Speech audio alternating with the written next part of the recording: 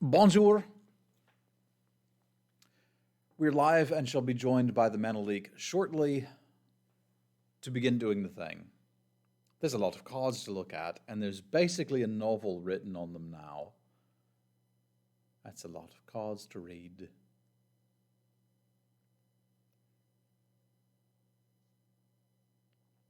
We're also doing the set review a lot later than normal. Normally, we would be one of the first to review the cards. Now, we're kind of one of the last, which means, and I haven't looked at any of the cards at all. Kind of my favorite part of doing a set review is getting to discover them and think about them while we're doing it together. And I have more fun doing that than when I kind of stare at them myself. I did that for Strixhaven. Like, I really went through the spoilers because I had some articles to write for Foss. Good morning, Orcish. And I think I liked it better just enjoying that discovery process. I liked it. So going into this blind, it may mean that some folks in chat may even know more about the cards than I do. But we'll figure it out as we go. See what cards we think are going to be good and bad. And then we'll be ready to party tomorrow. Good morning, Rusty. Hello, hello. Hello. How you doing this morning, bud? Pretty good. You? Doing well. Doing well. I've had my coffee, so I'm basically ready to party. Nice. Chat. That sound good? That sound balanced-ish? You sound good to me.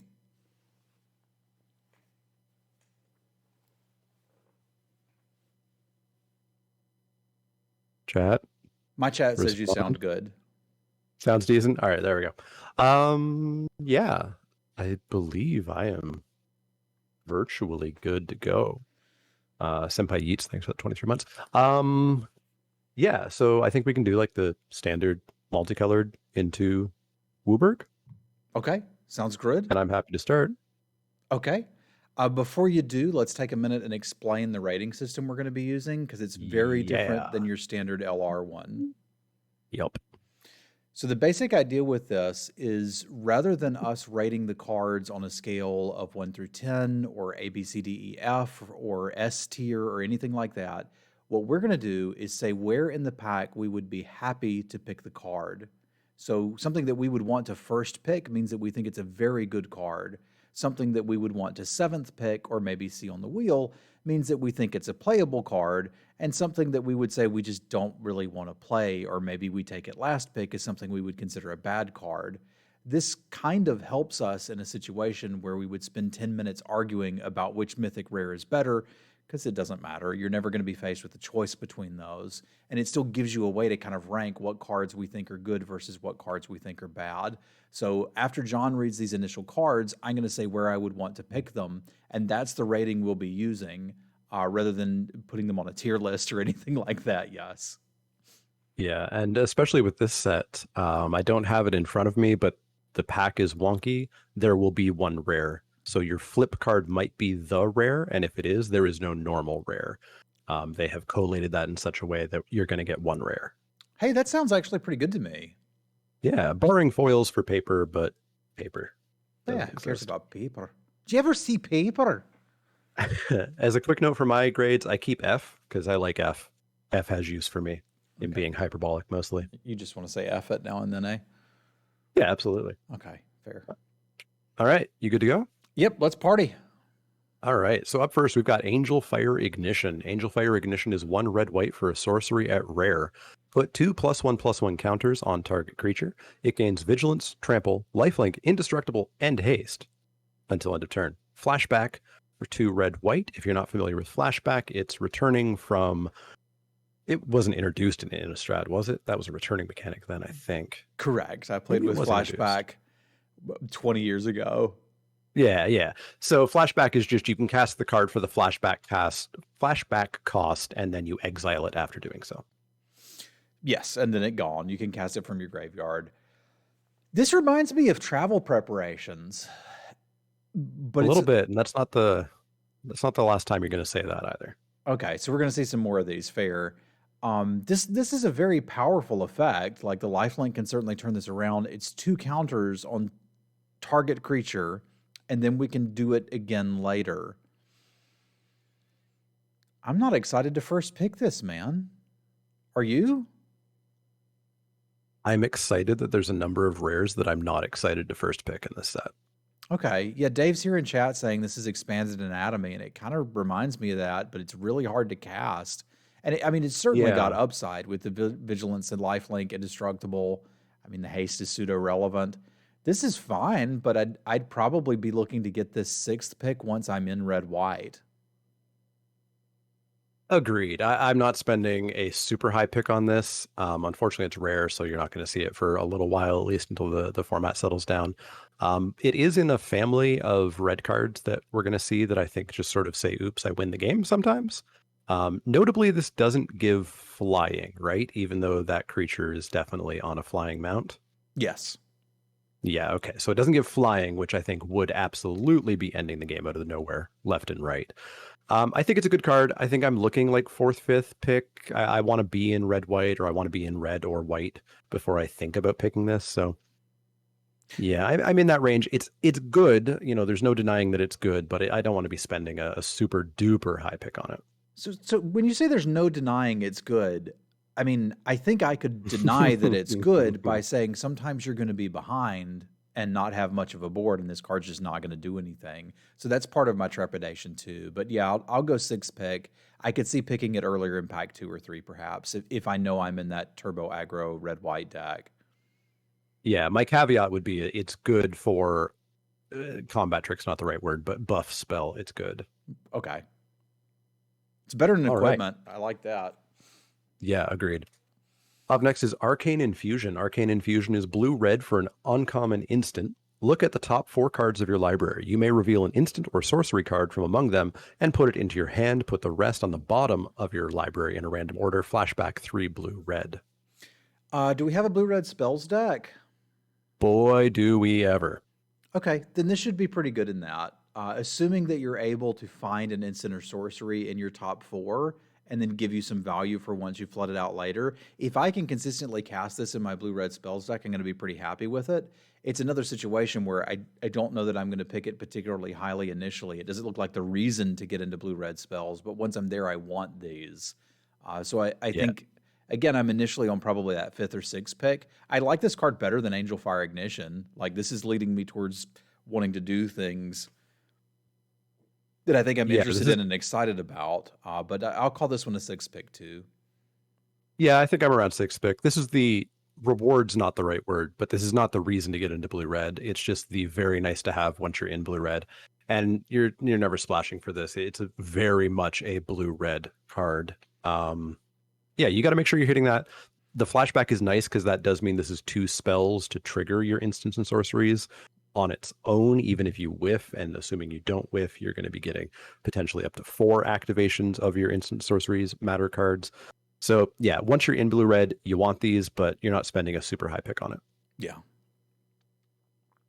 Up next is our first Planeswalker, Arlinn the Pack's Hope. Arlinn the Pack's Hope is 2 red-green for a legendary Planeswalker Arlinn at Mythic. She's got 4 loyalties to start, and she's day-bound. We'll come back to that in a sec. +1, until your next turn, you may cast spells as though they had flash, and each creature you control enters the battlefield with an additional +1/+1 counter on it. -3, create 2 2/2 green wolf creature tokens. Now, Daybound, Nightbound is a new mechanic. It is a different way of doing werewolves specifically, but not exclusively. When a permanent that has Daybound enters the battlefield for the first time ever, or if a card tells you it becomes day, it becomes day. Prior to that, it's nothing. Once it becomes day, you have to begin tracking this for the rest of the game, regardless if there is a day or night creature on the battlefield. When it's day, if a player casts no spells during their turn specifically, it becomes night. When it's night, if a player casts at least 2 spells during their own turn, it flips back into day. Any permanents that are day-bound and night-bound specifically, they say those words, will flip with the day-night cycle, and night-bound cards will enter on their night side if it is night. Any other card that has a day side and night side, but is not daybound, nightbound, doesn't care. It's a complex mechanic. There's a lot of tracking. I think there is a heavy dose of Arena will do it for you. But that's the front side of Arlen. So when it becomes night, or if it is already night and you cast Arlen, she is Arlen the Moon's Fury. Arlen the Moon's Fury is 4 loyalty, +2, add red and green. 0 until end of turn. Arlen the Moon's Fury becomes a 5/5 werewolf creature with trample, indestructible, and haste. And the mana value and casting cost for this is the same, even though there's nothing printed on the backside. Correct. Okay. So that's a lot of words that lead us to, I'm probably going to first pick this.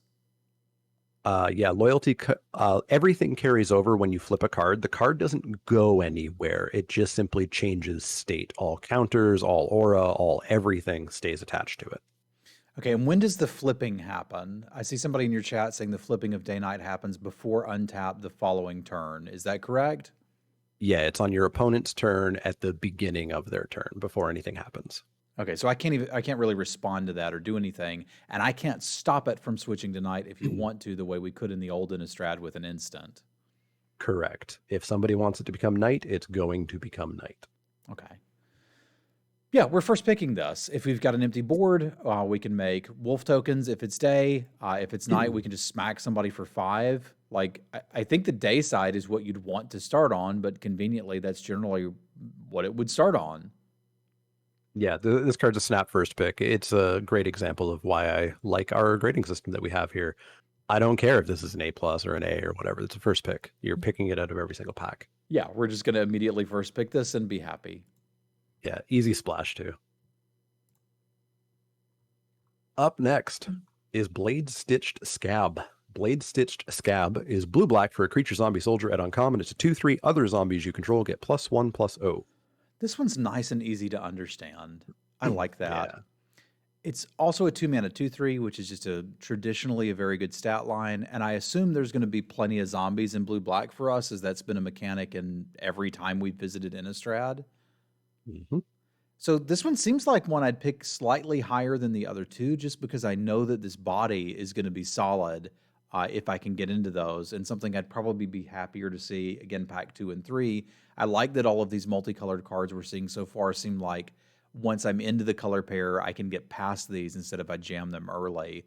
I'd still probably be looking at this one like 5th pick, though. Yeah, I'd be looking at this 4th, 5th pick. I would almost want to get into zombies for this card. +1/+0 isn't the most amazing payoff, but it's definitely a payoff. Not only are there going to be a lot of zombie creatures, but there's a lot of zombie tokens running around as well. It's just a nice, straightforward card. 4th, 5th pick for me for sure. All right, cool. Let's do it. Up next is Can't Stay Away. Can't Stay Away is white-black for a sorcery at rare. Return target creature card with mana value 3 or less from your graveyard to the battlefield. It gains if this creature would die. Exile it instead. Flashback for 3 white-black. Is that cat vomiting in the art? I think it's eating, but who knows? No, I'm pretty sure it's vomiting.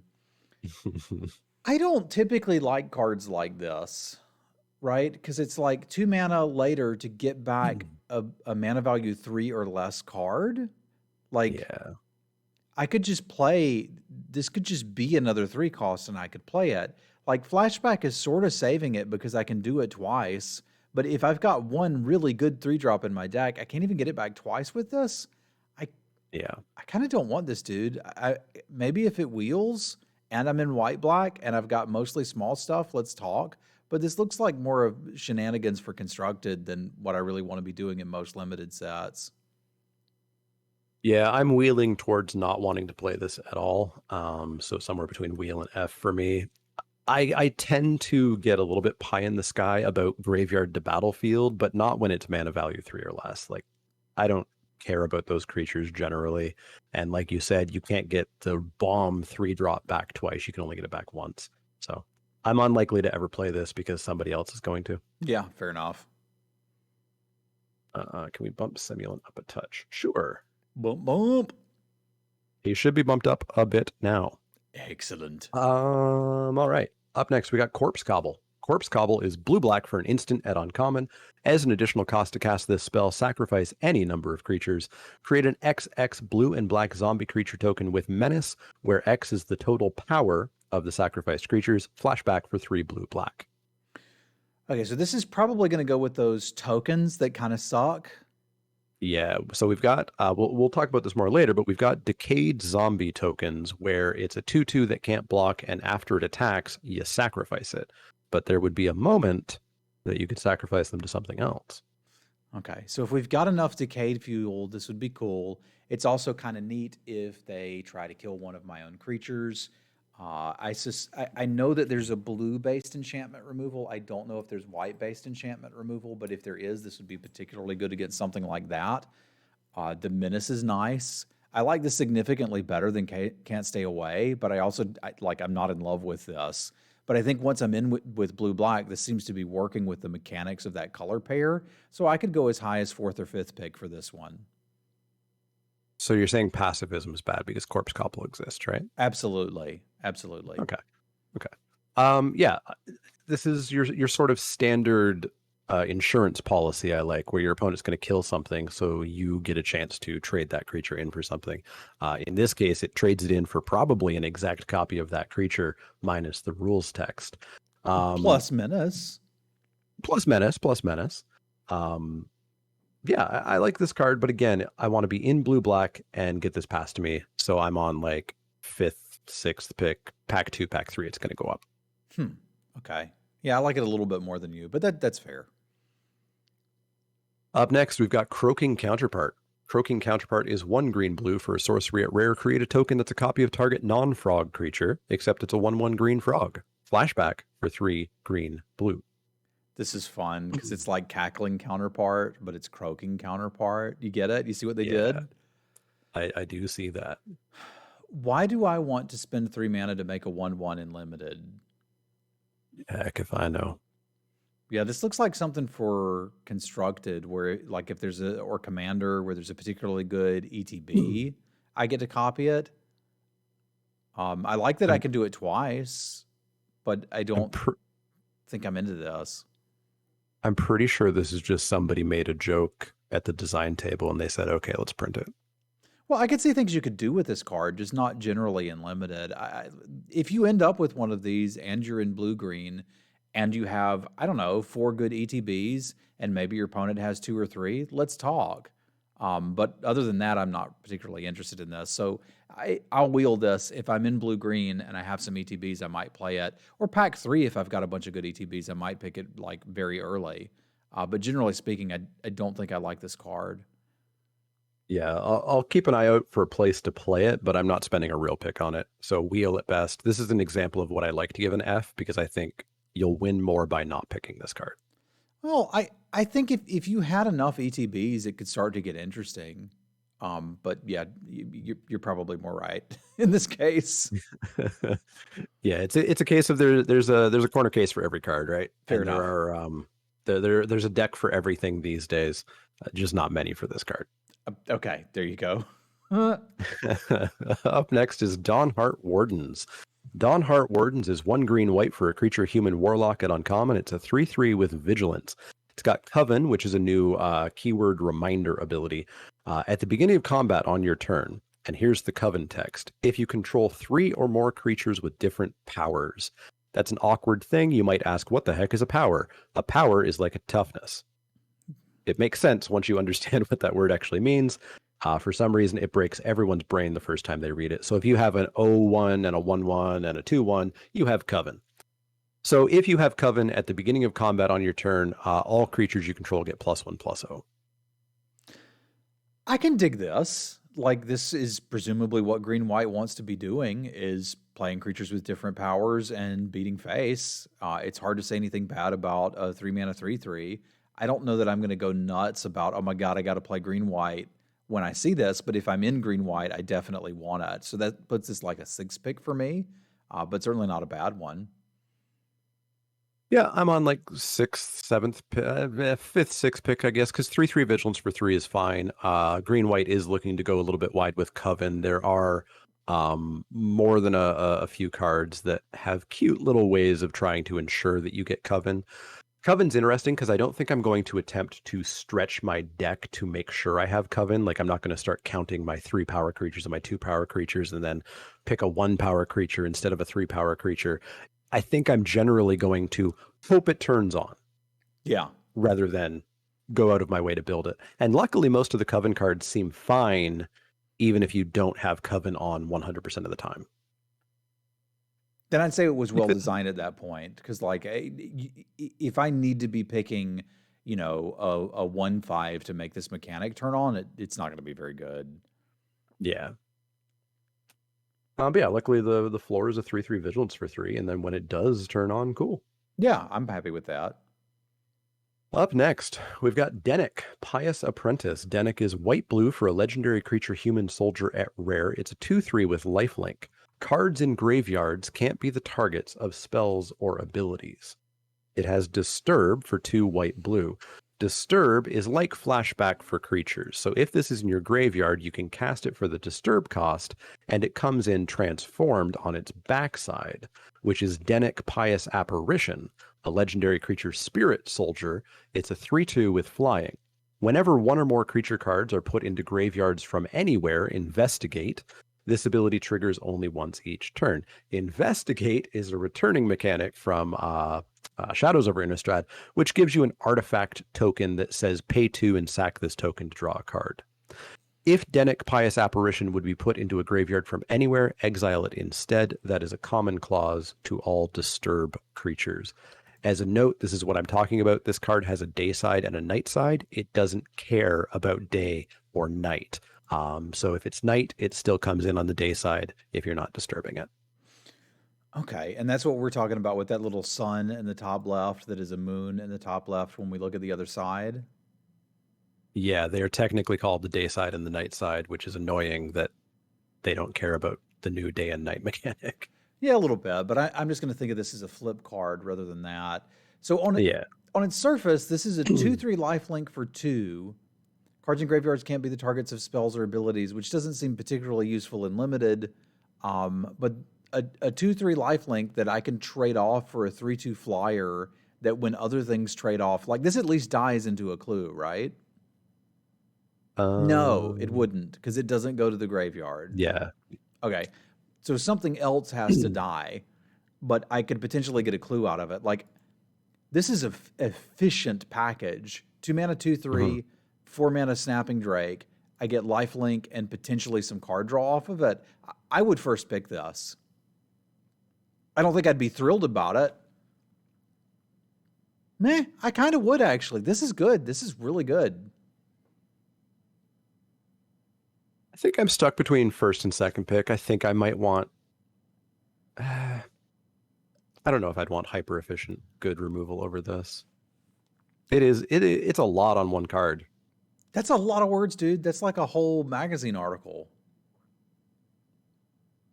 Yeah, I could see first picking this, I think. 2/3 lifelink for 2 is great. As you said, the text doesn't really matter. This is Innistrad, which is traditionally the graveyard set. I think it's a little bit not as graveyardy as you think. It's kind of like your own personal graveyard. Yeah. You know, there are flashback spells that you're going to be doing and disturb that you're going to be doing. There isn't a lot of reanimation or stuff going on in this set. And yeah, the backside, like, if it sticks around and gets you a clue, awesome. And you also have a 3/2 flyer. So yeah, I could see first picking it. And you didn't even pay a card for the 3/2 flyer. You just got that. Yeah, Disturb's really good. Yeah, I'll settle on first pick. All right, sign me up. Up next, we've got Devoted Graphkeeper. Devoted Graphkeeper is white-blue for a creature human peasant at uncommon. It's a 2/1. When Devoted Graphkeeper enters the battlefield, mill 2 cards. Whenever you cast a spell from your graveyard, tap target creature you don't control. Disturb for 1 white-blue. When you disturb it, it becomes a 3/1 flyer that can block only creatures with flying. Okay. So I assume we're going to see a lot of cards that mill you. And it's important to understand that in a set like Innistrad, where there's a lot of graveyard shenanigans, whether it be flashback or disturb, this is generally speaking a bonus. You do not typically need to be playing more than 40 cards to enable this. You just need to be aware of how many like enablers you're playing. We did all sorts of shenanigans with this, and like most of the original Innistrad had a very heavy mill mechanic. So milling yourself is an upside, and this card looks like all upside. Yeah, and even in most sets, milling yourself is typically at best neutral because you could just say those cards are on the bottom of your deck anyways. Yeah. But here we're presumably going to be milling stuff with Flashback and Disturb, which is just value. Yeah, blue-white is not huge on flashback, but it is the disturb color primarily. This again is a whole lot of stuff on one card. 3/1 flyer for 3 mana sounds great once this comes back. I do love can block only creatures with flying. We have cards with downsides in 2021. Holy carp! Yeah, I mean it's a not that 2/1 big of a that downside, dies into but... a 3/1. You don't come on, John. It took a lot. It took a lot for them to finally put a vague downside on something. Hey. Yeah, this is a card that I'm pretty happy to pick. I don't know if I'm jumping into blue-white for this, but I would say this is in like the 4th, 5th pick range. There's just a lot going on. Put me down for third. If I see this third pick, I'll Third. take it and see if blue-white's open. I like this card. Sounds good. Up next, we've got Dire Strain Rampage. 1 red-green for a sorcery at rare. Destroy target artifact, enchantment, or land. If a land was destroyed this way, its controller may search their library for up to 2 basic land cards, put them onto the battlefield, tap, then shuffle. Otherwise, if it was an artifact or an enchantment, its controller may search their library for a basic land card, put it onto the battlefield, tapped, then shuffle. Flashback, 3 red-green. No reminder text because there's too much on the card already. Destroy target artifact, enchantment, or land. If land was destroyed this way. So I can use this on my own land to basically ramp for 1? Sure. And that's most of what this is doing. Otherwise, it's a main deck answer for artifacts and enchantments. Yup. Are there any enchantments we want to kill? Some-ish. But there's also Return to Nature in the set. Okay, this seems not great. It does do some ramping and fixing, so if your base Gruul splashing something, maybe I could find a place to play this, but I'm not terribly interested in it. It is sort of like a divination if you think about it long enough, right? Still thinking. Okay, so I'm spending 3 mana and I'm drawing 2 cards. They're just 2 lands. Sure. Yeah. So like they're always 2 lands. Yeah, they're always 2 lands, but I mean that's probably what I would want on turn 3 most often anyway. And it would ramp me by 1, so I could turn 3 this, untap, and a 5-drop. I don't think I'll ever pick this high enough to play it. I think it's probably worth putting in every green-red deck you have. Yeah, I don't think I'll ever play it. I think even ramp, there's better ramp for fixing. There's better fixing. I think there's just better stuff at common and uncommon for everything this card does. Yeah, agree. So I'm going to give it an F. Next card is Diregraph Rebirth. Diregraph Rebirth is 3 black-green for a sorcery at uncommon. This spell costs 1 less to cast for each creature that died this turn. Return target creature card from your graveyard to the battlefield. Flashback for 5 black-green. You probably love this card. I want to. I always like creature graveyard to battlefield. 5 mana is kind of what we usually pay for that effect. Being able to do it for potentially cheaper is nicer. The trick is the cards never turn out to actually be as much as to be as good as I like them. Yeah. That's my critique of this card is I could probably just put another 5-drop in the deck. The flashback is nice, and I would love for this to be a format where I could reliably flashback this card. But I'm going to start pretty low on this and probably be looking to wheel it and not play it. Yeah, if this is playable, it probably means this set's a little bit slow and a little bit grindy and a lot of what I love. So I'm going to keep an eye on it, but I am going to start looking at like 8th to wheel for it, just based on the past couple of years of limited. Yeah. Because generally speaking, the problem is that you can spend 5 mana and reanimate something, but you're probably reanimating something that costs less than 5 mana to begin with, so it's not that good a deal. Yeah, It does it's get the cost typically reduction, but so did the Purple Worm from the most recent set, and that was just way worse than the 7/6 giant that gained you life. Because yeah. and I imagine that's going to be the same thing here. People are saying decay makes this a lot better. No, it doesn't. If we're throwing away No. zombie tokens to cast this, then we haven't really done anything. Yeah, agreed. Up next, we have Faithful Mending. Faithful Mending is white and a blue for an instant at uncommon. You gain 2 life, draw 2 cards, then discard 2 cards, flashback for 1 white blue. So I'm supposed to do this to pitch my disturb and flashback cards? I think that's part of the plan, and we'll see other cards that also want you to do that. I think that's a terrible plan.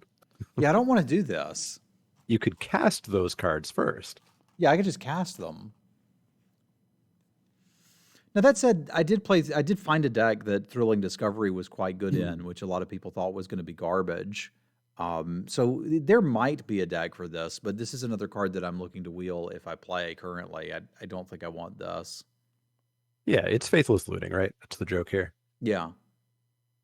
And Except they're putting the thing back together that got smushed, I guess. Yeah. I believe it's Avacyn's Collar, the symbol of the church that the werewolves hate. Yeah, I'm gonna wheel this at best. Like, it's kind of some nice card draw if you can afford it. But I think there's better stuff to do. So wheel, and we'll see if I put it in a deck or not. Up next is Flesh Taker, which is not a cow. It is a human. White, black for a creature human assassin at uncommon. It's a 2/2. Whenever you sacrifice another creature, you gain 1 life and scry 1. Pay 1, sacrifice another creature. Flesh Taker gets +2/+2 until end of turn. I dig the threat of activation on this. Yeah. So where can I take it? Probably, I think I would be happy third picking this. I can see packs where I would first pick it. This is a powerful card, and I dig it. Yeah, 2 mana 2/2. Whenever you sack another creature, which this turns it on itself, you get the scry. It can get huge.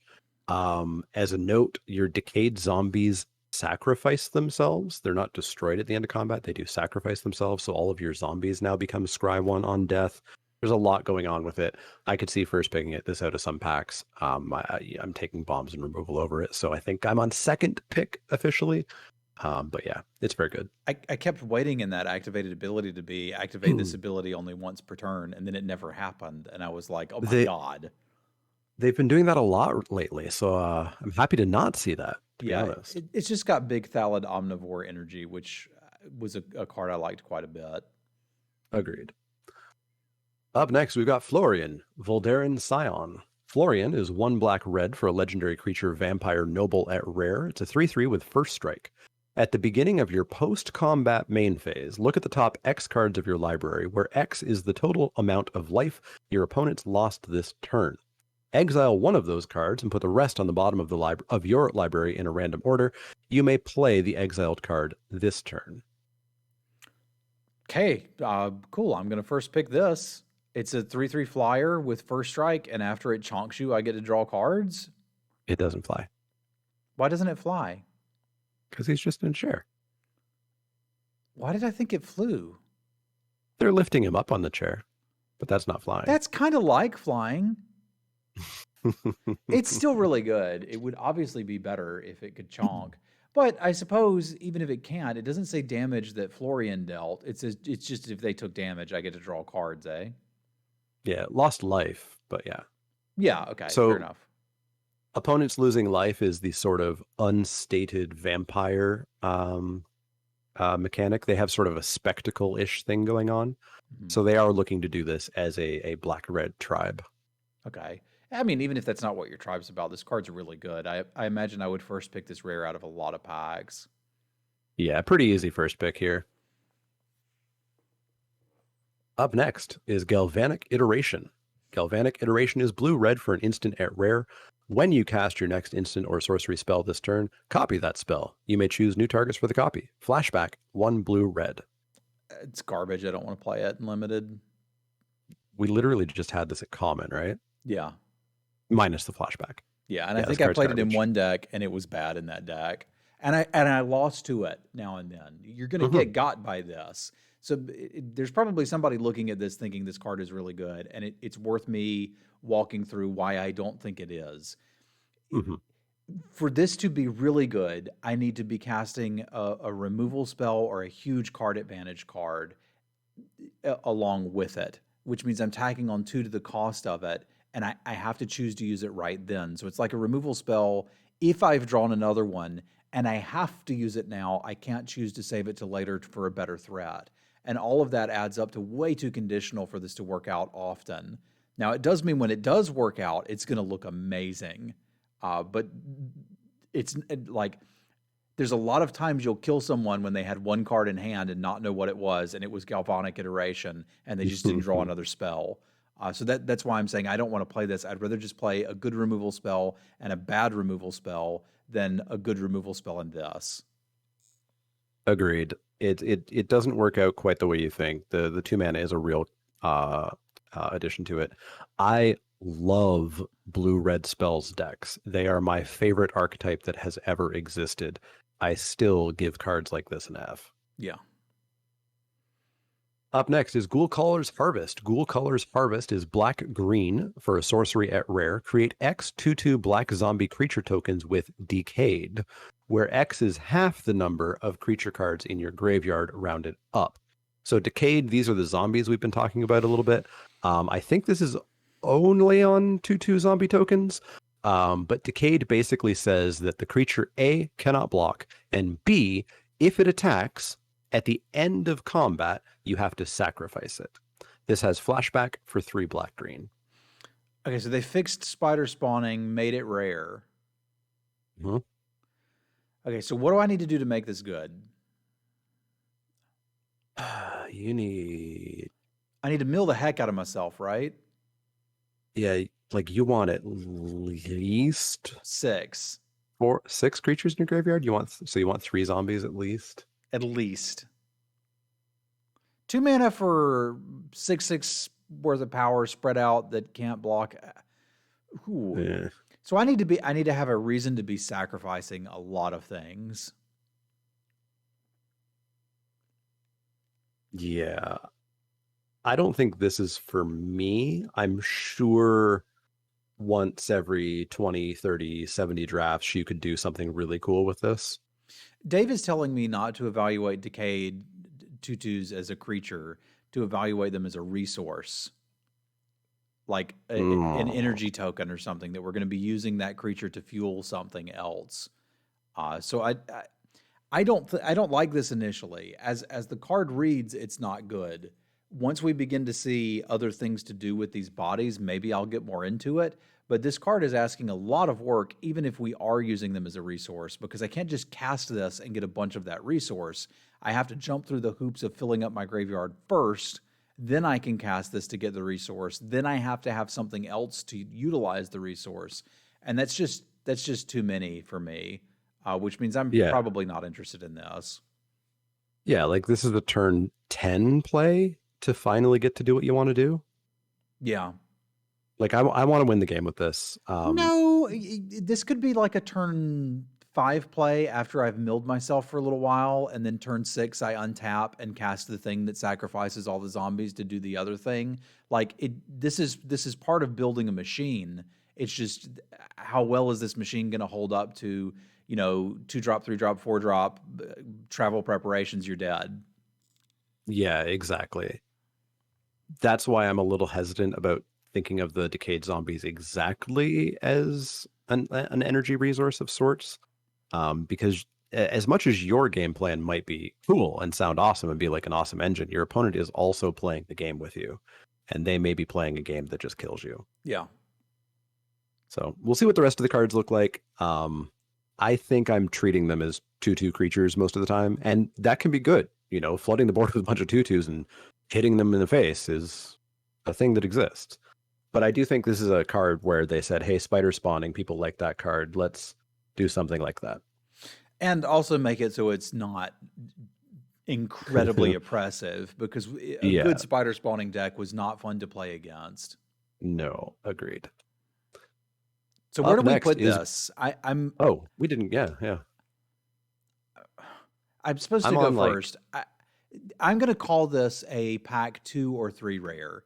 If I'm in green black and I have the pieces that are going to make this work, I'll take it. I'm not taking this pack 1. yeah, agreed. Pack one, I'm on the hyper wheel, but if I'm in black green, if I have found those reasons to want the decayed zombies, then there we go. Okay. I can live with that. Up next is Grizzly Ghoul. Grizzly Ghoul is 2 black green for a creature zombie bear. It's an uncommon 4/3 with trample. It ETBs with a counter, a +1/+1 counter on it for each creature that died that turn. That's a nice solid creature. Dude, I love 4/3s Mm-hmm. for 4. Mm-hmm. And if we can get something to trade off, I just get a 5/4 for 4. This looks great. At least. I think I would be happy to 4th pick this. It's better than that, and I can see taking it a little sooner than that. I'm just saying where I want to pick it, because the only real downside here is I'm committing to 2 colors for this card, and otherwise I think it's very good. So I'm going to say 3rd to 4th. I can definitely see 3rd to 4th. Like, if you get no counters on this, oh no, you have a pretty good creature with trample. Yeah. If you get a counter, you're happy. If you get more, like if you have a big attack with a bunch of stuff turn and like 3-4 creatures die, and this comes in as an 8/7 trample, that's a problem. It is. People are telling me like decayed means that, stuff's going to die, but I mean, you know what also dies? Literally every creature when you attack. I don't think I want to make a decayed token, attack in, have my opponent block it, and be like, okay, whatever, just to get a counter on this. I don't know. I understand how this will work, and I understand if you get a trade-off, this would be quite big for 4 mana. So like this one's going to be scary, right? Like if your opponent attacks and they're playing green black, this is one of the things you should be thinking about if they're attacking a 3/3 into your 3/3. Is like, how do I beat a 6/5 trample? Because the answer may be that you don't. I still think it's 3rd pick just because the heavy casting cost requirements, but I like this card a lot. Agreed. I'm picking this very highly. I'll take the hot take that Decade's overrated right now because it's the new mechanic that you can theory craft a lot of cool stuff about. It's kind of where I'm at so far too, but I need to see other things in this set to determine what I'm supposed to do with all these zombie tokens, because I haven't seen anything I'm not excited about them on their own. Yeah, agreed. Up next is Hollowed Respite. Hollowed Respite is white-blue for a sorcery at rare. Exile target non-legendary creature, then return it to the battlefield under its owner's control. If it entered under your control, put a +1/+1 counter on it. Otherwise, tap it. Flashback, 1 white-blue. Reminder, this is a rare. It's not a rare without uses, but it's not a rare I'm particularly excited about. This would be another card I would put down as a pack 2 or 3 that I would be excited to see. If I've got maybe 3 or 4 ETBs that I'm pretty excited about on non-legendary creatures, which is a pretty big ask, but they do print a lot of cards like that these days, then there's no reason not to put this in your deck. You can also randomly just, I'll tap your dude and then kill you, which is kind of weird. It's worth noting it's a sorcery. I'm used to seeing these effects at instant. This looks playable, but not good. So I'll say pack 2 or 3.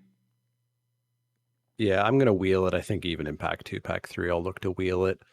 This is, was it Teferi's Time Twist or something that was flicker, put a counter? We've seen this style of effect all over the place, and it's always like, I've never found anything bad to say about the card, and then I never play it.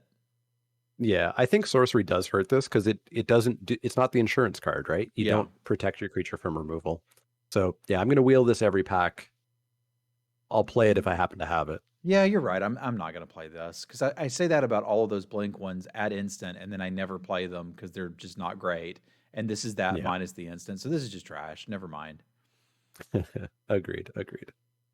As a note, I did a check yesterday. There are 0 vanilla creatures in this set. So ETBs do exist. Up next is Hungry for More. Hungry for More is black-red for a sorcery at uncommon. Create a 3/1 black and red vampire creature token with trample, lifelink, and haste. Sacrifice it at the beginning of the next end step. Flashback 1 black-red. Sayonara is asking what happens if you flicker Disturbed or Transformed card. It will come back as the front side if it is not Daybound or Nightbound. If it's Daybound or Nightbound, it comes back on whatever side the current day is. So your Disturbed card would exile as well, because it exiles when it leaves the battlefield. So not a really good idea to do this on Disturbed cards. Nope. So Hungry for More is kind of like a fart in the night. Yeah. This looks like trash to me. I guess it's sort of a really hard to enable lava axe. Like it would be a 12-point life swing if you can actually make it happen. But after you've done the first part, they know about the second part. So I don't want to do this. But this creature dies. It does die, so it will trigger some of your other stuff. That's fair. Yeah. It's like ball blightening, I think I've seen somebody say. I don't want to play this. I feel like there's better things to be doing than this. Like, I'm trying to read it and be like, how do I make this work? What's the best case scenario? And the best case scenario is my opponent doesn't have any blockers, in which case literally anything It's good, yeah. would be winning the game. So I'll wheel this. Probably not put it in many decks. Both of our chats are rioting. So Oh yeah? if a disturbed creature leaves the battlefield, I don't think it... Okay, so let's look at that reminder text. If it would be put into a graveyard from anywhere, exile it. Oh, yes. Graveyard from anywhere. Not Okay. leaves the battlefield. So if I exile my Departed Soul Keeper, is it going to come back as a Devoted Graft Keeper? It would come back as a Devoted Graft Keeper, yes. Okay. So it's kind of an interesting way to rebuy those, and I still don't want it. Yep. Okay, Exactly. good. Just wanted to make sure. Yeah, I think I got mixed up there because if you counter a disturbed creature being cast, it goes to the graveyard from the stack and would be exiled, which is a weird caveat. Okay. Yep, that makes sense. Nice, simple set. I dig it. Yeah, exactly. Welcome to 2021. Yep. Join the dance. Join the dance is green-white for a sorcery at uncommon. Create 2 1/1 white human creature tokens. Flashback 3 green-white. Have you seen Midsummer? Midsummer? Yeah, it's a really good horror movie that this card is like just ripped from the headlines, which I dig. If you're into horror movies, that's a good one to check out. It was really good. Add it to the list. This seems fine. It's kind of like sorcery speed, raise the alarm, and I get it flashback so I can make more tokens. I imagine green-white wants to go wide. Am I taking this like 5th pick? Once I'm like, hey, I'm in green-white, let's go. It's travel prep, right? Sort of. Sort of. Technically. It's a 2-mana 2/2, which is better at blocking and worse at attacking, and does work with the Coven mechanic, right? Because like I'm not going to play a 1/1, but here's a way that I can get a 1/1. Yeah, and you have excess 1/1s, so you always have that 1 power for a series of chump blocking without losing that 1 power. Yeah, I think I would 5th pick this once I'm in. You know, I opened a good green rare. I got 2 white removal spells. I see this. I'm like, sure, let's take it. Yeah, I think I'm ever so slightly lower in the 6th. That's close enough. 7th pick. I don't think 8th is far enough, or I think 8th is too late to think to get this. But yeah, like green-white's going to want to do this. As we'll see, there's a lot of green-white go wide style, pump all your creature type effects. We've already seen a green-white uncommon that gives all your creatures +1/+0 if you have Coven. So there's a reason to go wide, and this makes you go real wide. It does. I like it. Up next is Catilda, Waltzing Catilda, Donhart Prime. Green-white for legendary creature human warlock at rare. It's a 1/1 with protection from werewolves. A lot of the normal protection stuff doesn't matter because there's no werewolf tribal spells in this set. Basically can't be blocked by or damaged by werewolf creatures. Human creatures you control have tap, add 1 mana of any of this creature's colors. 4 green-white tap, put a +1/+1 counter on each creature you control. Yeah, I'm first picking that. That's a reason to go wide.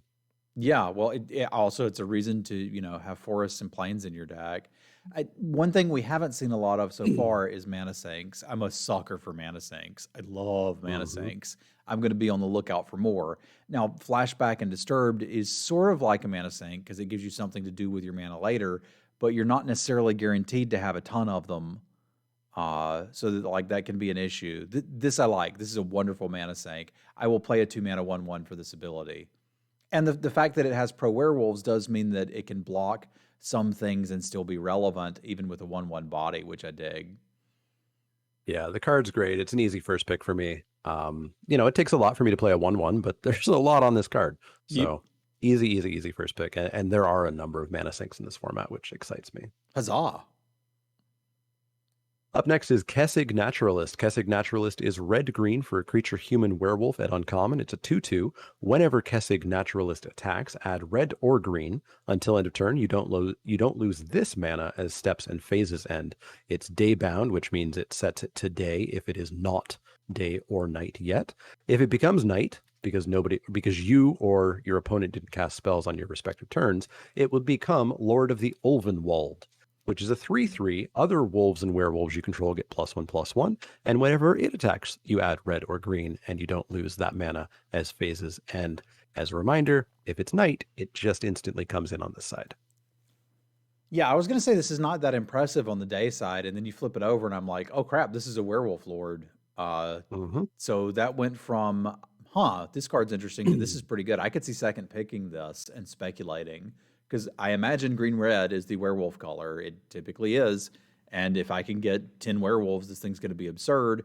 If I can't, it's going to be absolutely fine in my green red deck. And if I don't get to play green red, I'm kind of sad. Yeah, huge reason to get into werewolves here. This is not a reward for werewolves. This is a instant reason for me to be getting into that as soon as possible. So easy second, third pick here. I'll take a bomb over it. It would have to be the best removal in the world for me, I think, to take the removal over this. It's a very good card. Yeah, agree. Up next is Lyassa, Forgotten Archangel. Archangel. Lyassa is 2 white, and a black for a legendary creature angel at rare. She's a 4/5 flying lifelink. So that's great right there. Whenever another non-token creature you control dies, return that card to its owner's hand at the beginning of the next end step. If a creature an opponent controls would die, exile it instead. Yeah, I'm going to first pick that too. That seems great. Kind of surprised this isn't mythic. Yeah, it's one of those things where it's hard for me to envision a scenario where this card is bad. Like if I'm behind in a board state where I don't have any creatures, I've got a 4/5 lifelink flying blocker. If I'm ahead slightly, I can just play this and then send my team in and GG's. If they're blocking with a disturbed creature, they're not getting the value. If they block any of my stuff and kill it, like this has just got powerful card written all over it. So I'm going to pick it, and it's also easy to splash with only a single black pip. I don't know if we have Evolving Wilds or Traveler's Amulet yet. Usually Innistrad would have one of those. So if we do, I'm even higher on this than first pick it. We can definitely splash in this set. All right, let's Not go. 3 colors, but we can splash. Up next is Ludovic Necrogenius. Ludovic Necrogenius is blue-black for a legendary creature human wizard at rare. It's a 2/3. Whenever Ludovic enters the battlefield or attacks, mill a card. Pay X blue, black, and exile X target creature cards from your graveyard. Transform Ludovic. X cannot be 0. Activate this only as a sorcery. Ludovic turns into Olog, Ludovic's Hubris, which is a legendary creature zombie. It's a 4/4.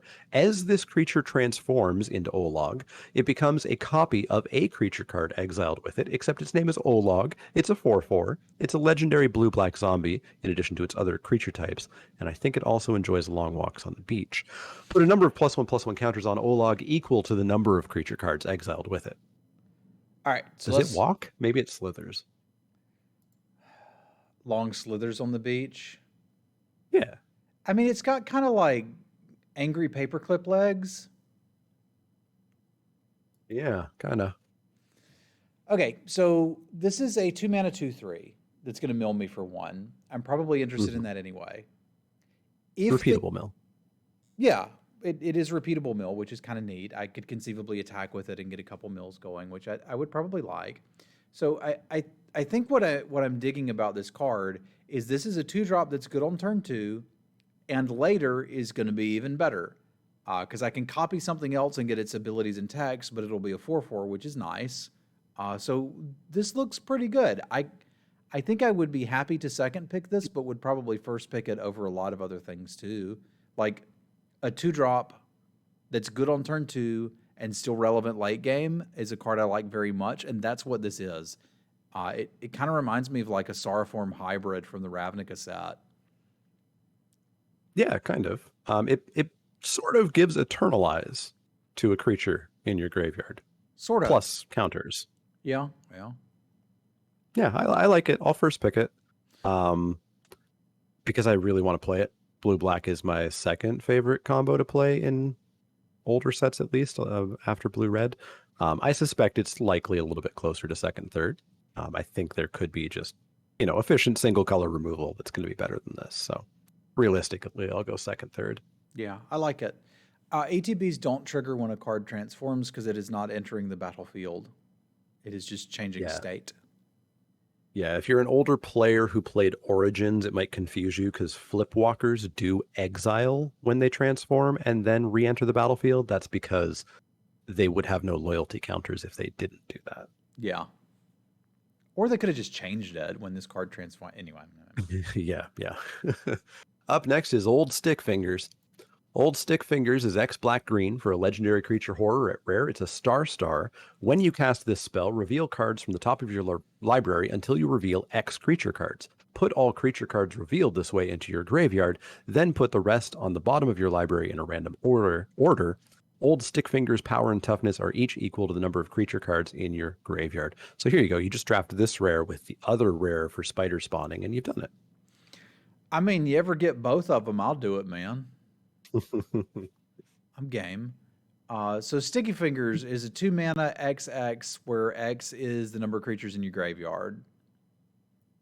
Mm-hmm. And if I've got extra mana laying around, I can just make it bigger if I'm willing to bend my own creatures. Yep. And now, does it say power and toughness equal to the number? Yeah, just number of creatures in your graveyard. I typically don't like this style of creature, but this one looks playable to me, whereas some of the other ones don't, because it can enable itself. And I know that we're playing this in a set with Mill. It is just kind of an arbitrarily large creature without trample, evasion, or any relevant abilities. So it kind of like a payoff and an enabler, which means I'd really want to play it with other payoffs and other enablers. But I can see playing this. I just don't know where I'm supposed to pick it. Yeah, I don't really want this as just a big creature. I want to be caring about creatures in my yard. I want to be having disturb. I don't think there's any disturb in black-green. Maybe very little if there is. I want the reanimation spells, I guess. I want other reasons to be playing this other than it might be a big creature because it doesn't have trample, it doesn't have any evasions or anything like that. Yeah, that's my issue too. It is nice that it could be a black-green 6/6. Like you just happen to have 6 creatures in the graveyard already. Yeah, and 2-mana 6/6 is pretty good. Like I said, it's an enabler and a payoff, and it could get large fast depending on how you're doing it. And also, all of these black-green cards are just screaming at us to fill up our graveyard. There's a payoff, don't worry. I don't know what it is yet. But for it to be realistic, there needs to be at least an uncommon payoff, preferably a common one. So I'm going to keep my eyes open as we're going through the individual colors, and we can get some more knowledge there. Yeah, so far I'm on like maybe 6 pick this. 6th through 8th first pack, like second. This might be one of those second, third pack rares, but better than that because you'll still play this. Yeah, that's the thing I can't really complain about it, and I want to trust that if they're telling me fill up your graveyard, we'll get you there, that they probably will. But it is possible they just whiffed on it. Yeah. So I'll sit at 6th through 8th to start with this, and then we'll see what actually happens. All right. Up next is Rem Carolus, Stalwart Slayer. Rem is 1 red-white for a legendary creature human knight at rare. They're a 2/3 with flying and haste. If a spell would deal damage to you or another permanent you control, prevent that damage. If a spell would deal damage to an opponent or a permanent an opponent controls, it deals that much damage +1 instead. I hate cards like this that are just like, hey, your removal doesn't work now. Have fun. Like, Yeah. I don't like this design. The card's very good. It looks first pickable to me. Not everybody is using damage to do their removal, but if you're playing a green red deck, this card just basically says, "Screw you, you can't kill anything." Mm-hmm. And like I said, I don't like that from a design standpoint. I don't like it when my opponent's cards or even my cards limit the gameplay in that fashion. But I don't get to design the cards; I just get to play with them, and I'm going to first pick it too. It doesn't turn off green removal because green removal is the creature dealing the damage through a fight or a bite. Sure, I can kill this, but if this is the thing that's not killing me, I can't kill their other stuff. Like, you can ignore a 2/3 flyer at some amount of time in the late game, but like, imagine you're waiting to top deck a removal spell. Instead of if it would deal damage to you or another permanent. So green has non-fight damaging spells. Fight spells say the creature deals damage to the other creature. So the spell's not dealing the damage, the creature is dealing the damage. Okay, so it's just hosing red instead. Fair. Yeah, it just hyper hoses red. Okay, I still don't like it, and I'm still first picking it. It's bad game design. It's bad, unfun game design. Yeah. But yeah, it's a great card. You'll first pick it. It's a 2/3 flying haste in 3. That's already cool. And there's a lot of red burn. I'll tease you right now that there's sometimes lightning bolt in this set. Am I first picking this? Because this is Sky Knight Legionnaire. Mm-hmm. It's a good card. It's a Sky Knight Legionnaire with Flag Bearer, which was a good card, but that was a common, right? Was it? Yeah, it was. Yeah. And it wasn't that busted. It's pretty good. I think I'm first picking it, but maybe I'm not because I'll take the hyper efficient removal. Yeah, I think I might have gotten rare blinded here. Because like this is okay, but the more I read through it, I'm like, I don't know. Flying's pretty good in every set, sure. And I'm not saying it's bad. I'm just saying I open a pack that has this and decent removal spells in one color. Am I taking this? Probably not. So move me down to third pick. Sounds good. I'll be in second, third pick. There's a lot of red burn that I want to get, but you can't just guarantee that. Yeah. Inconstructed. Up next is Rite of Harmony. Rite of Harmony is green-white for an instant at rare. Whenever a creature or enchantment enters the battlefield under your control this turn, draw a card. Flashback 2 green-white. What? Whenever a creature or enchantment enters the battlefield under your control this turn, draw a card. This just looks like trash. Absolute garbage. Yeah, okay, let's F it. It's basically the same reason as the copy a spell thing. You're tacking 2 mana onto creatures to hopefully draw a card. You're not so what's the ideal here? You do this with the dance thing, so you pay 4 mana to get 2 1/1s and draw 2 cards. Yeah, it's a constructed or commander thing with a big mana deck, which is cool. That's probably why it's at rare, so we don't have to see it at uncommon and be disappointed all the time. Yeah, it's too much work and you'll die with it in your hand. So yeah. F. Up next is Rite of Oblivion. Rite of Oblivion is white-black for a sorcery at uncommon. As an additional cost to cast this spell, sacrifice a non-land permanent. Exile target non-land permanent. Flashback for 2 white-black. So I can get rid of my human tokens or my decayed zombie tokens and kill something relevant? Yeah, as a note, it is sorcery, so you won't be able to get the full value out of those decayed tokens, but yeah. I don't usually like bone splinters. Like, it's usually bad. I'm usually fine with 1. I'm not. Every single set that Bone Splinters has been in, it's just been bad. It's been worse than something better you could do. It was like the last one we saw it in was Zendikar Rising functionally, right? Wasn't there a Bone Splinters variant there? It was just bad. Mm-hmm. Yeah, it's cool to exile their things, but I just don't like this. I guess not non-land permanent means we could get a planeswalker, we could get an equipment. This is another card where I'm like, I look at it and I can't really say anything terrible about it, and it looks playable, but I know I'm never going to get to play this. because I will not take it high enough. Yeah, I think I'm just higher on bone splinters in general. Not too high. Like I'm still on usually wheel. You can get a bone splinters variant.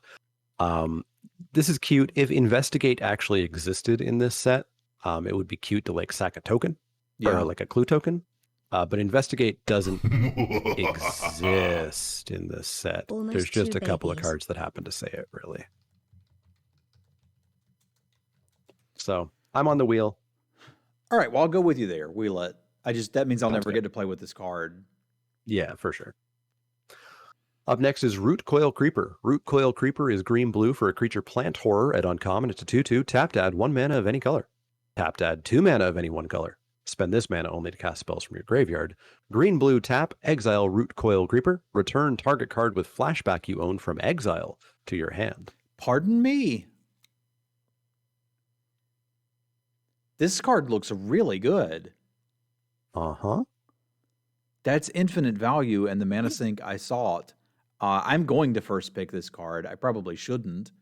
I think I would be happily picking this third, but I will go after this. That does a lot of things, and all of them. Yeah, Boris got it. That does a lot of things, and they all seem great. Sign me up. Yeah, First pick it. Yeah, 2 mana Dork is exactly what you want. It fixes your mana.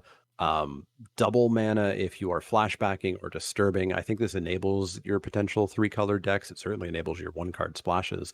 And then just getting all those flashback spells, which I guess would mostly be from blue. I don't think there's a super ton of green flashback spells. But yeah, it's a fantastic card. Second, third pick is where I want it as well. Yeah, it does exile itself, so it's not going to be doing it forever and ever. But like, it's going to allow me to ramp out cards, cast my flashback spells, and then once it's irrelevant because I've got a bazillion lands, I can cash it in for something cool. This fits my category of a 2-drop that does something later. And I guess calling it a true mana sink isn't correct, but I like this card. Yeah, great card. Love it. Up next is Sacred Fire.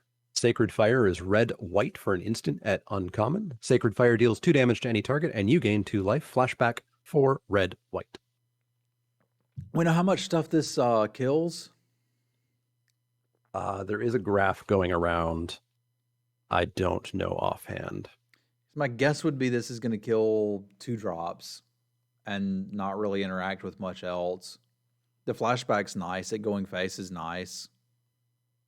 If I quickly read this graph correctly, 2 toughness is about 44 to 48% of the format, depending on if it's day or night. That really sets us in a scenario where this is probably not that great. This card is super good. I'm sorry. I don't see how this card is super good. Was Shock good in Kaladesh? I didn't hate Shock. This does hit face. You do have a whole bunch of zombie tokens at 2, which would deny them their energy resource, of course. Those are going to die anyway. Here's my thing. What this card is essentially doing is trading for a 2-drop and then giving you a little bit of life cushion, which is nice. Kill 2 cards, maintain life, love it. I don't like this. I don't think we're killing cards that are actually going to be relevant is my biggest concern. Like the value proposition is there, but and I'll certainly play this if I'm in red-white. I'm not going to pick it high enough to ever get to play with it again because I'm looking to maybe 6th pick this. Yeah, I'm right around 6th pick. That's where I am. I'll play this in every red-white deck, but I'm not looking for it highly. If there's 2 mana, 3 damage, it's better. Yeah, I mean, this is going to kill. So one bad thing about, that graph, for example, is it only kills 48% of the format. What percentage of flyers does this kill? Because flyers are X1s, X2s. Sure. I'm just those saying, are scary. By the time you actually flash it back, it's not killing anything that matters. It's just not. It could kill your opponent. But yeah, I'm playing this in every red-white deck. I'm just picking it around 6th pick, I think. Okay, because I don't like it. It needs to do more damage. It needs to flash back for cheaper. It needs to be cheaper. I don't know. I can see that it does a lot of stuff. I don't dig it. Yeah, and we will see better burn in mono red as well. All right. That even hits face. Up next is Sigarda, Champion of Light, who is 1 green, white, white for a legendary creature angel at Mythic. She's a 4/4 with flying and trample. Humans you control get +1/+1. Coven, whenever Sigarda attacks, if you have Coven, look at the top 5 cards of your library. You may reveal a human creature card from among them, put it into your hand. Put the rest on the bottom of your library in a random order. Well, there you go. You're first picking that and you're putting it in your deck, and you might even splash the green. Yep, 4/4 Flample in the human colors. Easy. Sold. Up next is Siphon Insight. Siphon Insight is blue-black for an instant at rare. Look at the top 2 cards of target opponent's library. Exile one of them face down and put the other on the bottom of that library.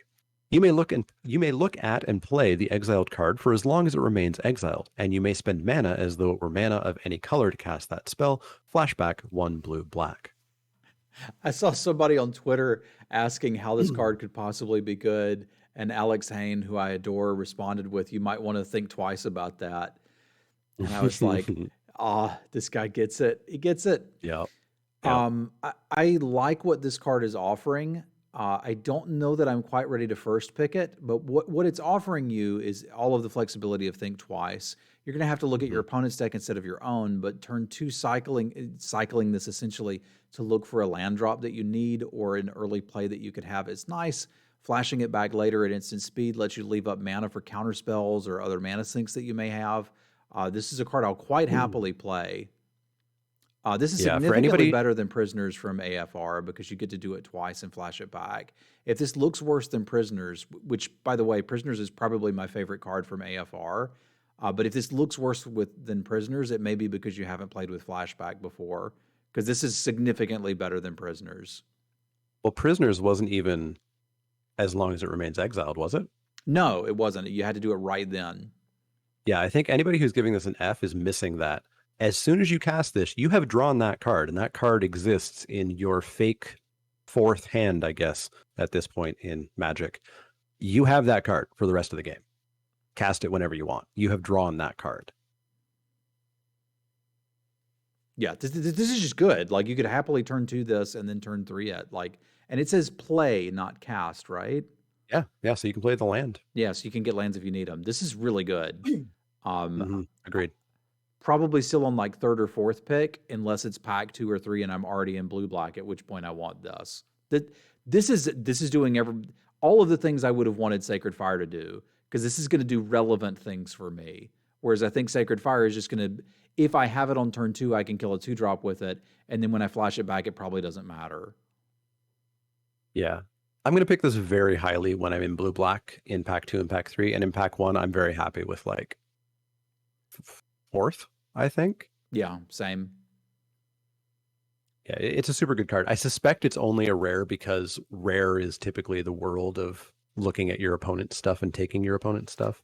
It feels like this could be an uncommon. Yeah, power level wise, it's certainly there, and that's why I said I would want to 4th pick it, but I'll probably never get to play with it if I do that. But whatever, I don't have to play with it, but it's still a good card. Yeah, and it's also instant. Like, it hold up your bounce spells, hold up your removal spells, hold up your counter spells if you happen to have them. Up next is Slogurk, the Over Slime. Slogurk sounds like knockoff frozen yogurt or something, is 1 green blue for a legendary creature ooze. At rare, it's a 3/3 with trample. Whenever a land card is put into your graveyard from anywhere, put a +1/+1 counter on Slogurk. Remove 3 +1/+1 counters from Slogurk, return it to its owner's hand. When Slogurk leaves the battlefield, return up to 3 target lands from your graveyard to your hand. All right, so there's some cute stuff going on there. How am I getting lands into the graveyard? Via self-mill, I suppose. So this is a Centaur Courser that if I'm doing self-mill will get a little bit larger. I can't really... It's a Centaur Courser with very inconsistent growth. Very inconsistent growth. If I happen to grow it to a 6/6 and then my opponent wants to use a removal spell on it, I can save it and try to do it again. Yeah, and you draw those land cards, and somehow you try to then get those land cards out of your hand into your graveyard. Yeah, or you're just happy that they didn't kill your 6/6 and you got a 3/3 out of the deal. This seems fine. I don't think you're going to first pick it, but if I see this going by 3rd or 4th and I'm in blue-green, yeah, I'll probably take it. It's a card for commander because people wanted a legendary use, basically. It's a fine card. 3/3 for 3 trample, sold. I can try to get a counter or 2 on this and be happy. I could throw something on this to give it, extra stuff for that trample damage. It's fine. I'll pick it 5th through 7th, maybe. Probably never see it because people go, ooh, legendary ooze, and pick it. Yeah. Agree. Up next is Storm Skrillex. Storm Skrillex is 3 blue-red for a creature Drake Horror at uncommon. It's a 2/4 flyer. Instant and sorcery spells you cast cost 1 less to cast. Whenever you cast an instant or sorcery spell, Storm Skrillex gets +2/+0 until end of turn. So Storm Skrillex is your kind of card, eh? Hell yeah. I don't like Remember it. Mercurial Geists? No, I don't. I have no idea what that card is.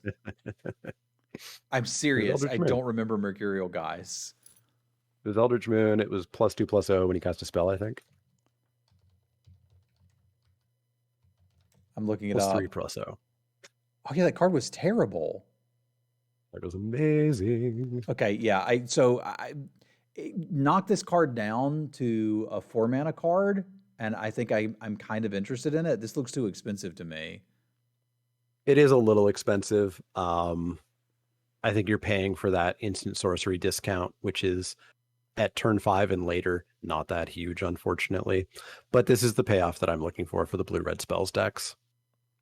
No, I don't think I like it, but I mean, do your thing, Chicken Wing. I hope you have fun with it. I'm probably never going to get to play with this card because I could sort of see taking it 6th if I'm in blue-red spells.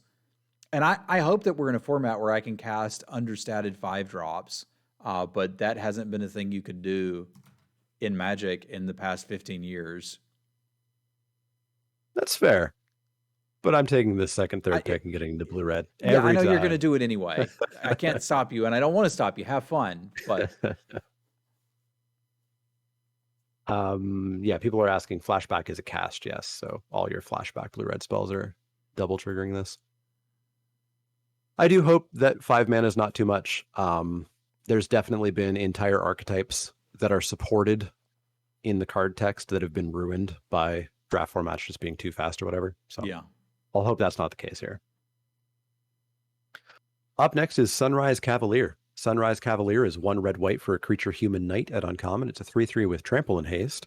If it's neither day nor night, it becomes day as Sunrise Cavalier enters the battlefield.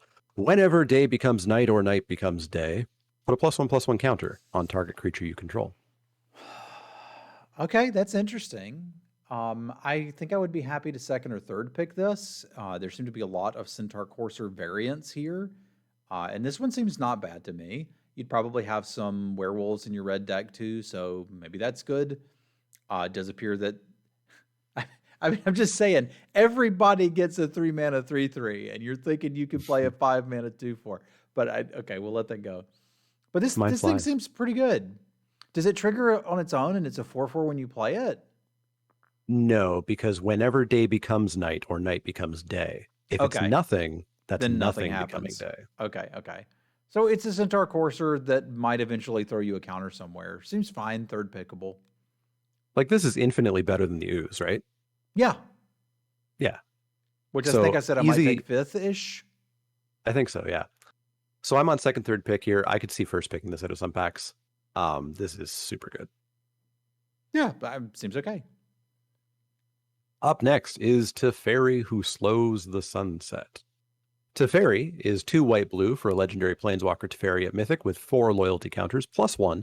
Choose up to 1 target artifact, up to 1 target creature, and up to 1 target land. Untap the chosen permanent you control. Tap the chosen permanent you don't control. You gain 2 life.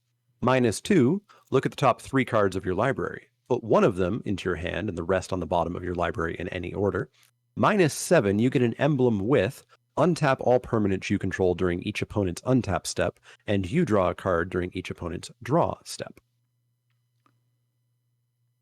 This actually doesn't look that broken. Not really, no. Like, what are you doing with this? You're drawing some cards. And you're getting a decent amount of card selection. If you can defend this at all, you're probably going to look at 6 cards and draw 2 of them over the course of 2 turns while gaining some life and giving a creature vigilance, which is kind of neat. Yeah, so it's like 2 anticipates.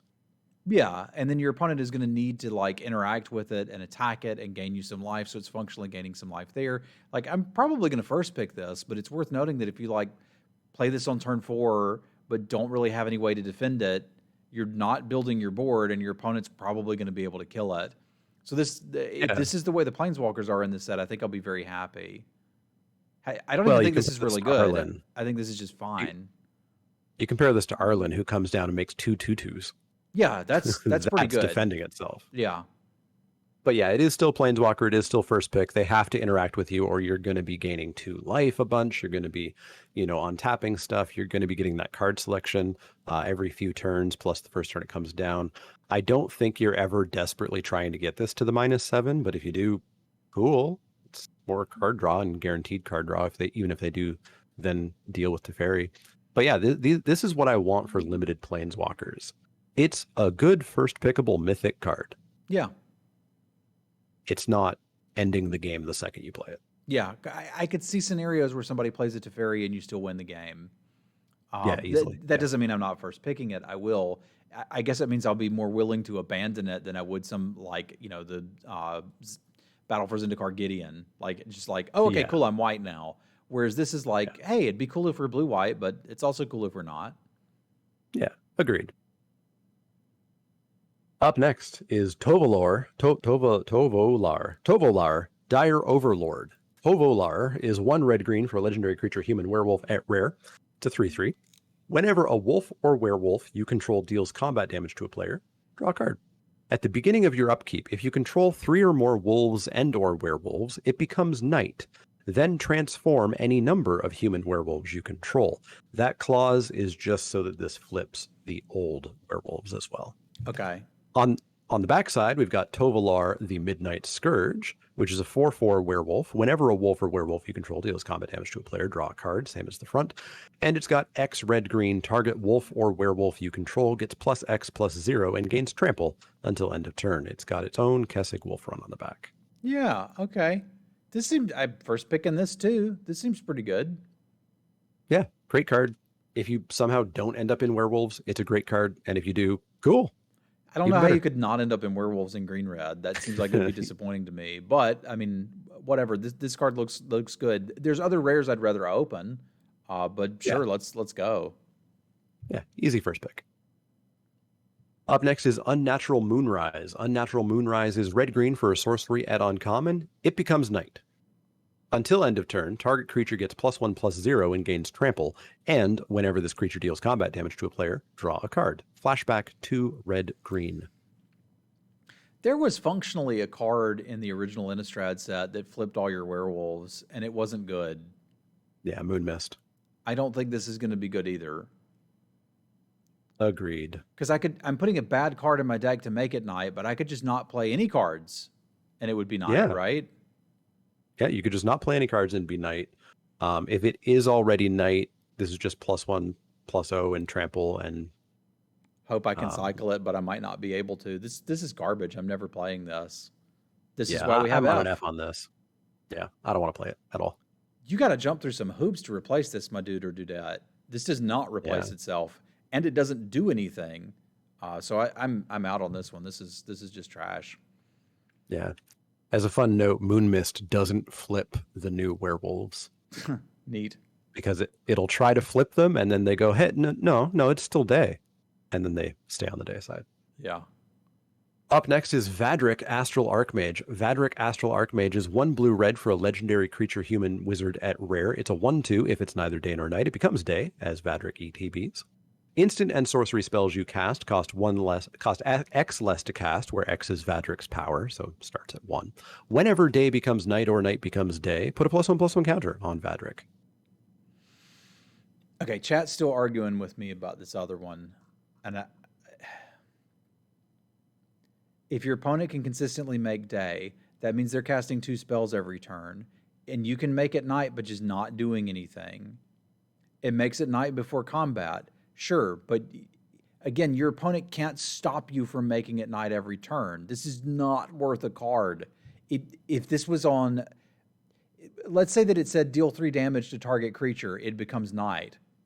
Heck yeah, this is a great card, but the effect is just worthless. That's the problem. It's not nothing, but it's not worth a card. There's my concern. All right. Yeah, it does give your team trample, which means you are going to just oops win sometimes, but you're also probably just going to be able to attack in anyways and oops win the next turn. It's not even your team, it's one creature. I don't know. Like maybe that does something right. maybe it does something in constructed, but this is just garbage. If opponent is casting 2 spells each turn and you're casting nothing, you'll lose. That's correct. So you can choose to cast things. My point is they can't cast 2 spells a turn forever because it's limited. They will run out of cards, right? And you don't, if your deck needs it to be night that bad, then your deck just sucks. Like, Agreed. yeah, like, again, have fun in Commander, do something in Constructed. From limited point of view, this card is trash. Moving along to Vadrak. Yeah. Okay, so this is very similar to that red-white card that we saw earlier, right? In that it comes into play, it becomes day, and as it starts to shift, this will put counters on itself. Yeah, it's a non-werewolf that does kind of care about day and night, not in a flippy way, but in a other way. It's reducing the cost of my spells, which is kind of cute, but I don't think I like this, John. I think this is worse than the red-white dude. It's worse than the red-white dude, for sure. Definitely worse. I don't even know that I want to play this. You're going to pick it. I want to play it. Yeah, it goes in the blue-red deck. It's a 3 mana that makes my my spells cheaper. I don't quite know what my blue-red spells decks are going to look just yet. But I expect to be playing a lot of spells and a lot of flashback spells. So making them cheaper starting on turn 3 is going to be a big bonus. Ideally, I can be double spelling and then passing the turn and holding up instant spells, so I could be flipping day and night regularly. I have a lot of hope for this card, so I'm probably going to start picking it relatively highly around second, third. But if the deck doesn't work out, the card's trash. Yeah, that I don't like that this can't block. You make this a 2/3, and all of a sudden I'm very into this card. The fact that I have to like go through the cycle first to get a 2/3 is what has me a little concerned. Because there's times where I'm behind and I need to block with something, and this is my 3-drop, and then I can't. So blue-red seems to me not to be the spells archetype, to be the understated creatures archetype in a world of overstated creatures in green, which makes me really nervous to put something like this in my deck. Sure, I'll say I will 4th pick it now and believe that that archetype exists. Like I was saying, maybe the black-green deck actually exists. But I need to see a lot more to make me interested in this. Yeah, there is every chance that modern statted creatures just break the deck, unfortunately. Yeah. But I'm going to hold out hope to start. Okay. I hope it works too. I'd love to play it as well. All right. Up next is Vampire Socialite. Vampire Socialite is black-red for a creature vampire noble at uncommon. She's a 2/2 with menace. When Vampire Socialite enters the battlefield, if an opponent lost life this turn, put a +1/+1 counter on each other vampire you control. As long as an opponent lost life this turn, each other vampire you control enters the battlefield with an additional +1/+1 counter on it. This looks pretty dang good. I could see first picking this out of some packs, and I like it a lot better than Vadrak. This is not asking much. This is saying... I can see first pick in some packs. Yeah, same. Like, I think I actually would want to get this around 3rd pick and then say, oh, okay, cool, let's get into this. But out of a relatively weak pack, I would happily first pick this. And I don't even have to be a dedicated vampire deck. If I've got 3 other vampires in the deck, this is fine. If I've got no other vampires in the deck, this is pretty fine. It's a 2/2 with menace. I don't have anything bad to say about this. This is just value. Yeah, the floor is super low on it. High. The floor is super high on this. I want it around 3rd.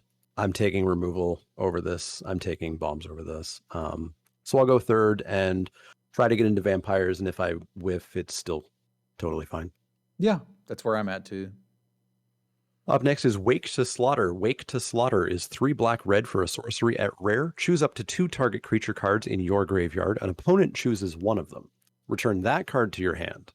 Return the other to the battlefield under your control. It gains haste. Exile it at the beginning of the next end step. Flashback 4 black red. What? Okay. So I cast this. I'm drawing one creature from my graveyard. The other one's coming into play, but it has to attack now. Yeah. And it's going to die. Yeah. I can do it again later. I don't even like this that much. It's decent value. I'd probably play this some in some decks. Maybe It's real I might not expensive. even there. Yeah, this is expensive. And I got to go through all these hoops. I don't know, man. I don't like this. Do you like this? Yeah. Not remotely. If you don't like this, it's probably bad. Yeah. I'm on an F for this. It's very expensive for what it does. You can sometimes somehow have no creatures, so it could be a dead card. I don't know if you're returning 4 cards out of this for 7, 8, 9, 11 mana. It's too much. It's way too much. It's way too much. If we're in a format where where this card is good, I'm really gonna like it. So I'm gonna hold out hope that you can do something like this, but yeah, I mean, this is certainly something you can do, Mercury. That's not the concern. The question is like, can I spend 5 mana? Am I gonna? You can't turn 5 this, right? This is not a turn 5 play. So this is something that you're looking to do on turn 8 or 9. Not all formats are. You're not still playing Magic on turn 8 or 9 in a lot of formats. So that is my question. We will see. But for right now, I'm looking to wheel this. I really hope I change my mind on this. Yeah, I'm starting on F. Yeah. We'll see if it goes up. Up next is Winterthorn Blessing. Winterthorn Blessing is green-blue for a sorcery at uncommon. Put a +1/+1 counter on up to 1 target creature you control. Tap up to 1 target creature you don't control, and that creature doesn't untap during its controller's next untap step. Flashback for 1 green-blue. Wow, that's a weird pairing. Yeah, it's sorcery speed Frost Breath with a counter? Yeah, that's some really weird stuff going on. I have no idea how to evaluate this. I need to see the green and blue commons before I can really make a decision on that. I don't imagine it can be terrible. But if you're behind, it's obviously garbage. Dave thinks this will be a decent card, and it's going to be underrated by me. Maybe. I really wish this was instant. This would be absurd if it was instant. I think it would be absurd. It would be an uncommon, which this is for some reason. I think this could. This probably can't be a common because there would be too many of them. This is an uncommon because they probably don't want gold common cards in this set, and I think that's the only reason. Yeah. That's fair. That's fair.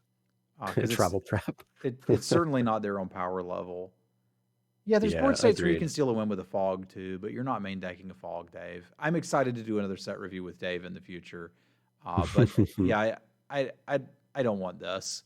The upside is like blue will have a bunch of flyers, I guess, that would love a counter or two, but I mean, I'm saying I don't want this and that I'm not excited about this card. You should probably still pick this around 6th or 7th. If you see it there, it may mean that blue-green specifically is open. Yeah, I would take this 6th through 8th. Okay, I think we're probably about the same spot there then. I'd always play the first one, I think. Yeah, if I'm in blue-green, I'm certainly playing one of these for sure. I don't know about stacking up on them though. Do we want to jump into artifacts and lands quickly? There's not many. Yeah, we probably should, but I'm about to pee on myself. So if I can get like 2 seconds, I'll run back and we can do those. Sure thing. I'll do the same. Okay, we'll be right back with you for chat.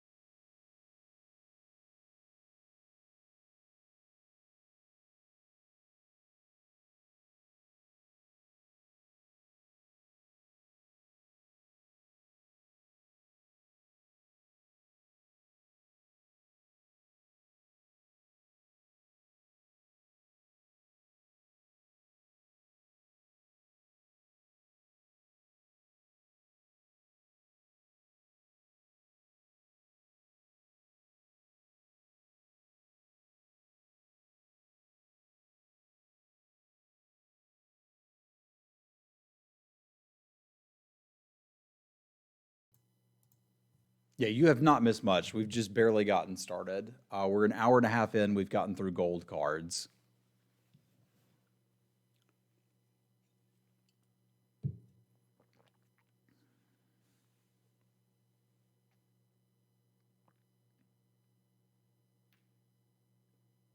I could do stuff to make the cards a little bit larger, Drake, but when I do, we get into a situation where my camera is starting to block some of the words. This should be readable on most large Mhm. size monitors, and we're going to be reading the cards anyway, so I don't think it'll be a huge problem. All right. Good to go for artifacts lands? Yeah, let's do the flippy ones first, just so we get that page over with for me, and then I'll go into the regular ones. Oh, what's left on the flippy? We got Mystic Skull and Hostile. Okay, sure. I'll start with those and then jump back to artifacts lands and then take over on weight. Yeah, sounds good. All right, so up first we got Mystic Skull. Mystic Skull is 2 generic mana for an artifact and uncommon. Pay 1 tap, add 1 mana of any color. Pay 5 tap, transform Mystic Skull into Mystic Monstrosity. 5/6 for an artifact creature construct with lands you control, have tap, add 1 mana of any color. This card seems pretty bad to me. Why would I want this? Do you hate Prophetic Prism? No. Where does this say draw a card? Pay 5. It says you draw a 5/6. It says you draw a 5 mana 5/6 every time, guaranteed. Yeah, but no, that means this is a 7 mana 5/6. I don't want a 7 mana 5/6. It's a Prophetic Prism that draws you a 5 mana 5/6. I suppose that's one way you could think of it. If I want to splash, I'm pretty happy to have this Mystic Skull, I think. Because if my Prophetic Prism drew me a 5 mana 5/6, I'd be okay. Am I just wrong about this? Because I hate filtering stuff, and I didn't like Prophetic Prism that much. Like, generally speaking, with Prophetic Prism, I would play it in sets that had artifact synergies, where I could use it to whatever the Convoke thing was. I could blink it. Like, I don't know, man. Yeah, Kaladesh had a lot more reasons to play it for sure. This is just I want really crappy fixing, and then later I get a 5/6. And if I top deck it, I guess I just drew a 7 mana 5/6, which I guess is okay. Yeah, if I'm splashing a card and I'm not in green, I'm pretty happy to have one of these. I'm probably not splashing a card then, if this is what I have to do it. There is Evolving Wilds that's going to be better for sure. And there's a lot of green options that will do it for you. Okay, I don't think I'll play this card. I'm going to put it on the wheel, and I assume I can easily get this on the wheel. But okay, so we both think this sucks. Okay, cool, got it. Moving along. I think other people think it sucks more than I do, and therefore I'll get it where I want it. Okay, there's going to be people that think this card is good. Is the difference? Yeah, for sure. Oh, it is a tapped 5/6, isn't it? Because I have to tap it to transform it. Mm-hmm. Yeah. But it's 7 mana 5/6. It's tapped. That seems pretty good to me. Up next is Hostile. Hostile is a land at Mythic. Tap to add a colorless mana. Pay 1 tap, sacrifice a creature. Put a soul counter on Hostile. Then if there are 3 or more soul counters on it, remove those counters, transform it, then untap it. Activate only as a sorcery. The backside is Creeping In.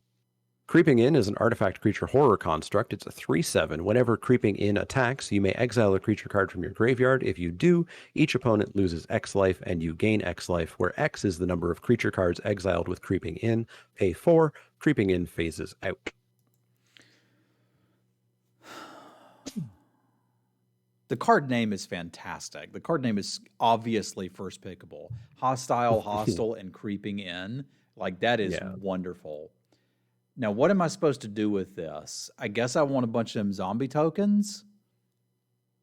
Yeah, but no, because you can only activate this as sorcery speed, so you can't attack with the zombie and sack it.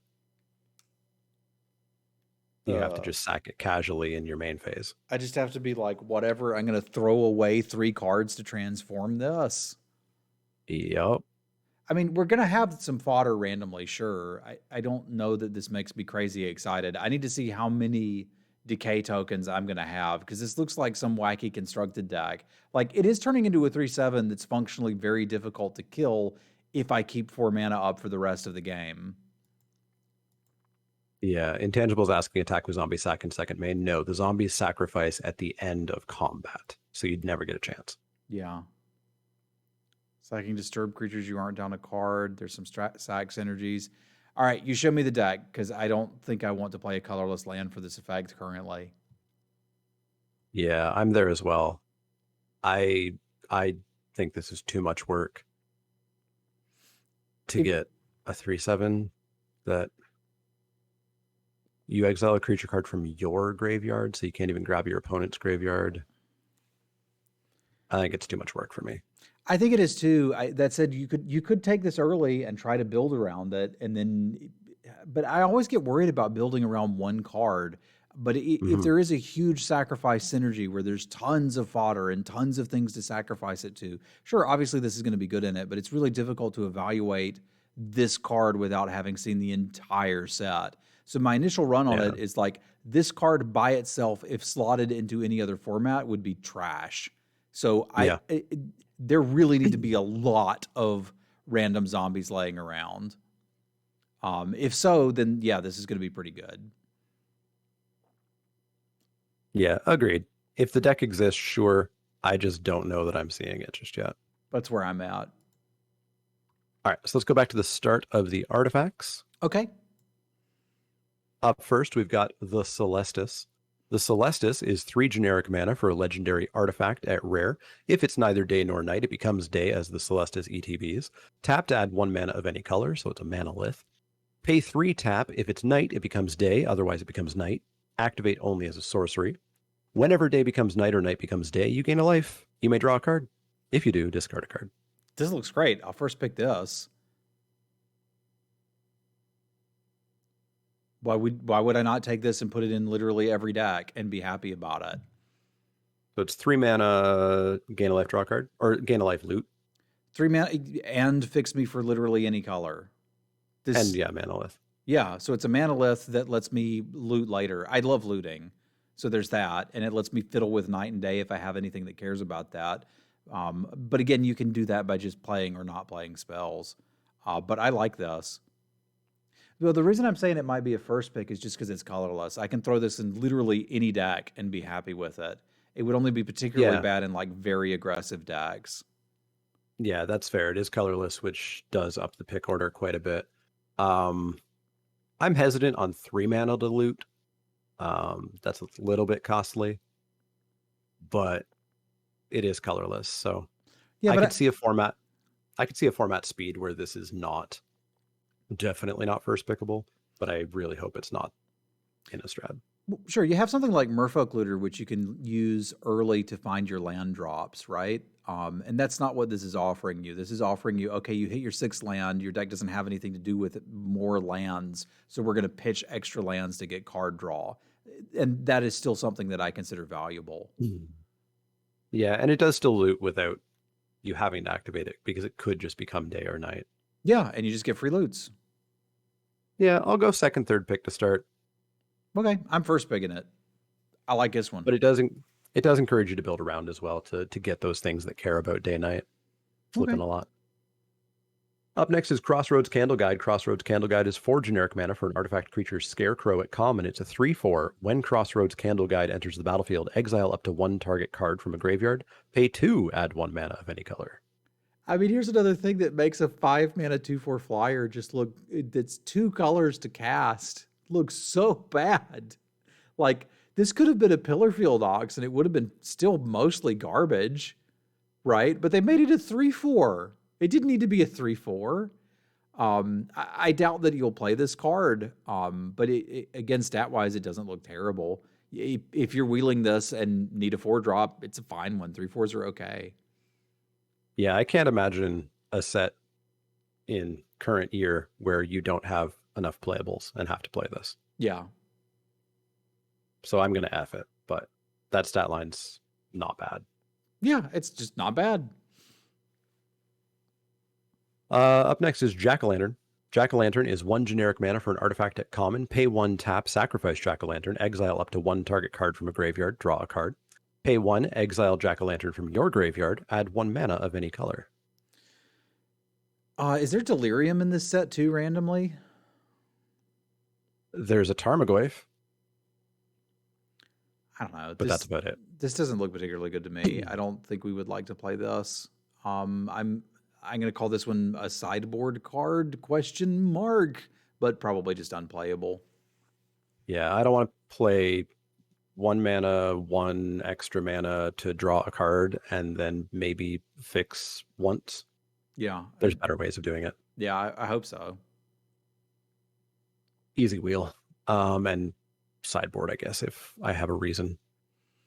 Up next is Moonsilver Key. Moonsilver Key is 2 generic mana for an artifact at uncommon. Pay 1, tap, sacrifice Moonsilver Key. Search your library for an artifact card with a mana ability or a basic land card. Reveal it, put it into your hand, then shuffle. Search your library for an artifact with a mana ability or a basic land. And just in case there's newer players, mana ability does not mean pay mana. It means it makes mana. So this is essentially a really crappy Traveler's Amulet at uncommon for limited, generally speaking, right? Really crappy. Okay, I like this better than the thing that makes the tapped 5/6. If you need this effect, this is a way to splash without using green, but it's also not very good at it. So I think I would probably rate this around where that is. There's probably something stupid you like, Commander. I'll get my Soul Ring, but that's not what we're doing here. So I'm a pass on this one. Probably wheel it. Some decks will be interested in it. Yeah, I'll wheel it if I need splashing. Otherwise, F it. This cannot fetch the 3/4. Yeah, the 3/4 is an activated ability. It is not. It could get your Celestis. Actually, what's the definition of a mana ability? Is pay, add 1 mana a mana ability, or does a mana ability require tap? It produces. They may be right. So that's the secret to the format.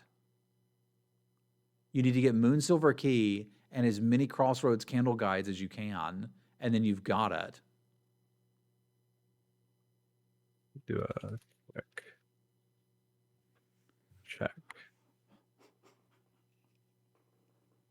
Is this Silver Moon? Moonsilver Key. Moon Silver. Just checking the release notes.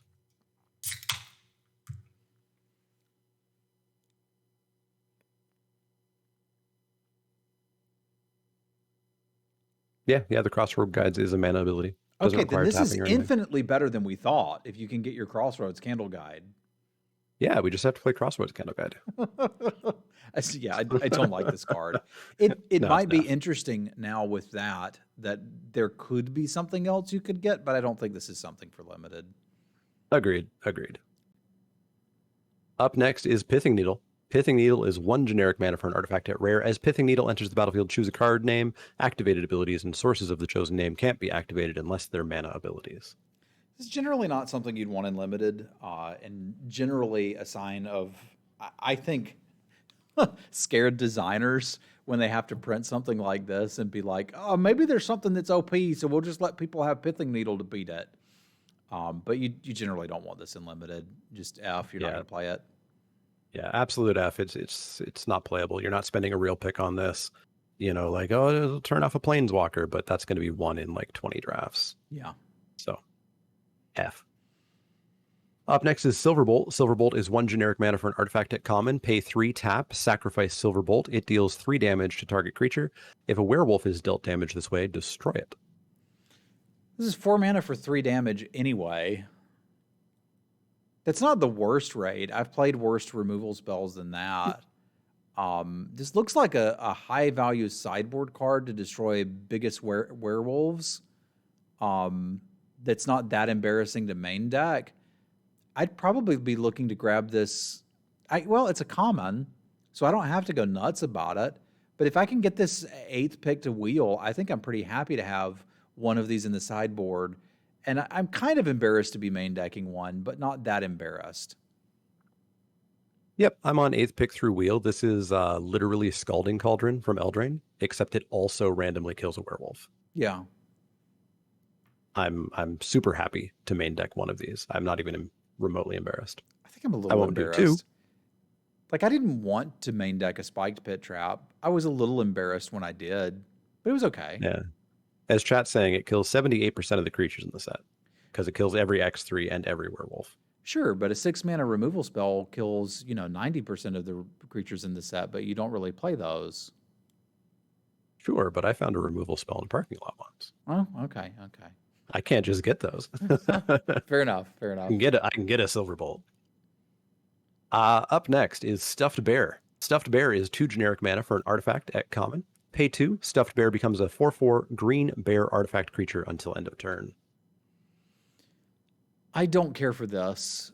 This is essentially Mimic from the D&D set, right? Yeah, agreed. Like maybe I realize they can't do this, but like say it tapped for colorless and then had this ability, I'd love it. Yeah. Agreed. Mimic was a 3/3, but you could also sack it for mana. But nobody ever turned it into a 3/3 and nobody ever played it. Like this is 2 mana. By the time you can start activating this, it's no longer above rate. Yeah, agreed. That's my issue with it. So I'm never going to play this. I do want to talk about the Silver Bolt for a minute because people are giving me a lot of grief. You're hung up on 4 mana, blah, blah, blah, blah, blah. One of the reasons we talk about efficient removal is generally speaking, if you're paying more to kill the creature than your opponent spent to cast it, you're going to fall behind in the game because they'll be playing more creatures that you'll need to kill as well. Right? So that's why I want my removal to be efficient, right? And I realize the days of 1 mana for 3 damage are long gone. I'm not looking to draft literal lightning bolt. There's certainly not one of those in this set, for example. No, we'll never get that. We'll never get that again. But when you compare a card like Silver Bolt to that, it looks kind of like garbage, right? Yeah, and I agree. Sometimes that won't matter. So mostly this is an open fire, but sometimes it will matter, right? Because I would still get that in the situation with Pit Trap sometimes, right? Like you would draw it, you'd be like, well, it's not really 6 mana, but then you draw it, need to use it, and only have 5 lands. This card is not great. It is playable. And with that, I feel like I have said my piece. Agreed.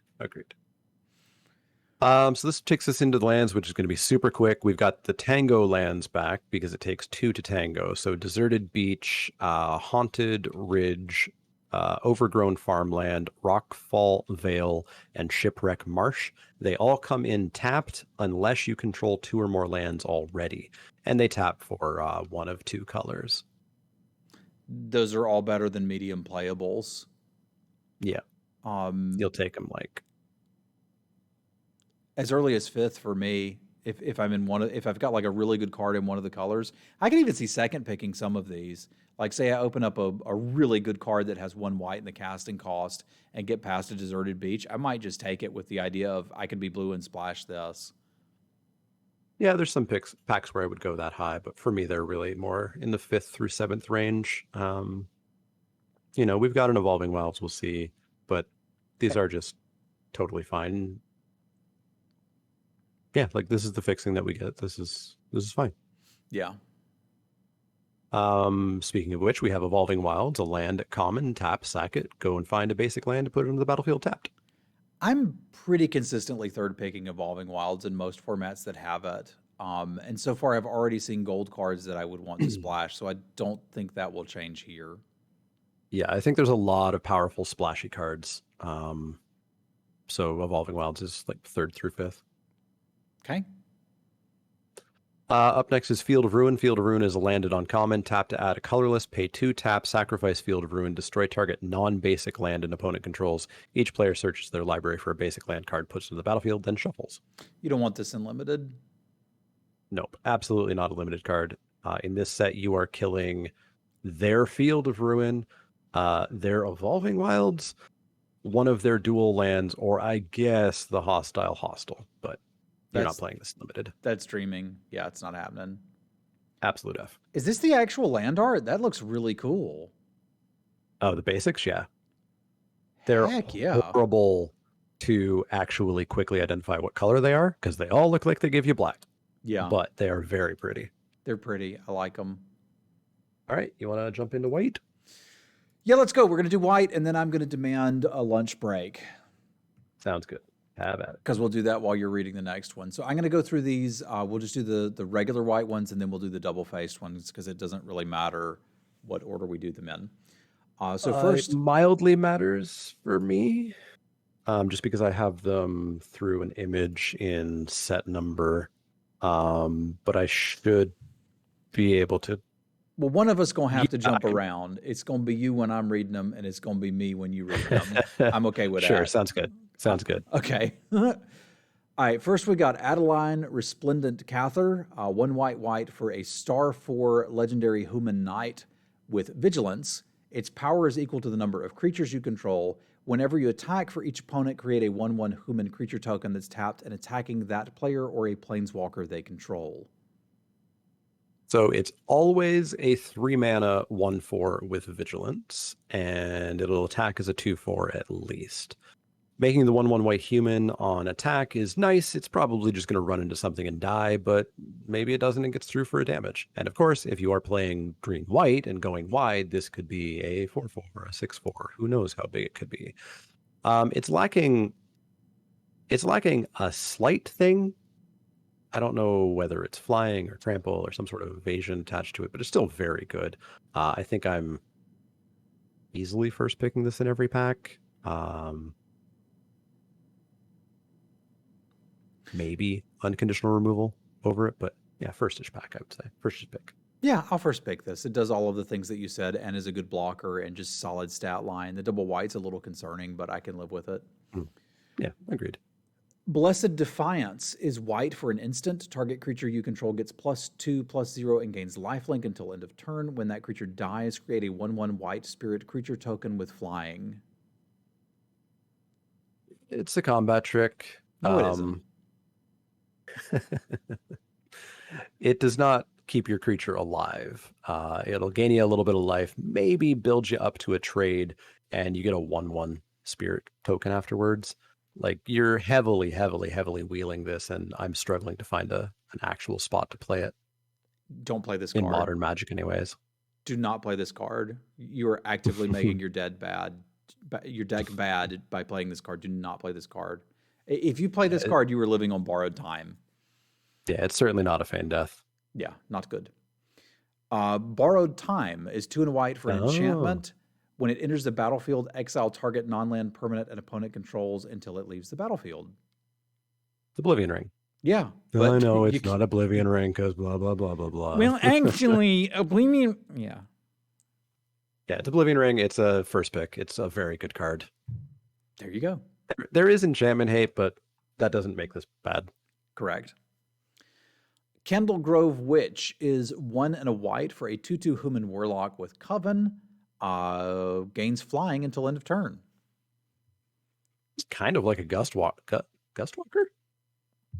Nah. The Exert guy? It is not like a Gustwalker. Negative. Yeah, because you cannot do this on demand. You cannot probably do this on turn 3 like you could with a Gustwalker.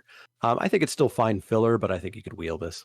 Yeah, it reminds me of Flutterflocks to MTG. Yeah. Gustwalker became a 1.5/3 functionally, is the way I thought of it. But yeah, it was a 3/3 for a turn, and then it didn't untap. Anyway, that doesn't matter. Oh, yeah. It got +1/+1, didn't it? So, like, this is sort of better than the Gustwalker because you don't have to, like, frost breath it to get the effect, but you have to build around it. This is probably one of the several 2-drops that you're going to be quite happy to play. You're looking to pick this 7th if you're in white. Agreed. Kendall Trap is white for an enchantment aura. Enchant creature. Enchanted creature has defender. Prevent all combat damage that would be dealt by enchanted creature. Coven, sacrifice Kendall Trap, exile enchanted creature. You can only do this if you could do the Coven thing. Yeah, Coven, yeah. So this card is both better than you think and worse than you think. Be aware that if you're throwing this on their giant 7/7 ooze or whatever, they have essentially an infinite blocker. It's not going to kill your things, but they can just put it in front of stuff until you have Coven, and then you can pay 2 and a white and just kill it. So if you are pretty confident you're going to have Coven turned on, this is just 4 mana, kill whatever you want, which is great. And even until then, you've at least turned off their thing from doing damage-based stuff to you. So I think this is fine. I think it's less than a first pick. I think this is a little bit more in like the third-ish pick range, maybe fourth-ish. I might go as far as fifth, although I do think it's interesting that green-white would be able to turn on the Coven, and presumably blue-white doesn't care if you have an arbitrarily large ground blocker. Because you're flying over, yeah. Yeah, so I think this is okay. But yeah, I'd probably be looking to fifth pick this. I'm hoping there's a better common white removal spell. Because if this is the white removal spell, it's not that good. It's okay. Yeah, agreed. Up next is probably John's favorite common, Cather Commando. 1 and a white for a 3/1 human soldier with flash. 1 sacrifice it, destroy target artifact or enchantment. Remember when this would be a vanilla creature? Mm-hmm. So 3/1 for 1 and a white is my favorite power toughness CMC combination. And that was back in the day. Yeah, and that was back in the day when there was no rules text on the card. It was just flavor text. Giving this flash is great because this is kind of like almost a Gideon's reproach, sort of, if you squint. Yeah, I was going to say it's impeccable timing. It's a disenchant, and it's a one of those derpy foxes from the last Innistrad. This card's amazing. Yeah, and it's also randomly, if for whatever reason you can't attack with this, it's not doing anything you don't want to block, and you do want to kill an artifact or enchantment, you've got that too. Now, this card is still, we love this card. It's not a first pick, it's not a second pick, it's not a third pick. It's like a 6th through 8th, but it's good. I actively want 2 of these in all of my white decks. I want this to be my 2-drop. So yeah, 6th pick it. I like this card a lot. Agreed. All right, up next is Cather's Call, 2 and a white for an aura enchant creature. Enchanted creature has vigilance, and at the beginning of your end step, create a 1/1 white human creature token. I hate this. It's an aura. It's an aura that doesn't give any power and toughness. It doesn't give any, it gives vigilance, whoop-de-doo. And at the end of the turn, I get a single 1/1. And any removal 2-for-1's me, any bounce 2-for-1's me. I have no interest in this card. So a bounce would only 1-for-1 you. Fair. Removal would 2-for-1 you, but you still have the 1/1 because you got the first one. So Maybe. I've seen cards before that are like an aura that puts a counter on a creature every turn. And this is sort of like that, but instead of getting a counter, you're spreading it out so that if they kill it later, you've still got a couple tokens off of it. All that adds up to a card that I'm still not particularly excited to play. But I can see room for a card like this. I'm probably still wanting to wheel it. Don't get me wrong. I don't like this. I just want you to understand that like you're at least getting a 1/1 if you play this on the board and your opponent's tapped out. Yeah, if they're tapped out. Yeah, that's still probably not good enough. If this made knights, if this made 2/2s, I think it might actually be really good. Yeah, just 1/1s for me aren't really pulling it off. I'm sure somebody will be like, well, with Sigarda, it makes 2/2s, but just play humans. Well, then you have play Sigarda. a 3-mana human. Yeah. I think if this makes 3, I'm pretty happy about it. And if it makes 5, I'm incredibly happy. But that means I've played it there and my opponent has not interacted with anything for 5 turns, at which point I probably already won the game anyway. So yeah, I'm probably not going to play this. Yeah, I'm hard F on it. All right. Celesta Sanctifier is 2 and a white for a 3/2 human cleric. If it's neither night nor day, it's day now. Whenever day becomes night or night becomes day, look at the top 2 cards of your library, put one of them into your graveyard. So it's 3/2 for 3. And I am forced to do a Surveil 2, one of which I have to throw in the graveyard. Correct. But I can't throw both in the graveyard. Vaguely Surveil 2. Yeah. Why do I want this other than it being a 3/2 for 3? Okay, so it is going to start that day-night cycle for other cards that you have that care about it. You're presumably going to have some flashback and some disturb cards because those are both heavy mechanics in white. So like if you do this and then you just bin a disturb card or a flashback card, that's great. There's also times where you've either got enough land or not enough land. Now, again, you have to do it, but if you look at like if you've got 6 mana and you play this and it flips to night or day or whatever, and you're like, okay, I've got enough lands, I'll bin one of these lands. Like I think this is doing enough, assuming a 3/2 body matters. You don't need to go crazy with it, but you could play this. Yeah, it gives some card selection, which I guess is not bad. I'm not happy if I'm throwing away my flashback or disturb spells. I would rather have them be the card I put on top, so then I get to cast them twice. Um, I'm on a heavy wheel on this. I'm not looking to play this card, but if I need a white card, I'll play it. You may want to change that evaluation a little bit. If you can incidentally throw a flashback or a disturb card in the graveyard, it should be value for you. It has been in every format where there were mechanics like this before. But it's on top of my deck otherwise. Yeah, but you have to pitch something, right? So you look at this and you've got a disturb card and a non-disturb card. Pitch the disturb card. So then you draw 2 cards, yeah. Yeah. That's true. True, anyway, that's true. This is a filler level card and we're spending too much time on it. 7th, pick this Yeah. in if you need a 3-drop. Agreed. Clarion Cathars is 3 enough white for a 3/3 human knight. When it ETBs, you get a 1/1. So 4/4 for 4, spread across 2. That's fine. It's pretty Goes good. wide, which green white wants to do. Gives you 2 powers for Coven. Yeah. Seems fine. 6th or 8th. Yeah, agree. We functionally had this card in Ikoria, and it was all right there in some decks. So yeah, cool. I'm with you there. Yeah. Curse of Silence is white for an enchantment or a curse at rare enchant player. As Curse of Silence, ETBs choose a card name. Spells of the chosen name enchanted player casts cost 2 more to cast. Whenever enchanted player casts a spell with the chosen name, you may sacrifice Curse of Silence if you do draw a card. What's next? Dual Craft Trainer. Trainier? Am I reading that right? Dual Craft Trainer. 3 and a white for a human soldier, 3/3 first strike with Coven. Target creature you control gains double strike until end of turn. The 3/3 first strike for 4 is fine. Good even. First strike is a pretty powerful mechanic sitting on a 3-power creature, and you could give it double strike. You could give your flyer double strike, assuming you have Coven turned on. It seems just like a good card. I think it's in like the 4th, 5th range. But I like it. I'll play it. Every white deck. I'm right there with you. I would put this in nearly every white deck. All right, Fateful Absence is 1 and a white for an instant. Destroy target creature or planeswalker its controller investigates. Unconditional instant speed, cheap removal. Yes, first pick. I think I like the pacifism better. The Candle Trap? Yeah. So 4 mana, but you can only exile if they have Coven.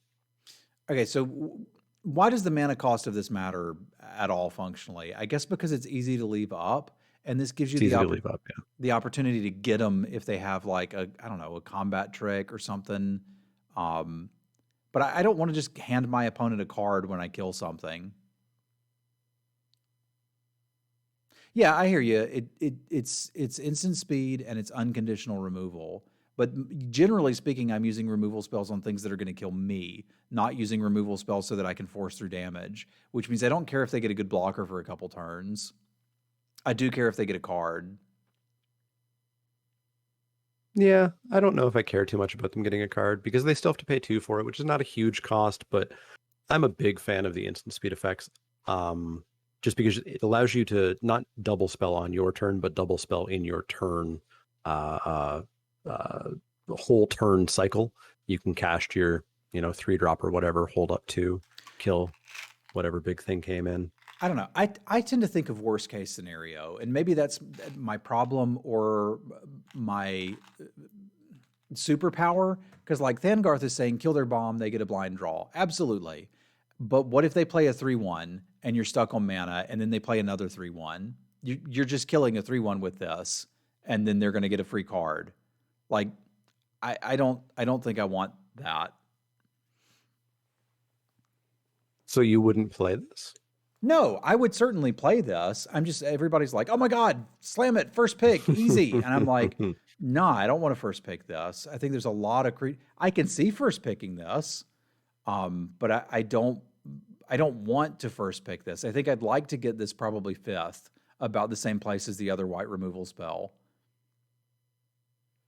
Okay. I could be talked down to second, third, but I think I am going to start on first pick. I really heavily value instant speed removal. I do too, and I used to be very interested in this. And I think a lot of people who are saying this card's amazing probably play a lot of Constructed. Bear in mind, I literally never play Constructed. This card is probably amazing in Constructed, and it goes in every white deck. I think I could make a pretty compelling argument that Candle Trap's just a better spell. Yeah, I'll definitely be interested to see what happens there. Okay. I like Divine Gambit better. Divine Gambit's just obviously a better card. Okay. I like Divine Gambit better, yeah. Flare of Faith is 1 and a white for an instant. Target creature gets +2/+2 until end of turn. If it's a human, it gets +3/+3 and gains indestructible instead. So it's not like +5/+5. Yeah. It's a combat trick. Wheel it. If you've got a space, cool. If you are in humans, which you probably are in white, it's a better combat trick. You know, if +3/+3 somehow was not keeping your creature alive, your creature is definitely being kept alive by the indestructible. But you can wheel this, and like, I'm not going out of my way to put this into my deck, but if it's there and I have a spot, cool. Yeah, I get excited about 1 mana combat tricks. I don't usually get excited about 2 mana ones. And this one's not that great. So wheel it, play it if you want to. Agreed. Galvanic Dawnguard is 1 white for a 3/3 human soldier with ward 1. It becomes day if it ain't either. When day night flips, look at the top 4 cards of your library. You may reveal a creature card with mana value 3 or less and put it into your hand. Rest on the bottom of your library in any order. Cool. 3/3 for 3, and you know, that's fine. And maybe I get to find other little creatures. If I'm playing white, it looks like I'm apt to be playing low cast creatures. I think somebody pointed out in my Discord there's like no cards that cost more than 6 in this format or something. It does seem to be a low casting cost format. But yeah, if this finds me stuff, cool. If it doesn't, it's still a 3/3 for 3 that's ever so slightly hard to target. I'm not picking it, you know, first or second or third, but I'll pick it up fourth, fifth. Yeah, agree. I would go there too. Galvanic Silversmith is 3 and a white for a 2/3. When it enters the battlefield, put a +1/+1 counter on each of up to 2 target creatures. So 2/3 for 4, and you throw counters on your bigger creatures, your trampling creatures, your first striking creatures, your flying creatures, whatever. Or 4 mana 3/4, and you throw 1 counter on one of those creatures. The only sad case here is if this is your only creature and you play a 3 mana 3 or a 4 mana 3/4, but this is fine filler. You know, you'll pick this up around 8th-ish, I think, and I don't think I want to jam too many multiples of these, but the first one I don't hate. I think I'd be pretty happy to play 2. I'd go as high as 6th on this. This looks like a good 4-drop to me. Yeah, I think it's slightly more towards filler, but 6th through 8th is totally fine.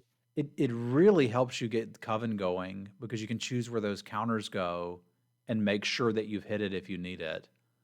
Yeah, in green-white, you can really adjust Coven. In blue-white, you can really ramp up flyers. Yeah. And counters are always good. Yeah. I think this may even be better than Basari's Acolyte, and I liked Basari's Acolyte. I like this card. I could see going as high as 5th for this, for the first copy. I think I dig it. Yeah. All right, Galvanic Trapper is white for a 0/2 with 2 tap target creature. I remember when this cost 1. I remember when this was free. Yep. It's still good. Is it though? Yeah, single mana 0/2 helps me with Coven. 2 isn't the worst thing in the world to tap down a terrible, terrifying thing. I think it does enough that you'll happily play one of these in every single white deck. Dave is screaming 0 power for Coven. Yeah, like I don't want to build around Coven by taking crappy 0 power creatures, but this isn't a crappy 0 power creature. Okay, where are you taking it? Next question. Because this is just functionally worse than the half elf monk from the D&D set. Yes. I'm still taking this around 6th, I think, for the first copy. I don't want to load up on these, though. Yeah, I'm looking to wheel this, and I'll probably play it, which is how I felt about the half elf monk. Yeah. I would. It was okay to play one. The half elf monk was better because its body was relevant. This is never Mhm. blocking anything, and yes, this will trigger Coven for you, which is kind of cute. But I don't think most of your decks are that interested in it. I was pretty sad when I played 2 half elf monks, and I think I'd be pretty sad to play 2 of these. But I could see the first one on the wheel getting in there. Yeah. All right. Hedge Witch's Mask is white for an equipment. Equipped creature gets +1/+1. Equipped creature can't be blocked by creatures with 4 power or greater, and it has equip 2. It's equipment. We love equipment, right? No, I hate equipment. Yeah, this equipment, I'm actually mildly scared of this equipment. Sort of. It's incredibly cheap to cast. It's incredibly cheap to equip. +1/+1 isn't that crazy. But the big reason that I don't like equipment, and I believe you don't like equipment as well, is that it makes removal look stupid because you kill their creature, they still get the equipment, they just throw it on the next creature.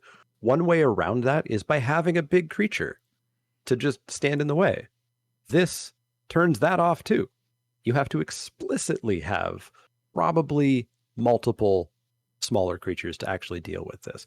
That said, I still don't think this equipment is amazing. I'm still going to look to not play it too highly at first, but I feel like there's the potential of this being the groany equipment a little bit. No, I'm never playing this, and I'm not scared of it. I will actively be happy when my opponent puts this on the board. All right. I I'm mildly afraid. I have no fear of this mask. Perfect. You're If that's true, you're making short sword cost white and 2 to equip, and then giving me like lame pseudo skulk. Whatever, dude. I ain't worried about it. I hope you're This right. is just hot flaming trash fire. Because if you're right, that's one of 3 equipments down. I'm just having a courageous take on this because I think this card is bad. Yeah, I don't want to Homestead play it. Courage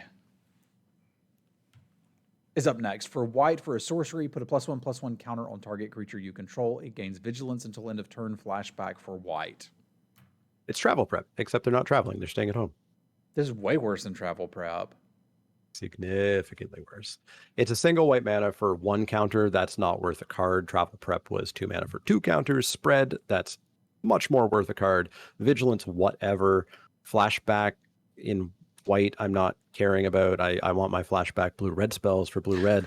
This just is not worth a card to me, really. Yeah, this isn't travel prep. It's stay-at-home prep. It's quarantine prep. Yeah, they're preppers. That's pretty good. I don't particularly like this card. I think I'm going to pass on this one. I could see some decks that would be interested in it, but I don't think I'm going to play this card. You do care Yeah, I about would start. flashback. It enables flipping by 1 card. No, you don't care about. You're not playing a card that doesn't functionally do anything to change the day and night cycle. Yeah, Yeah, this card is bad. Don't play it. agreed. Intrepid Adversary is 1 and a white for John's favorite stat line, 3/1 with lifelink. It's a mythic. Makes sense. When it ETBs, you may pay 1 and a white any number of times. When you pay this cost 1 or more times, put that many Valor counters on the adversary. Creatures you control get +1/+1 for each Valor counter on Intrepid Adversary. It's a 3/1 for 1 and a white at Mythic where they belong because they're that good. Yes. It's a 3/1 lifelink, which is already good. And assuming you can multi-kick this once, it's real good. It's a 4/2 that anthems your team. No, it hits itself too. Creatures you control get plus. Yeah. Oh, right. But it doesn't get it gets a Valor counter, whereas the other adversaries get +1/+1 counters. So it is a 4/2 if you kick it once with an anthem. It's a double anthem if you just pay 6. 3 white, which is, an ask, but not the worst ask. This is an easy first pick. It's powerfully good card. Yeah, I'm on board with this. Let's first pick it. Do be careful if you have something like this out with some Valor counters on it and they kill it in combat. Things can get weird. But other than that, this card's just great. Yeah.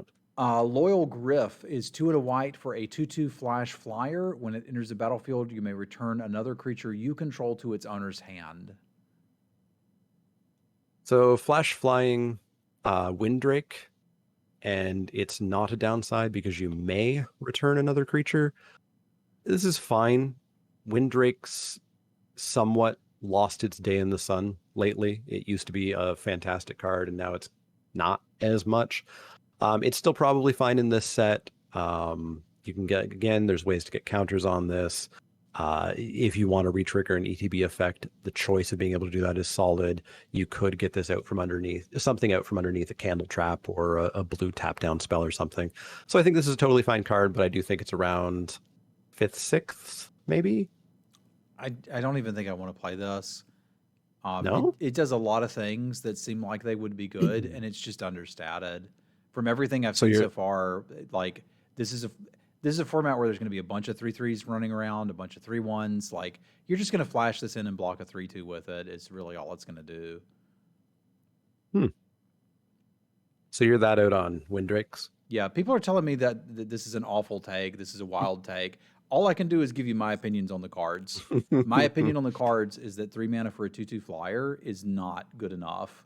Flashing it in doesn't make it that much statistically better because that just means I can block crap with it, and I'm never going to be able to eat anything with it because my opponent's probably not attacking with 1/1s. So I really need to be getting amazing value off of returning a creature I control to my owner's hand.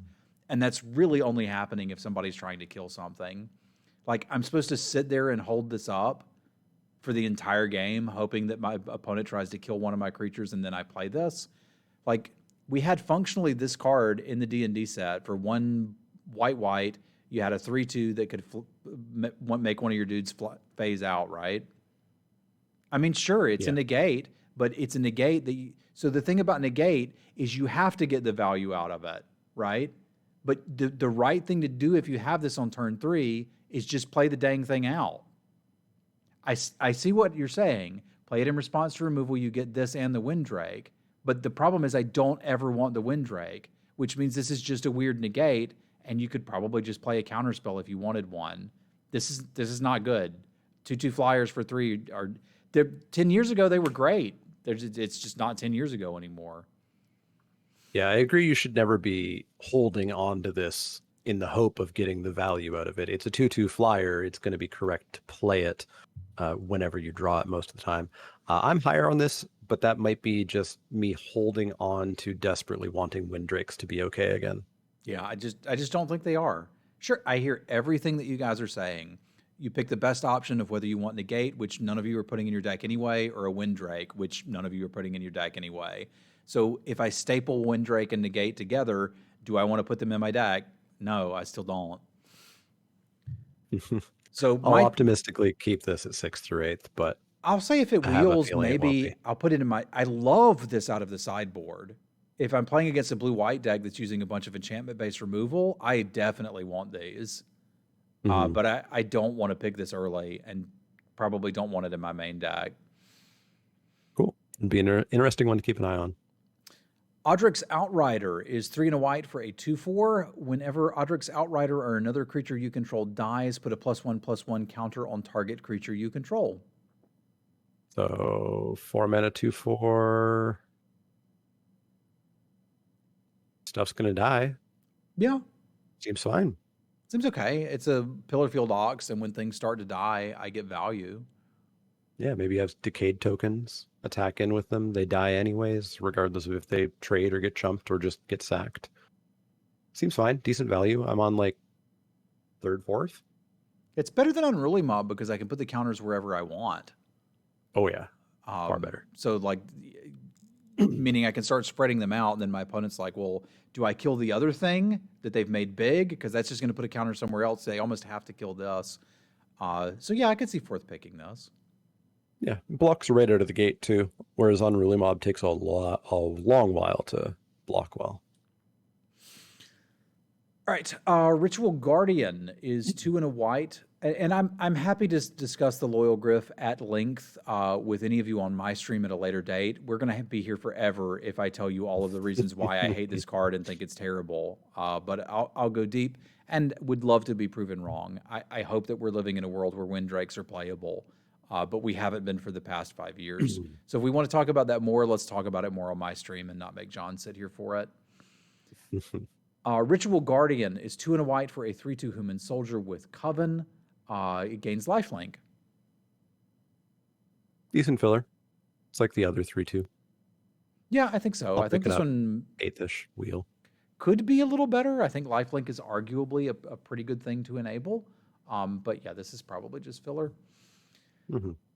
Ritual of Hope is 1 and a white for an instant. Creatures you control get +1/+1. If you have Coven, it's +2/+1 instead. So this is one of your reasons to go wide. It's super cheap to give your team +1/+1. And if you've gone wide, you really should have Coven on at that point, in which case +2/+1 for 2 mana is pretty dang decent. You're not going into a go wide deck just because you see this card, but once you're there, you want one of these, you want 2 of these. This is how you just win the game. Bleh. Never liked this effect. It's easy to play around. You can't go that wide in most sets. But yeah, agree. If I'm in a green-white deck that is looking to go wide, I'll probably play one of these. Yeah, assuming I can go wide, this is exactly how I end the game, but I don't want it in any other deck. So where are you picking it? Realistically, wheel. Okay, then we're right at the same spot. Okay, yeah. Search Party Captain is 3 and a white for a 2/2. That's a stat line I like. This spell costs 1 less to cast for each creature you attacked with this turn. When it enters the battlefield, draw a card. Okay. What card are we on? Search Party Captain. Oh, yes, there we go. Yeah, so this is Packmate, kind of. I mean, that's pretty ambitious to call this Packmate, but sure. It's a 4 mana 2/2 that draws a card, which is pretty good in white. You don't typically get that. If this is cheaper because you did attack, that's pretty cool. I think this is totally fine. I'm happy to pick this up, definitely pre-wheel. But I don't want to, even though it draws a card, I don't want to stack up on 4 mana 2/2s too much. I need to know that this is not costing me 4 mana on the regular. Yeah, if this is your 3-drop, I think you're pretty happy about it. If you can't attack on turn 2, I think you're a bit sad. Yeah. It's hard to argue with a card that does give you some stats and replace itself, but I think I'd rather the 3/4 that we saw earlier than this by a lot.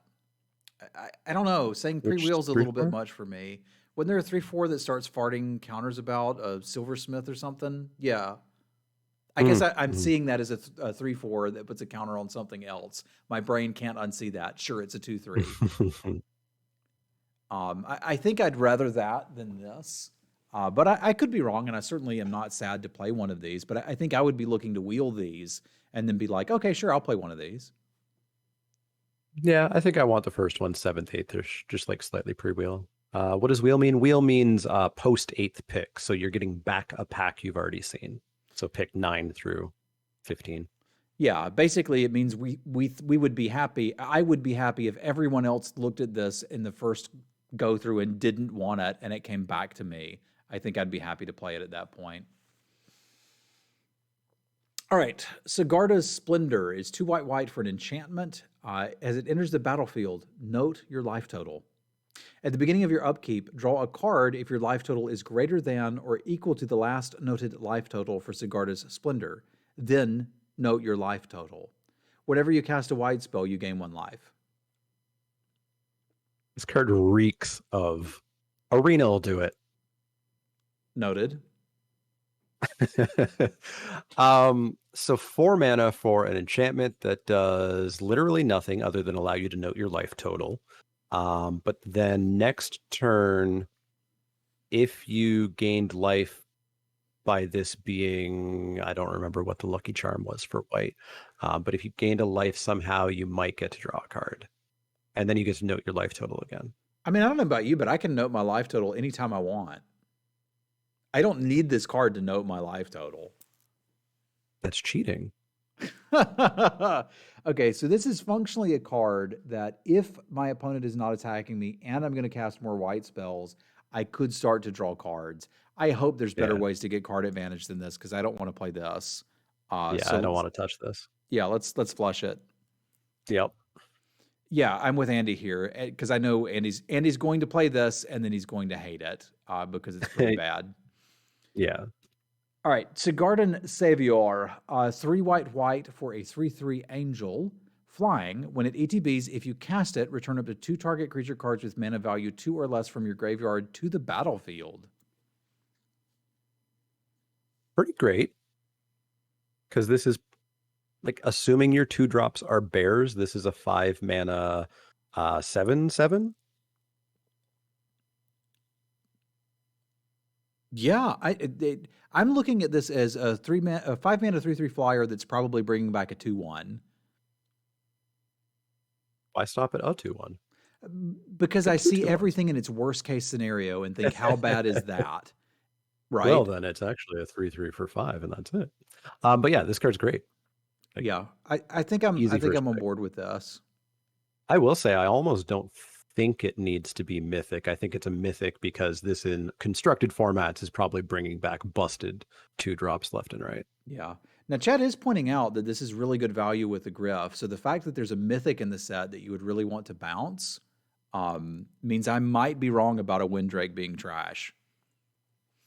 Yeah, because sometimes you could find like $100 bill in a parking lot, right? There you go. This guy gets it. All right. Soul Guide Griff is 4 white for a 3/4 flyer. ETB exile 1 target card from a graveyard. Meh. Pretty filler. We've had 5 mana 3/4 flyers before, and they've always been like, you could play it, but you can pick it real late. Exiling 1 target card from a graveyard, I mean, sure, maybe if I'm lucky, I get a disrupt card or I get a flashback card or whatever, but I'm not going over the moon for this. I'm happy on a wheel. Yeah, I'm happy to wheel this too. Okay, Chad is screaming. We're underrating that card. How good was Teleportation Circle? In the best case, you were blinking a cantrip creature. This card is almost 4 mana draw a card every turn because even if you lose life, it resets your total. I must terribly be misunderstanding Sigarda's Splendor, so let me read it again. As long as you don't lose life, because it's greater than or equal. So at the beginning of your upkeep, draw a card if your life total is greater than or equal to the noted life total. Yeah, this is not Teleportation Circle. It does not reset my life total. Teleportation Circle was also end of turn. Yeah. So it immediately did something. This you have to get through a full turn cycle before it even begins to maybe draw a card. If you're like, well, you don't have to gain life. You just have to not be taking damage. It doesn't reset your life total. How does it reset your life total? Oh, I don't know what people are talking about resets life total. I was going to go with Aleatory there. It vaguely reminds me of Cosmos Elixir, but even then not. Yeah, it renotes it. It doesn't reset it. So like if you're taking damage every turn, this does nothing. If you're not taking damage every turn, this puts you further ahead, right? So that's the definition of a card that I'm literally never interested in. I need cards to do things when I'm behind, and this card doesn't do that. If I'm winning the game, this card will make me win more. So that's just, I don't need that. Agreed. Cosmos Elixir I played because that always did something. It would gain me life or draw me cards. So it would always do something. I didn't put Cosmos Elixir in every deck, and it was severely overrated by everyone who's ever played Magic other than me. But I did play it sometimes. This is considerably worse than that at double white. And yeah, this is just, I'm never playing that card. Sorry, we can move along. Sun Gold Barrage is 2 and a white for an instant. Destroy target creature with toughness 4 or greater. Smite the Monstrous was too bad at 4 mana, apparently. Kind of was. Yeah, it was. I typically, because we play best of 3, because we are cultured Magic players. I tend to prefer these in the sideboard. I don't hate playing one, but I tend to prefer them in the sideboard where they are incredible coming in out of the sideboard.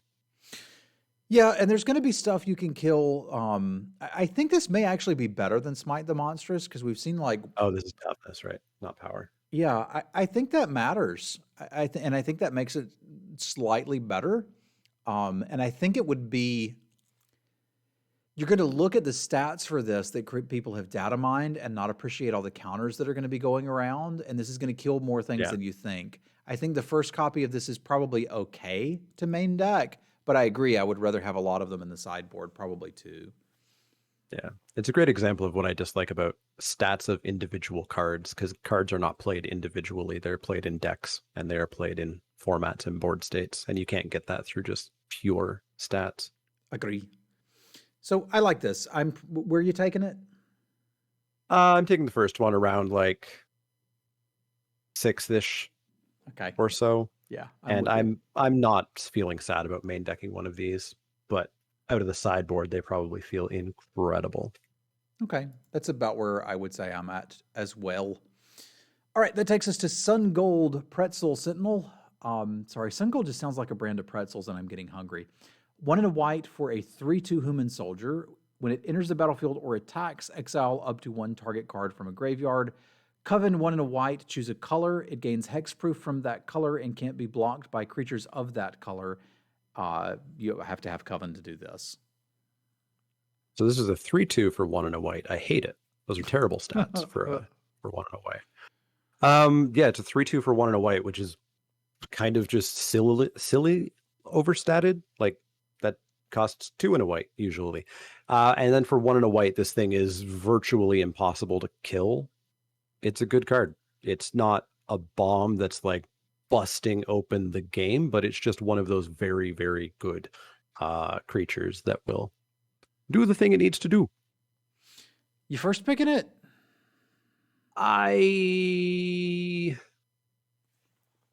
In some packs, yes. I have a feeling there's unconditional removal I want ever so slightly, so I think I'd go for like second pick, Yeah. but it's a high pick for me. I think I'm going to go third as well. Like I don't think this is crazy good. It's just really efficient to drop. So I can see me first picking this. I'd just be happier getting past it. Agreed. Sunset Revelry is 1 and a white for a sorcery. If an opponent has more life than you, gain 4 life. An opponent controls more creatures than you, create 2 1/1 white humans. If they have more cards in hand than you, draw a card. So this does sometimes say 1 and a white. Continue your turn, right? Yeah, kind of. It's a weird insurance card of, oh god, my opponent has more life, I need some. Oh god, they have more creatures, I need some. They have more cards, I want one. I don't want to play this. It's wildly inconsistent as to what it does when. Well, if this was create 2 1/1 white human creature tokens and draw a card, I think you would be pretty consistently happy with it, and we'd play that nearly all the time. It's just a lot of hoops to go through that your opponent has control over for us to get at that. Yeah, now they don't know it's coming, so. But I mean, they're also not going to not play creatures because they think you might have this. They're not going to not play their cards because they think you might have this. Yeah, and as Dave's pointing out, if they have more creatures, they probably don't have more cards. So it's really difficult for this to get pulled off. A couple of people are comparing it to Timely Reinforcements, and that was bad in draft too. So I don't think I want this. Yeah, I'm gonna F this one. Yeah, so let's do it. F it. Thraben Exorcism is 1 and a white for an instant. Exile target spirit creature with disturb or enchantment. Sideboard. How many spirits we got? You're gonna be like me and care about below rarity, I assume, or below rare? Yeah. Below rare type spirit. We have 15 spirits that ignores any potential spirit tokens. I don't know if we've seen many spirit tokens, but yeah, 15 below rare. Exclusively in blue-white. Almost exclusively. There's 1 black. Yeah, that puts us in sideboard. All Pick it right. up out of the sideboard. It's amazing, incredible, awesome, but sideboard it. All right. Unruly Mob is 1 and a white for a 1/1. Whenever another creature you control dies, put a counter on it. Unruly Mob's not. It looks amazing that time that you lost to it when it had 7 counters on it, but it's not that great. Yeah. Yeah. Wheel it and don't necessarily put it in your deck. There's some cute sacrifice synergies if you have a lot of decayed zombies and you're sacking them somehow, maybe, but Well, I mean, you sack them by it's a attacking with specific them, deck. right? Yeah. Yeah. So, yeah, I'm with John here. We let play it sometimes. Vanquish the Horde is 6 white white for a sorcery, costs 1 less to cast for each creature on the battlefield. Destroy all creatures. This is like looking at constructed. This is sort of nuts in that it could be a cheaper Wrath of God when they just have a bunch of creatures down. Like this is a Wrath, which is good in limited, and it does not cost that casting cost that it shows up in the corner. Because you're not wrathing on an empty board. You're probably almost never wrathing on a 1 creature board. Like your opponent's going to have creatures, you're going to have creatures. This is going to be basically Wrath of God with some decent consistency, I think.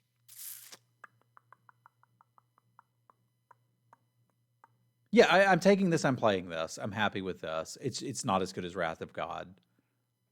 No, because sometimes you do need to Wrath of God that 1 creature they have. But. Yeah, and you can't do that. And Wrath of God, you could kind of slow roll a couple cards and then turn for that, get you a 3 for 1 and be like, we got him. And you're not able to do that with this either. But that said, this is still a great card. I'm first picking it. Ditto. All right, I imagine we got some double-faced white cards, so let's pop over and look at them. We do. Because I was about to say we haven't seen any disturb cards in white, and I thought we'd see some. And now I'm seeing why we didn't. So Ambitious Farmhand is 1 and a white for a 1/1 human peasant. When it enters the battlefield, search your library for basic plains cards, reveal it, put it in your hand, and shuffle. It has Coven, 1 white white, transform it. And it turns into a Seasoned Cather, a 3/3 lifelink. So vaguely reminds me of that spirit that found a plains from Strixhaven. Obviously, very different in play patterns after playing it. Plus, it was a 2/1. Just by itself, a 2-mana 1/1 that gets me a plains into my hand is not something I'm playing. Then you're a madman, because that is something you should put in every white deck. That's Elvish Visionary, dude. You never played Elvish Visionary. I played Elvish Visionary a lot, but it drew me cards that weren't You're plains. A dirty liar, John, because you would play this farmhand, because you know what you're going to get every time. That's true. That's true. And that's definitely what I want on turn 10. But on turn 10, I can pay 1 white white. I can turn this into 2 white white white for a 3/3 lifelinker. Yeah, which makes it good. I'm just saying, I always think of cards in the worst case scenario, and this makes more hands keepable. If I have a plains, a forest, and this, I don't have to worry about hitting my 3rd land. It's going to happen. Yeah, that's true. That makes me so happy. I'm first picking this card. This looks great to me. Is that first pick? Wow. Yes. I'm on like 4th, 5th, I think. There's a lot of stuff I would pick over this, so maybe I need to back myself down off of that. But like any card that I look at that's like, hey, you can have this in your opener and not have to mulligan, I'm like, oh my God, I want. Yeah, that is true. That is very nice. You've talked me up to 4th. All right, it's probably a 3rd pick, but anything we can do to battle the shuffler, we have to do. Fair. Beloved Beggar is 1 and a white for a 0/4 human peasant with Disturb for 6, and you get a 4/4 flying vigilance and Disturb clause. This seems fine. This is probably one that I do pretty desperately want to discard. I don't necessarily want to play that 0/4. It might be tricky for the 0/4 to die. But then a 6-mana flying vigilance 4/4 is pretty fine. Yeah. It's a spirit. There are spirit payoffs, as we'll see. It's pretty fine. I'm on like a 6th-ish pick, I think, for this one. The 0/4 is nice because it helps Coven. So does the 4/4 for that matter. I guess. This is unexciting. Sure, I guess I'll 6 pick it, but I don't like this card. I'm not excited about the 0/4, and I wouldn't just play 6 mana 4/4 flyer, right? Yeah. But if you tag them both together, I guess it's okay. Yeah, and there's human synergies as well, so even the front side could have boosts from some things. Okay.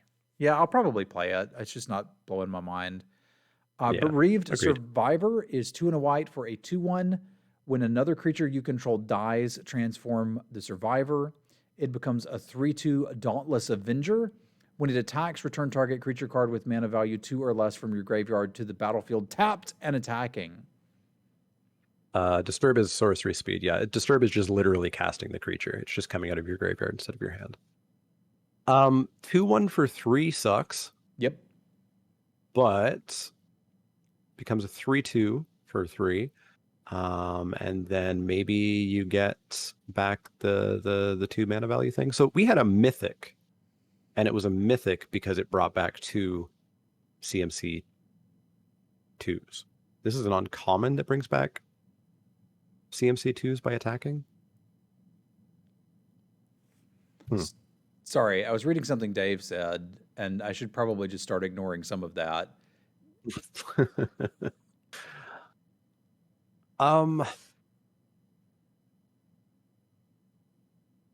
This attacks once, right? And returns one thing once and then dies. Yeah, because they could block this pretty easily, and they may even be in a scenario where they can block the thing you brought back and kill it without you getting any value. Yeah. I suspect this reads a lot better than it is. Yeah, that was my thought too. When I read it, was like, I can see the scenario they're painting for us here. Is I play a 2-drop, I attack, I trade it with your 2-drop, then turn 3, haha, I got you. I'll play the Avenger. No, I'd have to play that first, then you'd have to willingly block that 2-drop, knowing that this is coming. Yeah. Huh. I don't actually like this. I am going to start this on the wheel and not look to play it. Same. I'll keep an eye on it, but I think it reads just infinitely better than it'll actually play. Yeah, I think you're absolutely right about that. Brutal Cather is 2 and a white for a 2/2 human soldier werewolf. When it enters the battlefield or transforms, exile target creature and opponent controls until it leaves the battlefield, daybound. On the night side, we have Moonrage Brute, 3/3 first strike, ward, pay 3 life. So it's a Fiend Hunter, Banisher Priest, yada yada for 3, which I like. I think you don't like Banisher Priest and such. I mean, I understand that they're powerful cards. I wish they were actual removal spells instead. Right. So it flips and it becomes a 3/3 first striker, which is totally solid with a decent ward cost of pay 3 life. So they're taking 3 to kill it, or they're taking 3 because they're getting hit in the face. If you start flipping back and forth, you can actually exile multiple things under this, which is kind of cute. Yeah. This card's really good. I'm first picking this. Yeah. Yeah, like I'm happy to first pick it. Obviously, there's going to be those cases where, you know, you've exiled a few things, they kill it, and suddenly you've barfed open all of their creatures, because it is just an X2 that could have 3-4 creatures underneath it, but you're still just first picking it. Don't avoid cards because other cards could remove them. You know, everything dies to removal. Yeah, the thing is that, like Biz is saying here, they have to kill it, and if they don't kill it and you flip it once, they can't kill it. And at that point, pay attention to their draws, how they tap their mana, and what they're doing, because that will tell you if they have drawn a way to kill it or not. Because they didn't, if you ever get 2 creatures under this, they couldn't kill it. They just couldn't do it. Yeah. What happens to the exiled creatures if they die on the backside? So it says this creature doesn't care about the name. This creature is this card. So they're going to get them back. So when it dies, they get them back, yeah. All right. Chaplain of Alms is white for a 1/1 human cleric with first strike, ward 1, and disturb 4. It brings back a 2/1 flying first strike, gives everything you have ward 1, and that's it. I do not want to play a 1/1 for 1 with first strike. I don't care that it has ward 1. It does help Coven, yada yada. It'll die because it's a 1/1. and it becomes a 4-mana 2/1 flying first strike. That I'm pretty happy with. Giving my creatures all ward 1. That's cute. That's not a huge bonus, but that's cute. I think I might have to play this 1/1 because I want the 2/1 first strike flyer. I don't think you play it for that. I think you play it if you get some of the things that put counters on things. Like once this is a 2/2 first strike, it's starting to become a real card. That's fair. White with that card we don't want to play would put 2 counters on it, but there are just better counters as well. Yeah, like literally everything's good with counters, right? Like this is good with counters. Yeah, so is every other creature that's ever been printed besides defenders. Because you would not put 4-mana 2/1 first strike flyer, gain 2 life in your deck. You just wouldn't. And that's what this is if you're just playing it for the other side. That's 5 mana. So this needs to be in a heavy counter deck. Otherwise, I don't really want it. Yep, I could see that. And there are decent counter options, even just in white, let alone going into another color form. Yeah. Like green, namely. Yeah, that's where I would be. So where are you picking this one? I think I'm probably on like the 6th through 8th, and it goes up to the upper side of that 6th through 8th if I'm already heading into that countery type deck. Yeah, with you there. And I could see picking it higher in pack 2 and 3, which is what he's kind of saying too. Enduring Angel is 2 white for a 3/3 angel with flying double strike. You have hexproof. If your life total would be reduced to 0 or less, instead transform Enduring Angel and your life total becomes 3. Then if Enduring Angel didn't transform this way, you lose the game. What? If for whatever reason it doesn't flip as part of this, you lose. Okay, so they're setting you up so that you can't make like a token copy of this that could never transform and you could never die. Exactly. Okay. Because that would be bad. That would actually be bad game design. And then you get Angelic Enforcer, a star flying. You have hexproof. Its power and toughness are equal to your life total. When it attacks, double your life total. That card's busted. Card's absolutely nuts. Easy first pick. There you go. Unreasonable. Lunarch Veteran is white for a 1/1 human cleric. Whenever another creature enters the battlefield under your control, you gain 1 life. It has Disturb for 1 and a white. You get a 1/1 flyer with the same text. So it's Soul Sister. Yeah. Well, only when stuff on your side enters the battlefield. Yeah. Half a Soul Sister. I don't want to play this. Oh, it's not the same text. It's when something dies, you gain life. Fair enough. Oh, leaves the battlefield, but yeah. I don't. There's a lot of better cards in this set. Yeah, unless there's something that triggers on life gain payoffs that I'm not aware of, I have 0 interest in this card. Yeah. This is whatever is slightly above an F for me, I guess. Yeah, same. Morning Patrol is 2 and a white for a human soldier, 2/3 with Vigilance and Disturb, and it disturbs into a 2/1 flying Vigilance. Bald. Morning Apparition. You see what they did? Morning Patrol, Morning Apparition. I don't. Well, they're different words. It's a pun. Morning Patrol. And then morning. Okay. Now yeah. I got it. Like the thing that becomes. Yeah. There you go. Okay. I see it. Lol. So 3-mana 2/3 Vigilance, fine. That's relatively filler level.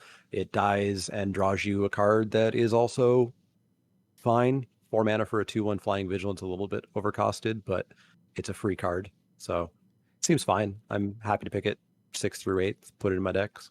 I'm a little higher. I could see going as high as 5th for the first copy, because I believe I can trade off a 3-mana 2/3 for something relevant. Yeah. We've seen a number of 3/2s. Yeah, and double blocking. So I think I'm pretty happy with this one. Yep, agreed. All right, lunchtime? Yeah, sounds good. Okay, probably take me about 5 minutes to get some lunch ready and be back and ready to chit chat. Right. So let's plan on taking 5 here. Sounds good. I'm gonna go get a muffin. All right, BRB.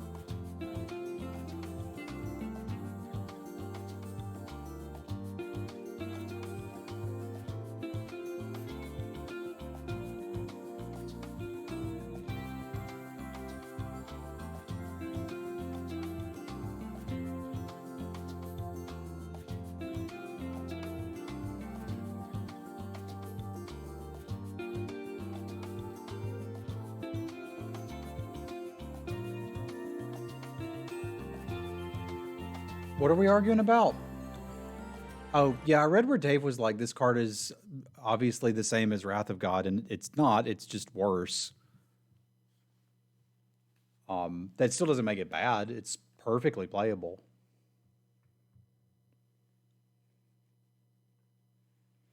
Oh, okay.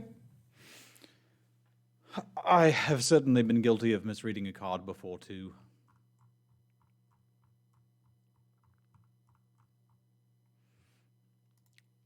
All right, so blue's next, and I'm going to have some soup.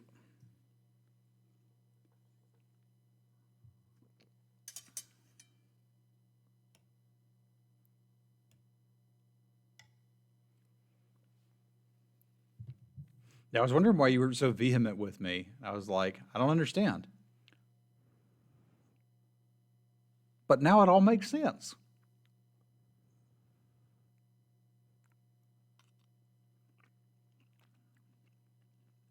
It was a great line. I was just like, I don't know what you're talking about because you're obviously wrong. From your perspective, though, you were not.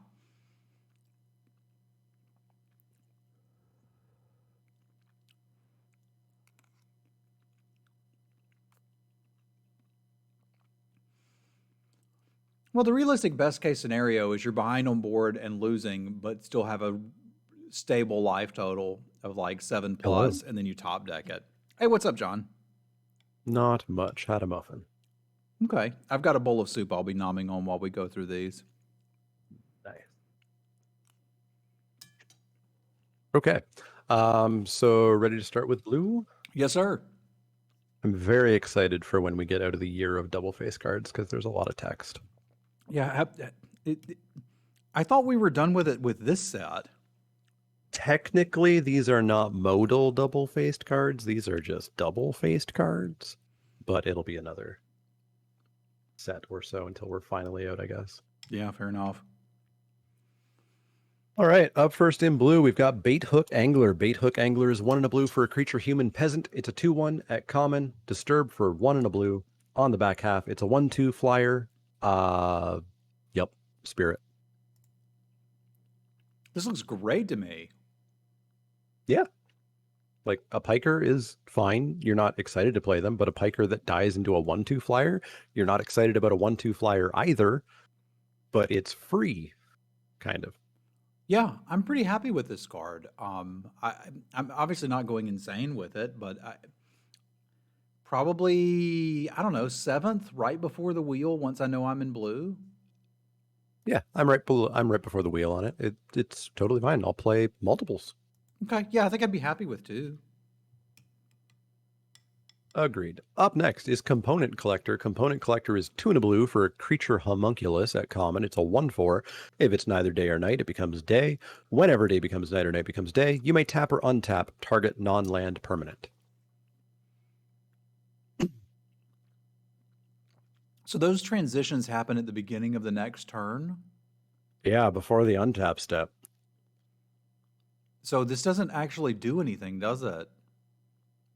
Yeah, is that right? Like, you can't tap their stuff. Well, I mean, you can, it just doesn't do anything. Yeah. So it's kind of like when night becomes day or whatever, you can untap a land or untap a creature. Because tapping their stuff is just stupid because it's just going to untap. The triggered ability goes in the stack during the upkeep. Oh, it's after untaps?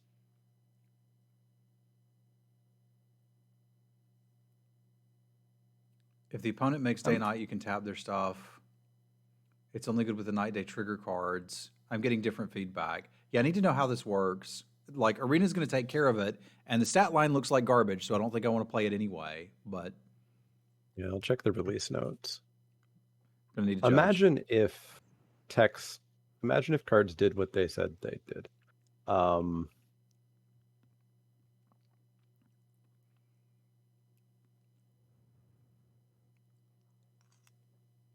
even the release notes are hard to find. Before a player untaps their permanents during the untap step, the game checks to see if the day-night designation should change. If it is day and the active player of the previous turn casts no spells, it becomes night. If it's night. Before a player untaps their permanents during the untap step, the game checks.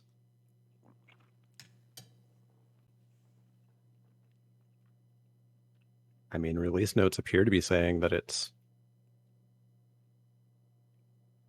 Triggered abilities go on before the stack untap. the next time a player would receive priority. So Yeah, because nobody receives priority during untap. Yep, first time you receive priority is upkeep. okay, so that means that they've already untapped. Yep. Okay, so this does let you tap something on their turn potentially if you flipped it, which means if you're not casting any spells, you've consistently got a tapper in play for 0 mana. Right? Like I could presumably just pass the turn and then next turn cast 2 spells and I've got a 0 mana tapper. Yeah. So long as you don't have werewolves that you're wanting to keep at night or something. Which you probably is don't. Less likely. There's going to be some cards that want this deck. We've seen a lot of 3/3s for 3. This blocks all of them. We've seen a decent amount of X1s. This blocks all of them. The tapping will happen, and you'll be able to kind of fiddle around with that a little bit. All of that said, you can probably wheel as many of these as you want. But I think there are decks that will play this. Yeah, I'm going to start out wheeling and just waiting to see somebody else show me how this card works and where it works. I think it just works in blue decks that are looking to kill you in the air. Yeah, I could see that. Because then you have a lot of... You're happy to pass the turn because you might have instant speed stuff, drawing cards or countering or bouncing or whatever. Yeah, and you also, like, imagine you have 2 or 3 of these, but you can probably get them if you want. You could tap down their team at the beginning of their turn and then poke them, I guess, for 3. Maybe it's not that impressive, but you could do something. It's true. It's true. Up next is Consider. Consider is a single blue mana for an instant at common. Look at the top card of your library. You may put that card into your graveyard. Draw a card. I'm not really considering playing this card, John.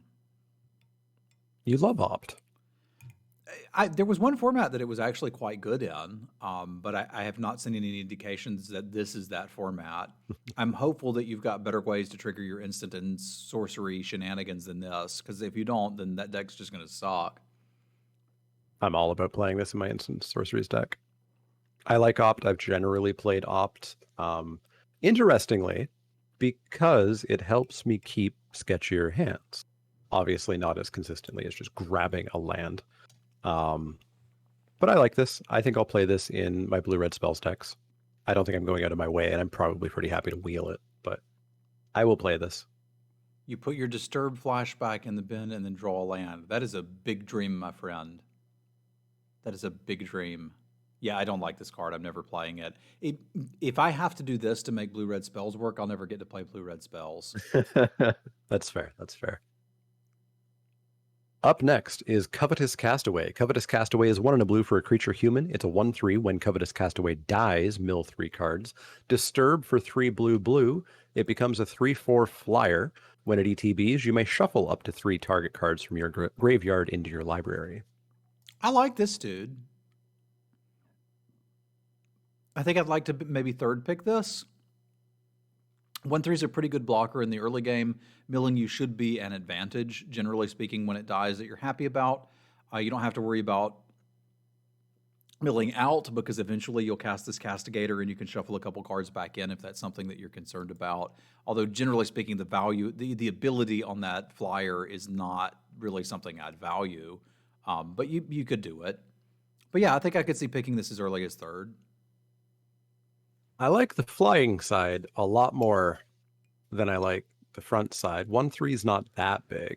On turn 2, it's not bad, but it's not that big. We've seen a number of 3/2s, and 1/3s it eats, but trades. I think it's fine, but I'm definitely not going to go anywhere near third pick for this.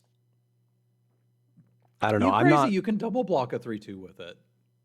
I'm not valuing milling myself that much based on what I've seen so far. I'm not either. I'm valuing a 2-drop that's okay on turn 2 and does something later in the game. That's great. That's what this card is. Huh. I think I'm more on like 5th pick at best for this. Third just feels super, super, super high for me. I feel like on third, I'm still picking up some removal and stuff. Cool. Pass it to me. Will do. Up I next is Curse. Up next is Curse of Surveillance. Curse of Surveillance is 4 and a blue for an enchantment or a curse at rare enchant player. At the beginning of enchanted player's upkeep, any number of target players other. At the beginning of enchanted player's upkeep, you can draw a card equal to the number of curses attached to them. We'll ignore all the commander wording read there. 5 mana, draw 2 cards a turn. Enchanted player's upkeep. Not a turn, because it would be on their turn that you draw that card, but a turn cycle, yeah, you'd be drawing 2 cards. Actually, okay, you got me. I'll play that. That's Really? decent card advantage. Yeah, take 1 turn off and start to draw a card, 2 cards a turn. I'm down with that. I'm going to get pretty far ahead of you if I'm drawing 2 cards a turn, right? 5 mana. I mean, do you like That seems- inspiration? 5 mana, do nothing. I love inspiration. Okay, so this is like 1 extra mana, but you're drawing card every turn. Yeah. I'm first picking this out of a lot of packs. That's an incredible amount of card advantage. Wow. I'm definitely curious to see how this goes, because if this format is slow enough that I can just on turn 5 pay 5 mana to do nothing and then draw cards, cool. I just worry. I worry about every set post 2019 actually allowing that to happen. Yeah, so do I. So like, this is not something that like you can casually put into deck. Like, you need to have some 2-drops. You need to be able to trade crap off. But provided you've done that, I think I'm pretty happy with this. Wait, hang on. Any number? Oh, other than that player. Right. That's what stops it. Yeah, I'll keep an eye on it. I'm hesitant just due to the cost and the speed and every creature in the set doing stuff. But if it's playable and if it's first pickable, this probably means I like the format. Yeah, I don't see how 5 mana, like, I don't like a lot of do nothing enchantments, but this is like take 1 turn and take a little bit of damage, and now I just draw 2 cards for the rest of the game. I will eventually win that. Yeah, I'm probably just scarred from AFR where turn 5, a little bit of damage is like 10.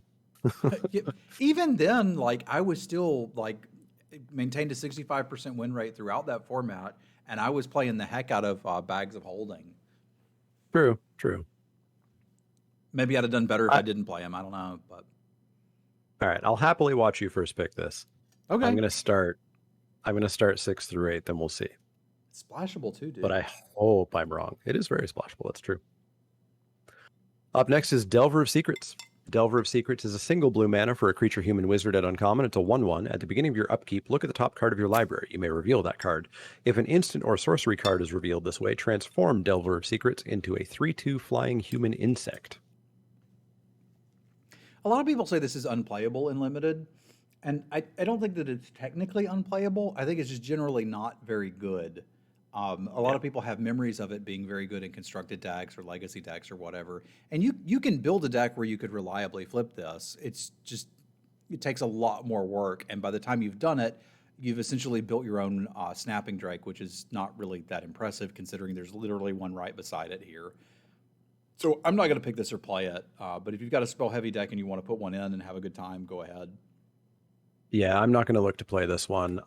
Delver, you'll lose to it. You'll absolutely lose. Where turn 1 they play this, turn 2 they flip it, and you are now on like a very quick clock starting on turn 2. But that's just luck. That's just variance.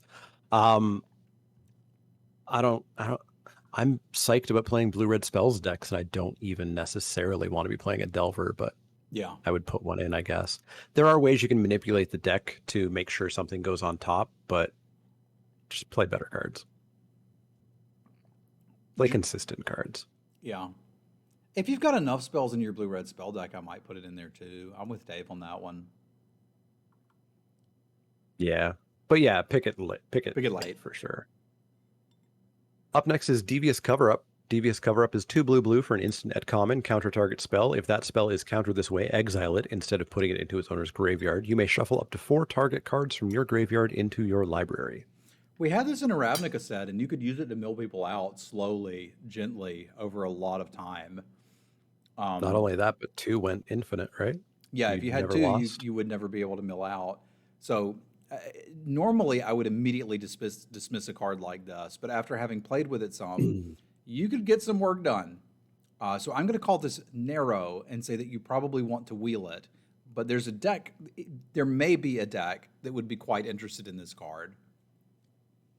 I almost feel like there has to be a deck because this was in Guilds of Ravnica, where one of the top decks was Boros Balls to the Wall aggro, and this still worked.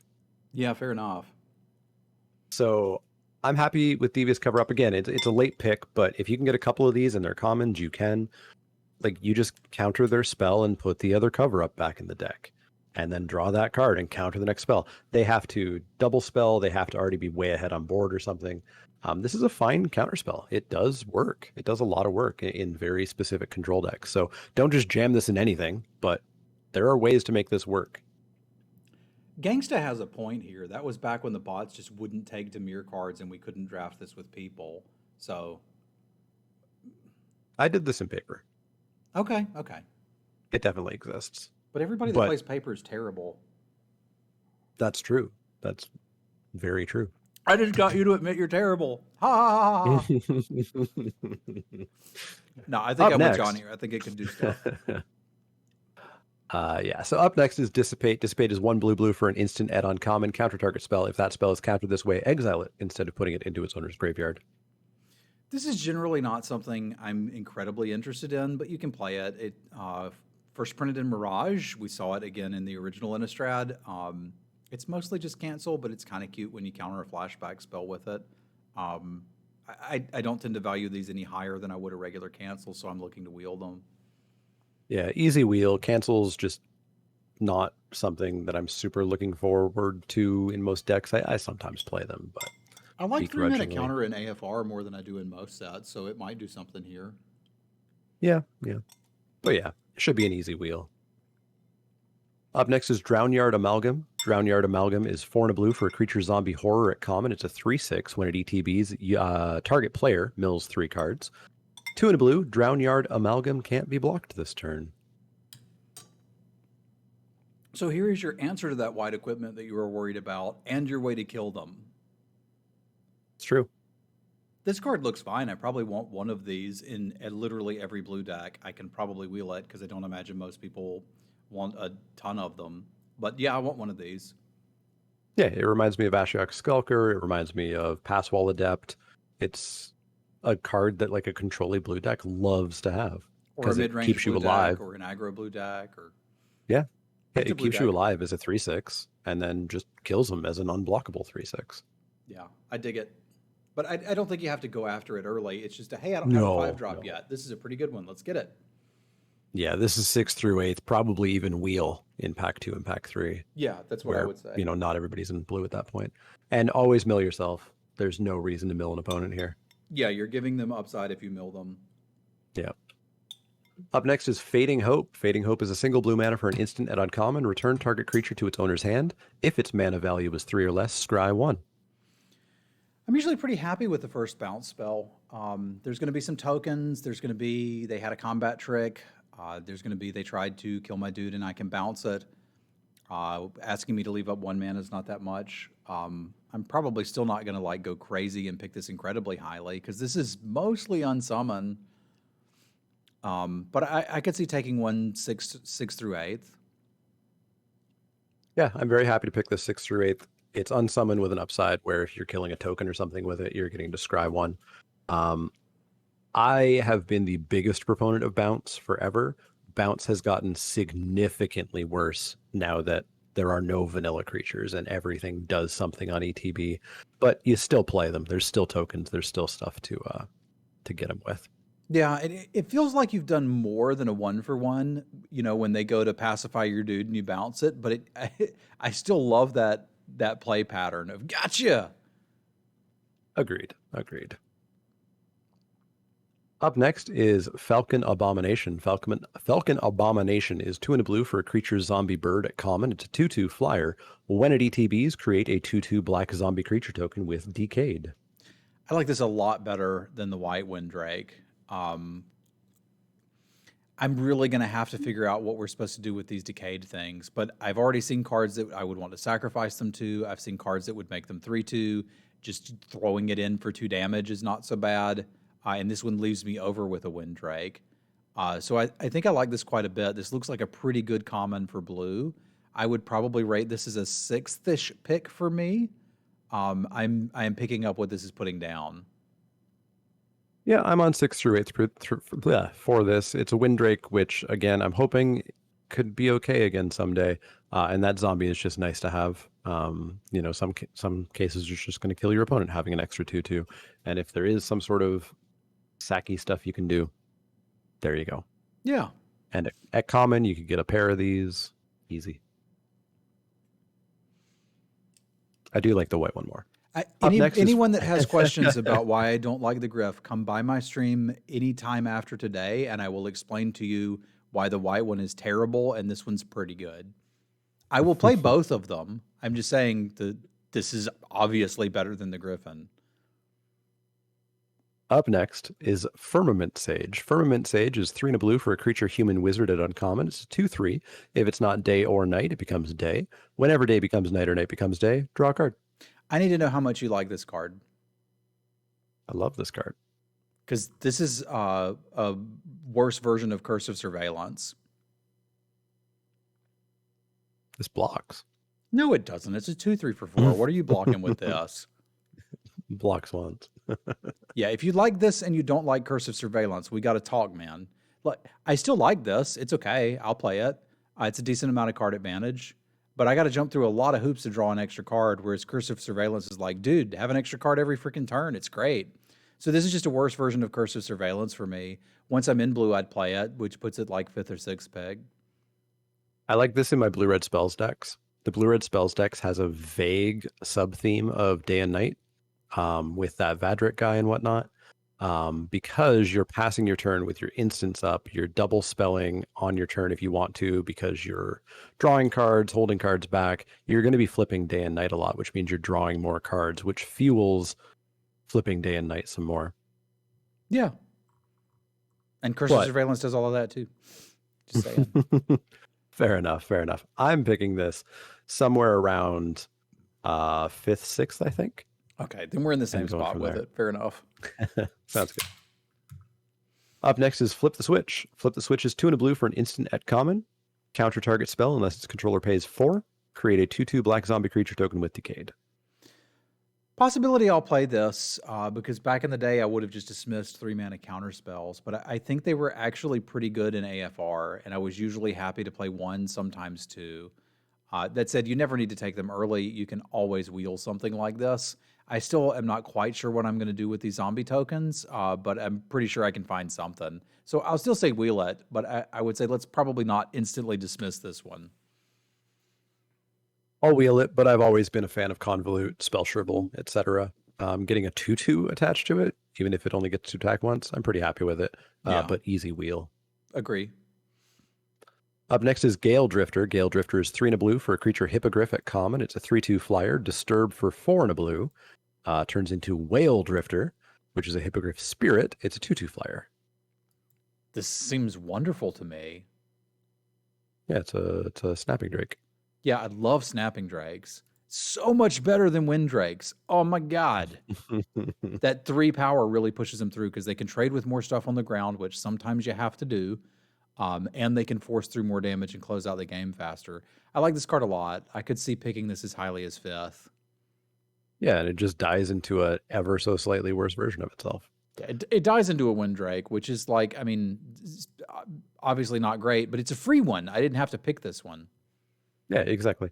I'm happy 5th, 6th for this, I think. I think it's going to be one of the better blue creatures. Yeah, this looks really good to me. This will probably be one of the better blue commons. Yeah, yeah. Up next is Geistwave. Geistwave is 1 and a blue for an instant at common. Return target non-land permanent to its owner's hand. If you controlled that permanent, draw a card. This is almost the same card as the Unsummon. I'm going to treat it functionally the same. I was pretty happy playing You Come to a River in AFR, and I could barely ever remember that had another mode. So the fact that this doesn't really matter. I'm happy to put one of these in my deck. I'm probably still looking to wheel it. Yeah, ditto. It's bounce, which unfortunately is getting worse. But I'm still gonna try to play it and hope that maybe bounce is getting better. I'm not looking to bounce my own stuff. I will say this is the second bounce spell we've seen, and we're not done with that, which makes me hesitant about maybe the counter stuff, and definitely hesitant about playing any auras ever. Yeah, well, you should be. You should, yeah, fair, fair. Up next is the movie poster for Face Off. Grafted Identity. Grafted Identity is 2 blue for an enchantment aura at rare. As an additional cost to cast this spell, sacrifice a creature. Enchant creature. You control enchanted creature. Enchanted creature gets +1/+1. I took his face off. Sorry, just need to do that. Okay, so this is 4 mana mind control, but I got to sack something. Yep. So mind control was a 2-for-1. This isn't a 2-for-1, but I Sack do. a token. Yeah, I do get to sack something, and I've probably got some zombie decayed things laying around. I'm first picking this. Who am I kidding? This easy is first pick. Worst case scenario. This is like switcheroo with upside. Agreed, yeah. Yeah. Now, I will say, this isn't a zombie payoff for me. This isn't the decayed zombie energy payoff for me. This is just I'll a good sack card. anything. Yeah. I'll sack a 1/1 human. I'll sack anything. Yeah, Up next is Larder Zombie. Larder Zombie is a single blue for a creature zombie at common. It's a 1/3 with Defender. Tap 3 untapped creatures you control. Look at the top card of your library. You can put it into your graveyard. Lard or zombie, huh? Okay, so if I've got a ton of decayed zombies sitting around and I can't attack with them, I can use this to mill myself, maybe? Sure. Or Looks, get that land off the top. yeah, it looks okay. I generally like 1/3s for 2. The fact that it's a defender is kind of weird. Wheel these, I would say. I don't think we're going to go super crazy with this, but I can't really say anything bad about the card. I would wheel at best. I can't see playing this card. Yeah, I'm in that boat. Wheel at best. But if you're short 2-drops, throw the Larder Zombie in. It could do something. Theoretically, yeah. You got to have a lot of creatures down and be unable to attack and care about milling yourself, I guess. You would always care about milling yourself at that point because, like, you could look and be like, oh, it's land. I don't want it. So, like, it helps you dig. The ability's not bad. Make it a 2-mana 2/3, and the card's absurd, and we're all playing it, right? Like, it's just that, a 1-mana 1/3 isn't that exciting. It depends on format. Tapping 3 creatures is one heck of a cost. Yeah, but end of turn. Like, Auntie is here saying gain advantage to target board stall. Yeah, that's fair. Instant speed. So I think this guy's okay. Yeah, I can go on wheel and maybe play it. Yeah. Up next is Lear, Disciple of the Drowned. This person is 3 blue for a legendary creature human wizard at Mythic. It's a 3/4. Spells can't be countered. Each instant and sorcery card in your graveyard has flashback. The flashback cost is equal to that card's mana cost. Okay. They have finally found a card where I'm willing to play an understated body. Because I go through all my spells, then I slam this, untap, and I can start casting them again. Cool. That's enough value for me. I will first pick this. Yeah, and even your flashback cards, which have expensive flashback, now have cheaper flashback. Flashback. That's a lot of flashback. Okay. Easy first pick for me, and I want this in my blue-red spells deck. Yeah, agree. But any deck works. Blue-black, it would probably be amazing. Up next is Locked in the Cemetery. Locked in the Cemetery is 1 and a blue for an enchantment aura, enchant creature. It's common. When Locked in the Cemetery enters the battlefield, if there are 5 or more cards in your graveyard, tap enchanted creature. Enchanted creature doesn't untap during its controller's untap step. This is not nearly as good as the Herpaderp from the last set. Claustrophobia. I can never remember what we call it. Oh, from like last Innistrad. From last Innistrad, and it was the same card as Mesmerizing Sleep, Charmed Sleep. There we go. Oh yeah. It's not as good as that. It doesn't look like it's going to be that hard to get some crap in your graveyard, and you'll probably have to play some of these. It's worth noting that this card is functionally Assassinate for 2 mana, right? Like destroy target tapped creature. That's what this is doing. So the first copy of this is still fine to play. I don't think I want to go nuts over it. And if this is our blue enchantment-based removal, well, it's not all that good. So we may be looking to other colors to get the removal, because I'm probably looking to get the first one of these like 7th pick when I'm blue, and I may not even want more than 2. I think I'd probably play more. Getting 5 cards in your graveyard's not hard at all. Yeah, it is.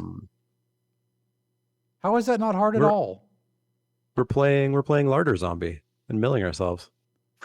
Sure you are. You understand there's some tension too when you cast a flashback card or disturb, that they're leaving the graveyard. Like, trust me, I'm the one that loves claustrophobia style effects when chat tells me they're bad. This is worse than those effects. You can still play it. Yeah, it's Assassinate Axeman. That's what I'm saying. But like, you didn't put 3 Assassinates in your deck and be happy about it. I mean, I played Ray of Frost and happily, even not against non-red decks. Yeah, I played one of them too. It was fine. And I would play one of these. It'd be fine. Yeah, so I'll take this 6th through 8th, I think. Yeah, I think the first one I do, but that's about it. That's fair. That's fair. I will say the art with the gate being slightly off-centered is really throwing my perception around. I saw somebody Like on Twitter that slightly posted this art, and they're like, if you zoom in right over his shoulder, you can see why he wants to get out so bad. There's something in there with him. Like, that's actually really good art. Interesting. Can't quite make it out. Yeah, you've kind of got to zoom in to be able to see it, but it's there. Up next is Malevolent Hermit. Malevolent Hermit is 1 and a blue for a creature human wizard at rare. It's a 2/1. Pay blue and sacrifice it. Counter target non-creature spell unless its controller pays 3. Disturb for 2 and a blue. It comes back as a Benevolent Geist, which is a spirit wizard 2/2 flyer, and non-creature spells you control can't be countered. This seems about on par with me as the Bait Hood Angler, except it's just obviously that shifted into rare. With this being on board, your opponent is probably just always going to be able to play around this if that's what they want to do. And generally speaking, in limited, you'd probably trade it off way before that's relevant. So I wouldn't get too excited about that. But a 2/1 that dies into a relatively cheap 2/2, sold. I'm aboard. I'm all aboard this value train. I could see first picking this out of a lot of packs. Yeah, this is a vanilla 2/1 that becomes a vanilla 2/2 flyer. No, playing around it just means instead of using a kill spell that they probably shouldn't use anyway, they cast a creature. Or if they've got a crappy removal spell and a good one, just use the crappy removal spell on this. Like, whatever, you can sacrifice it and counter it. I got what I want. Yeah, it still died. Yeah, so I think this is mostly a piker that dies into a Windrake.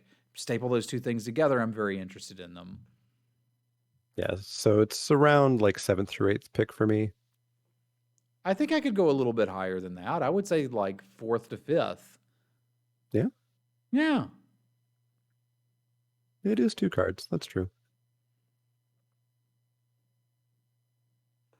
I could see 4th, 5th, yeah. You talked me up to it. All right, we got there. Up next is Memory Deluge. Memory Deluge is 2 blue for an instant at rare. Look at the top X cards of your library, where X is the amount of mana spent to cast this spell. Put 2 of them into your hand and the rest on the bottom of your library in a random order. 5 blue for flashback. The top X cards. So I look at 4 and draw 2. And then I look at 100 and draw 2. Yeah. I mean, that's Sorcery Speed Inspiration. That's fine. No, that's not Sorcery Speed Inspiration. This is an instant. This seems good. I don't know that I want to first pick it. It doesn't seem as good to me as the one that just draws me cards every turn. Yeah, I think this is good, not great. It feels like a vague dig through time variant, sort of, but not. Yeah, it's still good. I'd still be happy to play it. And I'd probably first pick it out of a bunch of packs. It's a lot of card advantage. Mm-hmm. I can see things I would first pick over this. Yeah, I think I want it around like 3rd, 4th. But do we have common card advantage in blue? Like, is there a divination variant? I haven't seen one yet. I don't think we've seen one yet. I can't remember if we do see one or not. Yeah, if we don't, if you want to draw cards and you open cards like this that draw cards, you better take them there because that's the only way you're doing it. Yeah.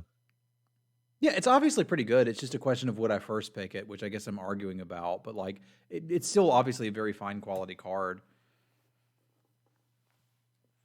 Yeah. Yeah, I think I'm around third, fourth, but I think it might get picked higher. Yeah, same. I think I might very well too. I could see Yeah. first picking this. That's all I'm saying.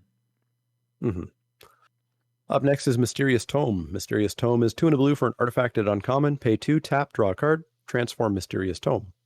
It transforms into a Chilling Chronicle. Chilling Chronicle is an uncommon artifact. Pay 1, tap, tap target non-land permanent, transform Chilling Chronicle. Oh, so it keeps going back and forth. Yeah. This card's really cool. I hope that I can play it. That is a source of card advantage in blue at uncommon that I quite like. It's like part of an icy manipulator and part of a Jame Day tome stapled together, but it's never going to be exactly which one you want it to be. Huh. I have no idea where to pick this, but I want to play with it. I think it's entirely set dependent because it could be incredibly slow because you pay 2, tap, draw a card. The icy manipulator's tapped. You don't get to use that until a full turn cycle.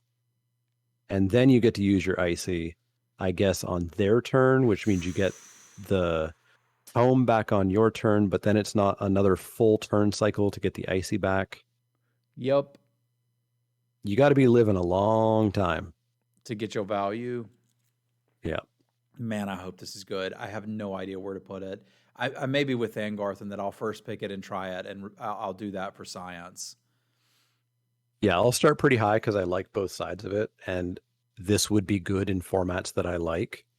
There's a chance it's garbage. Yeah, there's a high chance it's garbage. Buyer beware, but I like this card and I want to play with it. Yeah. Can you transform and tap it again? No, because transforming doesn't change anything about the card. So you tap it to draw a card, and then it just sort of flips over. It doesn't become untapped or anything. Oh God, it is really good with that 1/4 that taps or untaps on day and night. Because like I'll just spend my mana on my turn to do this crap. I won't cast any spells. We'll flip it over. Next turn, I can tap something down, cast a couple spells, and have this to tap something else. All right, let's get Mysterious Man. I'm ready to feel somewhat justified in picking this if I can get a bunch of those 1/4s because nobody else wants them. Yeah, that's fair. Sounds good. Up next is Nebelgast Intruder. Nebelgast Intruder is 2 and a blue for a creature spirit at uncommon. It's a 2/1 flash flyer. When it ETBs, up to 1 target creature an opponent controls gets -2/-0 until end of turn. Yet another card that's better than that White Griff. Because this could actually eat something. There's a reason that this has flash, is that I can flash it in and eat a 2/1, and then I've got this left over. I could use this as a combat trick when I attack with my 3/2 and they block with their 2/2. Like this one just is all upside. I like this card quite a bit. It's like the frog. I won games with that frog. You hush. I won games with Fairy Duelist, which was very much like this card. Fair enough. This is better than Fairy Duelist. Yeah. By a decent amount. I could see picking this as highly as 4th. I like this one. Yep, I'd pick it pretty highly. I think I'm on 4th, 5th. I like the card quite a bit.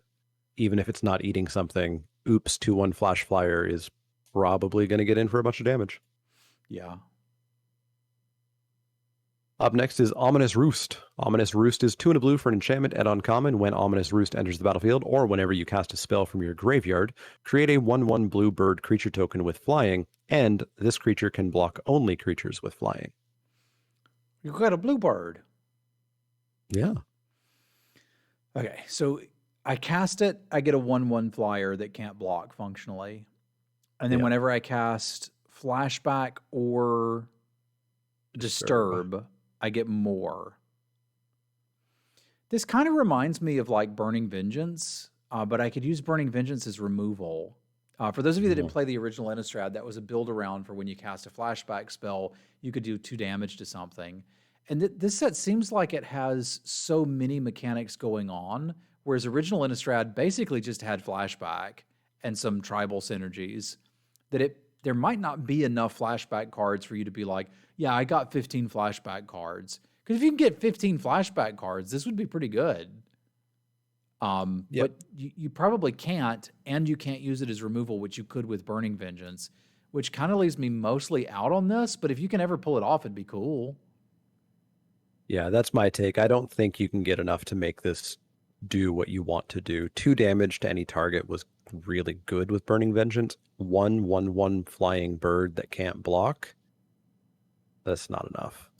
It makes me wonder if this was too good if they could block. There's a weird. This creature can block only creatures with a flying sub theme in this set. I don't know why. Yeah. I'm happy that downsides are being explored, like, because that tends to make sets that I enjoy when not everything is just pure upside. Yeah. But I'm wondering why that sub theme is going through this set. Yeah, it's just one of those cards where you've got to get a ton of value out of this. If I can make 3 of them, I think I'm happy, which means I probably need at least 9 flashback spells. And even then, if I top deck it after I've already cast a bunch of them, I don't want it. This may just be bad. Yeah. I'm on bad to start. I'll keep an eye on it, but it's not the build around I want. All right. Up next is Organ Hoarder. Organ Hoarder is 3 and a blue for a creature zombie at common. It's a 3/2. When Organ Hoarder enters the battlefield, look at the top 3 cards of your library, then put 1 of them into your hand and the rest into your graveyard. And it has flash, right? No. Why couldn't this have been a 3/4? I don't know. I guess that relegates this to this card goes into decks that want self-mill, because that's all it's really doing for you. It's an overcosted creature. So you have to be interested in self-mill. If you are very interested in self-mill, get you an Organ Hoarder, because you're the only person at the table that wants it, because nobody wants a 4-mana 3/2. It does draw you a card. Yeah. I just want better stats. Yeah. Yeah, I guess if this was just 4-mana 3/2 draw a card, I would be happy about it. Yeah, and it's draw a card with selection. Yeah, okay, fair enough. I'm wrong. This card is just okay. Because there was that 3/2 wizard in BFZ that I played all the time, and I was happy about it. The wizard that was very good and at the same time wildly overrated. Yeah, I suspect that this is that card. I suspect that this is very good and will be wildly overrated, which is why I'm initially pooping on it a little bit. But I also think I just fundamentally misunderstood this. I thought it was just milling. I didn't quite appreciate that you're keeping one of them. So if you're just milling, this is obviously bad. Getting to keep one puts us on par with, like, whatever that visionary thing was. Jiraga Visionary. Yeah, Jiraga. Yeah. So yeah, I've gone through the entire gambit on this card and have gone from I don't want to play it to I'll probably take the first one 6 pick. Yeah, I'm around 6th pick for this. I expect initially, if people identify that this is like Jiraga, you're never going to see them because they're going to be picking them something stupidly high, like 2nd pick or something. But yeah, I'm around 6th for it. Up next is Otherworldly Gaze. Otherworldly Gaze is a single blue mana for an instant at common. Look at the top 3 cards of your library, put any number of them into your graveyard, and the rest back on top of your library in any order. Flashback for 1 and a blue. No thanks. But you flip your Delver. It's Ponder. I guess you could, and you could get bird tokens with your Ominous Roost, but I don't want to have a card that just doesn't do anything. Yeah, this does nothing for me in any of the decks that I want. You don't play Index. You don't play this. Yeah. And yes, this is better than Index because you could mill blah, blah, blah, but no thanks. Yeah, not interested. Up next is Overwhelmed Archivist. Overwhelmed Archivist is 2 and a blue for a creature human wizard at uncommon. It's a 3/2. When Overwhelmed Archivist enters the battlefield, draw a card, then discard a card. Disturb for 3 and a blue. Becomes Archive Haunt. 2 and a 1. Spirit Wizard. It's a 2/1 flyer, and when it attacks, draw a card, then discard a card. This is the only card from the set that I had already seen, and I like this one. I liked it to begin with. 3 mana 3/2 that lets me loot if I wanna. Seems pretty good. Actually, I have to, don't I? Well, cool. Yes, that means you I do. can never make a mistake because you should always loot. Yep. And then this triggers on attack, not damage, which is kind of neat. You could attack and they block it with a 2/2 and you still get it. So overall, I really like this card. I could see going as high as 3rd pick for the Archivist. Yep. I could see like 3rd, 4th, 5th. I think realistically I'm in 4th, 5th, just because I do think that 2nd, 3rd still tends to be the realm of removal and such, but Removal's just looting's gotten great. worse these days, man.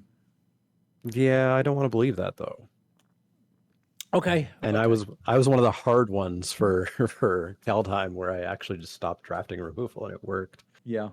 Yeah, no, this card's great. Okay.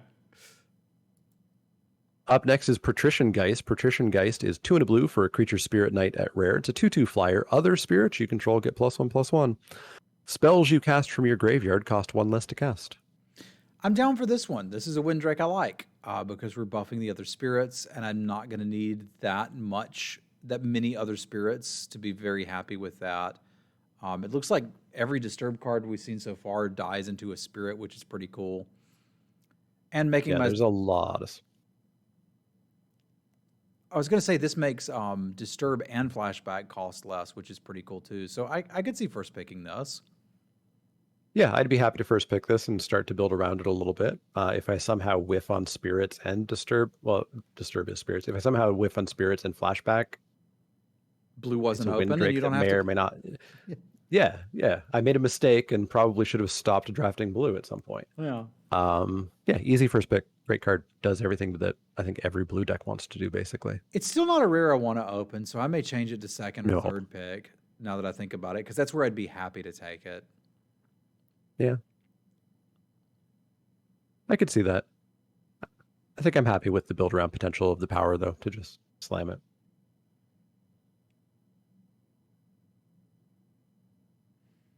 Up next is Phantom Carriage. Phantom Carriage is 4 blue for a creature spirit at uncommon. It's a 4/4 flyer. When Phantom Carriage enters the battlefield, you may search your library for a card with Flashback or Disturb, put it into your graveyard, then shuffle. That's a nice effect. It's a nice body. It's an expensive card, though. Yeah, considering, like, this has got to be one of the first 6 drops we've seen. We have not seen high casting cost cards, which makes this look wildly expensive. Yeah, it looks more expensive here than it probably would normally. But I mean, this is a lot of value for 6 mana. It's functionally a 6 mana 4/4 flyer that mostly draws you a card. Draws you a card, but draws you, like, the card you want, generally. Like, theoretically, most of your Disturb and Flashback cards are going to be some of the best cards in your deck. Could be. I mean, I don't know, though. Maybe you're playing Otherworldly Gaze. It's true. If I could always only ever find it with the Phantom Carriage, I would put Otherworldly Gaze in a deck. I think this card may actually be pretty good. I could see third or fourth picking this. I think it's probably pretty good. I'm iffy on that casting cost, which I think is going to keep me down in like the 5th, 6th range. But if this format is totally okay with that casting cost, I could push it up. I mean, it'll kill you pretty quickly, man. 4 damage in the air starts to add up. Yeah. I just hope we're not dead by turn 6. Yeah, me too. Let's do it. Let's build a deck that can survive. Sounds good. Up next is Puppet Stitcher. Puppet Stitcher is 2 and a blue for a creature human wizard at Mythic. It's a 2/3. Whenever you cast an instant or sorcery spell, create a 2/2 black zombie creature token with Decayed. At the beginning of your upkeep, if you control 3 or more creature tokens, doesn't have to be the zombies, you may transform Puppet Stitcher. Transforms into Puppet Factory, which is a plain old artifact. Creature tokens you control lose all abilities, including Decayed, and have base power and toughness 3/3. At the beginning of your upkeep, you may transform Puppet Factory.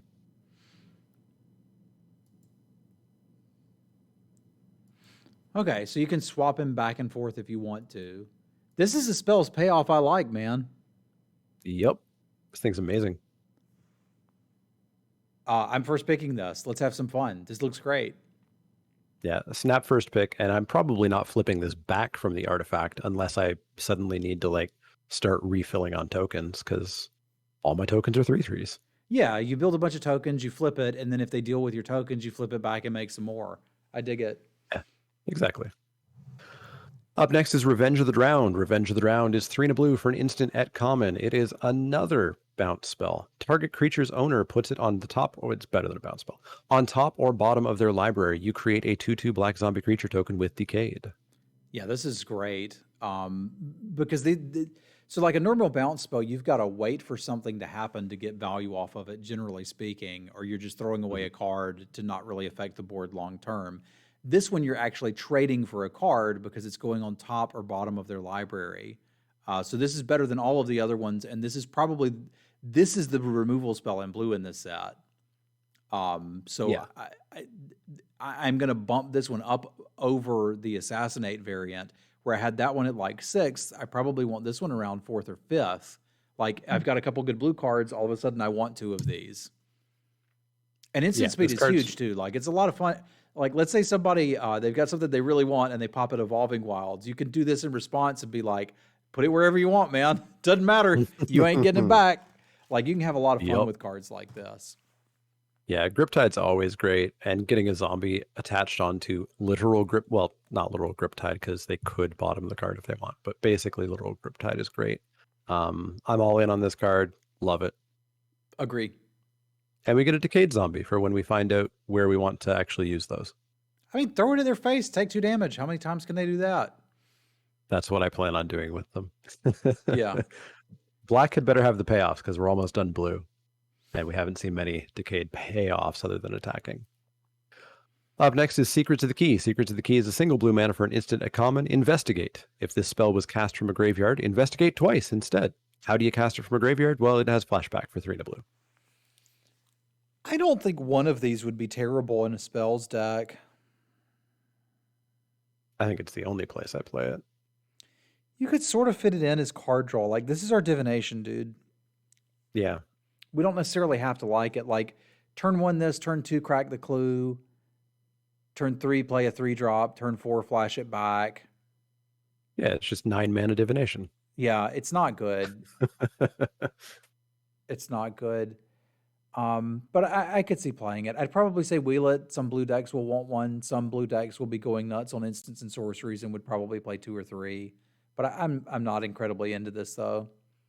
Yeah, I would wheel it, and I'm pretty sure I only want to play it in blue-red spells.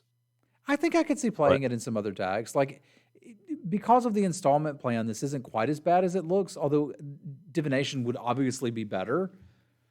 But I think we take this. Yeah, I could see needing to pop it in somewhere. It could help you like trigger day or something as well. Yeah, don't be ashamed to play this. This card's okay. Yeah. Up next is Shipwreck Sifters. Shipwreck Sifters is 1 in a blue for a creature's spirit. It's at common. It's a 1/2. When it ETBs, draw a card, then discard a card. Whenever you discard a spirit card or a card with Disturb, put a +1/+1 counter on Shipwreck Sifters. It also is a spirit. Yep. The thing is, I don't want to do that. I want to discard lands. Yeah, I want to discard lands. I don't want to discard straight up spirits that don't have Disturb on them. And I don't want to discard Disturb, but I can. Yeah, you do. You don't think you do, but you do. And like getting the first counter on this? Mandatory. Okay. Yeah, required for it to even remotely be okay. Like I need more counters on this than it's going to get, I think. Or it can be a 2/1, and I'm pretty happy with this. Because like then it would just be Fisher Wizard with incredible upside. As it stands, I don't Yeah. really want it. I'd probably wheel it and maybe play it in some decks, but not many. Yeah. Yeah, I'd wheel it. It doesn't look like what I want to be doing. Up next is Scab Wrangler. Scab Wrangler is 1 in a blue for a creature human wizard at uncommon. It's a 2/1. Tap 3 untapped creatures you control. Tap target creature. This seems all right to me. It's something to do with those tokens. It's end of turn. Get a board stall moving in your direction. It is something you'd kind of want to be using end of turn. Well, I guess you're not blocking with your zombies anyway. And it really says tap 2 other untapped creatures you control because you could tap this. Yeah. This could be okay. I could see picking this as highly as 5th. Yep, I'm right around there. 5th, 6th. I if I'm not using zombie tokens, you obviously really want to be doing this end of their turn. But yeah, I think it could do some work. Thankar's got the biggest point there. It's a 2-1 for 2. The shipwreck, if the shipwreck scepters was Yeah. a 2-1 for 2, I'd love it too. Yeah. Up next, we have Sludge Monster. Sludge Monster is 3 blue for a creature horror at rare. It's a 5/5. Whenever Sludge Monster enters the battlefield or attacks, put a slime counter on up to one other target creature. Non-horror creatures with slime counters on them lose all abilities and have base power and toughness 2/2. Now, if this dies, does that effect still stay in place? No, Okay. because it's not an effect of the slime counters. It's an effect of this card. Okay. This is still pretty absurd. I get a 5 mana 5/5, which is already just great stat lines, Colossopedio, and I just turn your best creature into a 2/2, and then do it again when I start attacking. Yeah, card seems great. Yeah, I'll first pick yes. Yeah, easy first pick.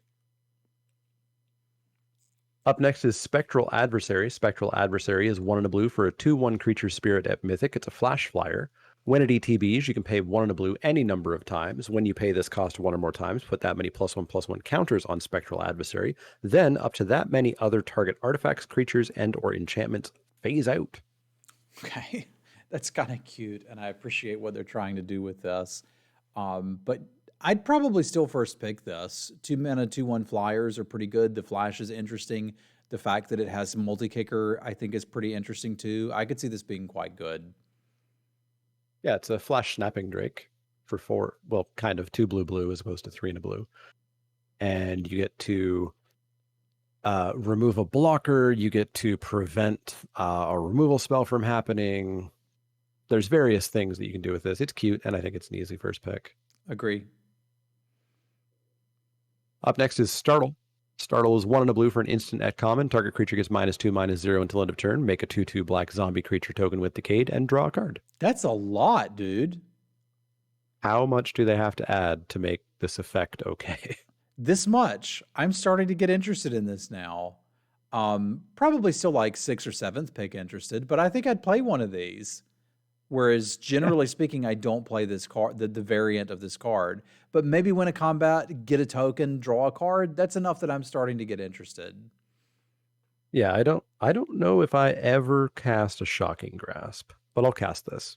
I think I cast it twice in something like 200 drafts. Yeah, exactly. But getting that 2/2, that's a huge upside to this. And, blue-red spells, I'll play this. It draws me a card. It gives me a creature that I can start attacking in with. Attack in with once.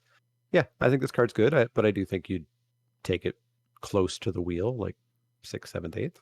Yeah, I'm with you there. Up next is Stormrider Spirit. Stormrider Spirit is 4 and a blue for a creature spirit at common. It's a 3/3 flash flyer. So this is a reprint, and it's a functional reprint of another reprint on top of that. And I think this is a good case study in how limited has changed from New Phyrexia through Shadows over Innistrad, through to Ixalan, through to now. In New Phyrexia, which is I think the first time we saw 5 mana, 3/3 flash flyer, there were packs you would first pick that out of and be very happy about it. Spire Monitor was just great in that format. It blocked so many things, and it was going to eat something. And this card has gotten progressively worse every time we've seen it because creatures are just getting bigger and bigger and bigger. And there's really not much that this can flash in and eat. It's usually flash in and trading with things.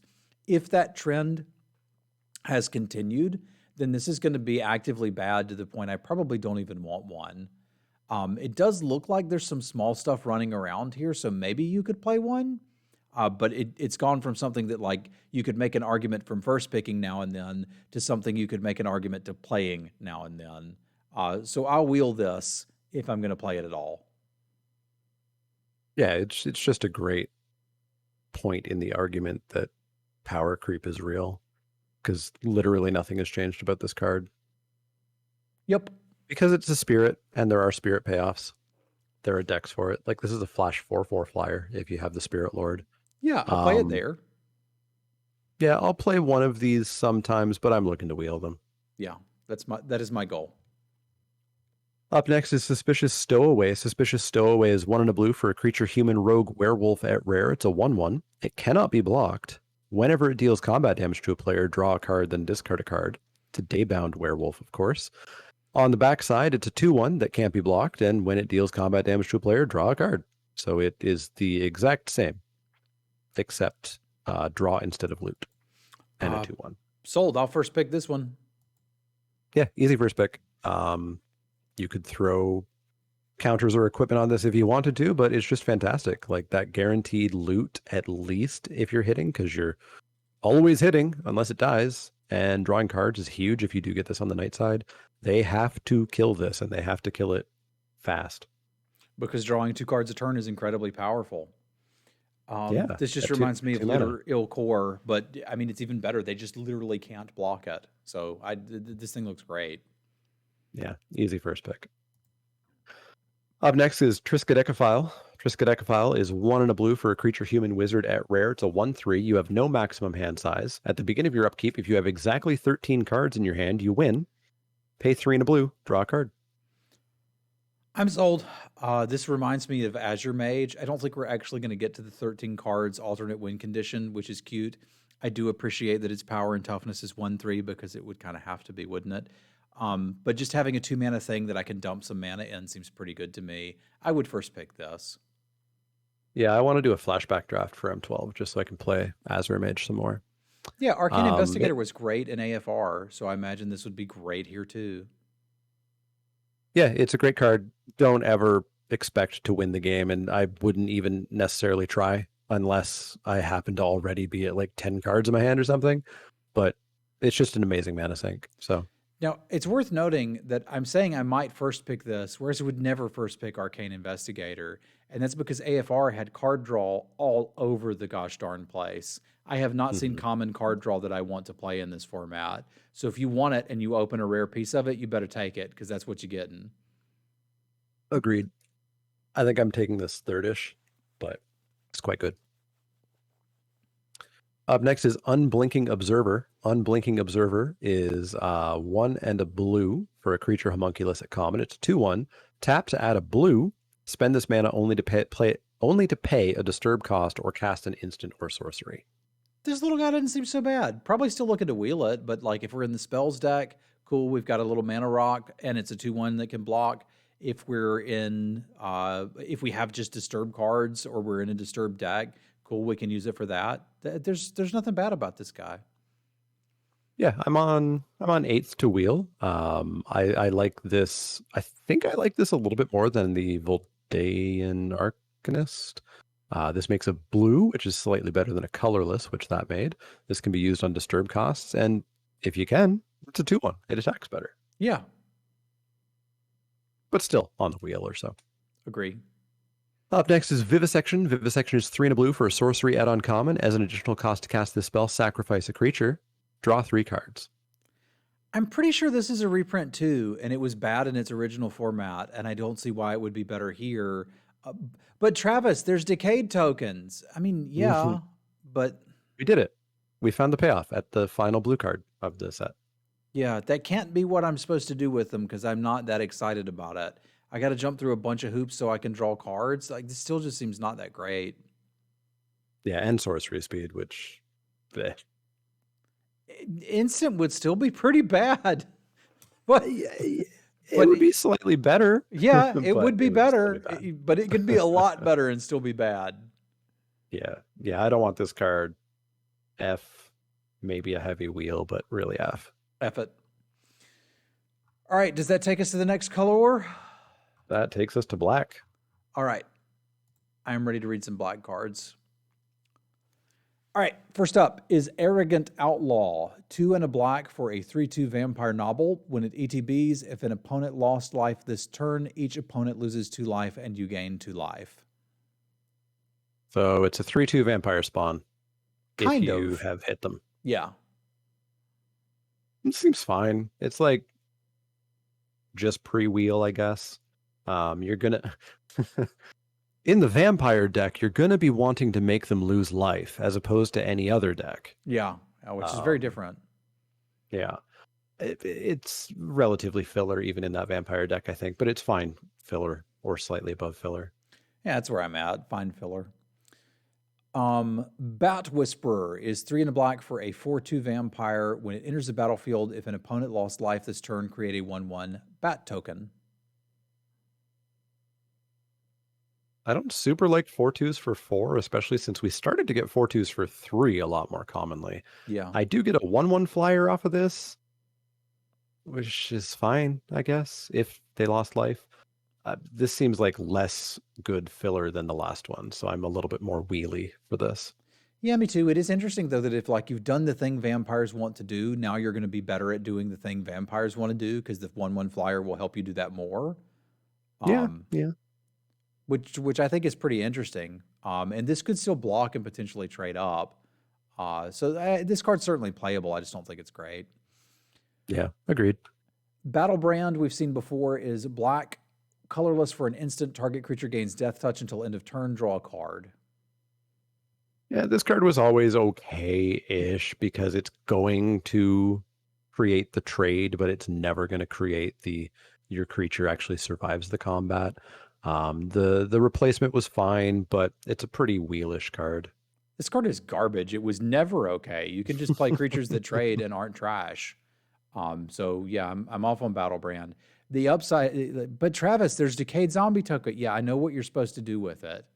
And I So get this it. is the Decayed Zombie token payoff. Yeah, and you can certainly do that. You're going to get one. It's okay. You can do it. But generally speaking, this is just not a good card. Yeah, one of the best things about this from RNA was that you could use it with Daggercaster, and we don't have Daggercaster. Yeah. Again, I'm not saying it's bad to do that, Dave. I'm just saying it's not something that I'm excited to do because it's kind of a gotcha moment, right? Like if you're attacking me with a bunch of decayed zombies that are going to die anyway, I'm probably not. We'll see where it gets there. Blood Pact is 2 in a black for an instant. Target player draws 2 cards and loses 2 life. What? Sure. Sign in Blood costs 1 more, but it's easier to cast. And so black gets divination in this set at common? Yeah, black is the color of card draw, not blue. And you can dome your opponent with it? Yep. Or mill them out. This looks great. Yeah, I love Sign in Blood. I always play this card. I pick it, not crazy high, but 6th through 8th is always where I like this. Yeah, I'd probably take the first one about there. This looks great. All right, up next is Bloodline Culling. 1 black for an instant. Choose 1. Target creature gets -5/-5. Creature tokens get -2/-2. This is the zombie token payoff. Not really. But you kill all your own zombie tokens, or you just attack with them and then cast this afterwards? I don't know. Yeah, you kill all your own zombies in 1 fell swoop for 3 mana and get all those sweet sacrifice or death. I don't know. It's 3 mana, rare, not conditional removal, but probably not unconditional, but probably fairly unconditional. And maybe you get to wipe somebody's tokens. Yeah, you're first picking this, right? Yeah, because it's the rare in the pack. So there's probably no bomb other than this. So there's not going to be bomb other than this. There's not going to be better removal because it's pretty good. So I'd take it. Agreed. Disfiguringly good. Blood Tithe Collector is 4 in a black for a 3/4 vampire novel with flying. When it enters the battlefield, if an opponent lost life this turn, each opponent discards a card. Is this flying? Yes, this one does have flying. So it's just standing on a really tall chair, I guess. It's a 3/4 flyer for 5, which we've already talked about. That's always kind of like, you could play 1, it's fillerish. But you get that discard if they lost life. Why is this uncommon? Because it would be really annoying to play against if it was at common and somebody like this is they have 3 5-drops and they're all this. Yeah, that's true. This is right around where basically any other 3/4 flyer for 5 would be. The fact that it's a vampire and there are some vampire synergies, cool. I feel like we've probably gone through a lot of vampire synergies. Like the 1 was getting a counter on all the vampires. Yeah. When that creature ETB'd. I don't think we've seen any other like vampire. Oh, I guess we haven't gone through red or black yet. Never mind. Yeah, We'll so find them, we're going to probably. start seeing them, but But yeah, this is weakish on like the 8th-ish pick range for me, I think. probably go as high as 6th once I'm in black. This will do a good job at blocking the other flyers. Auntie is pointing out in chat. And it, like, vampires clearly want to deal damage to opponent, then play a vampire. If I don't get the ability from playing this one and they discard the card, then it should enable the ability of the next vampire I play because it's a 3/4 flyer and can presumably connect. Yeah, that's true. It does what a 3/4 flyer does, which is blocks really well, but probably enables the tribe's plan.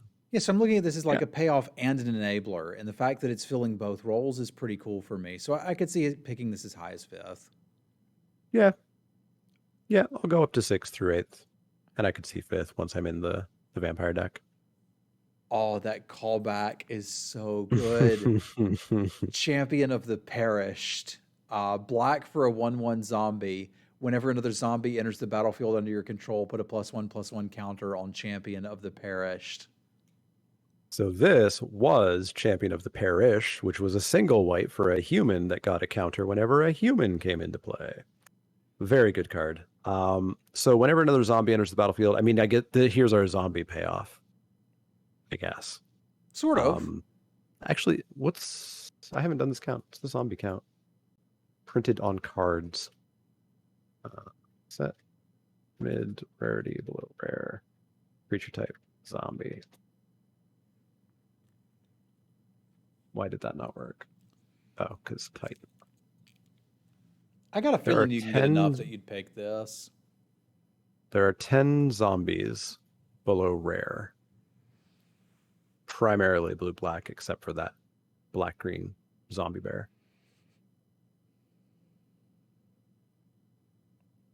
You're the one that's got to rate it first, so I can sit here and be quiet. I'm just taking a quick look at these zombies. I mean, I'm fighting between if it's a first pick or a second and third pick, really, but it should be very good. Draft more zombies, draft more decayed stuff, and this thing can get out of trouble, or this thing can get out of hand very quick. Your opponent has to answer it after it becomes like a 2/2. They need to really start thinking about killing it right away. Yeah, the only concern I have with this card and what puts it firmly in the third pick slot for me is that it's so miserable to top deck. If you play this on turn 1, they need to kill it or you're going to win the game, or your deck is built poorly. If you play this on turn 10, nobody cares and it sucks. There's not a lot of 1 and 2 drops that people are going to care about on turn 10. So I understand that, and it's not that big a knock. I'm just saying I'd rather pick a good black removal spell into a good blue zombie spell and then get past this and go, heck yeah, instead of first pick it and then hope that all comes together. Yeah. The one cute thing is we did see a number of blue spells at instant speed that made zombies, so this does have a vague threat of activation going on almost. That's even pretty at cool. Instant speed. So I think I'm happy on second pick for this. But yeah, it does suck off the top. All right. Crawl from the Cellar is black for a sorcery. Return target creature card from your graveyard to your hand. Put a +1/+1 counter on up to 1 target zombie you control. Flashback 3 in a black.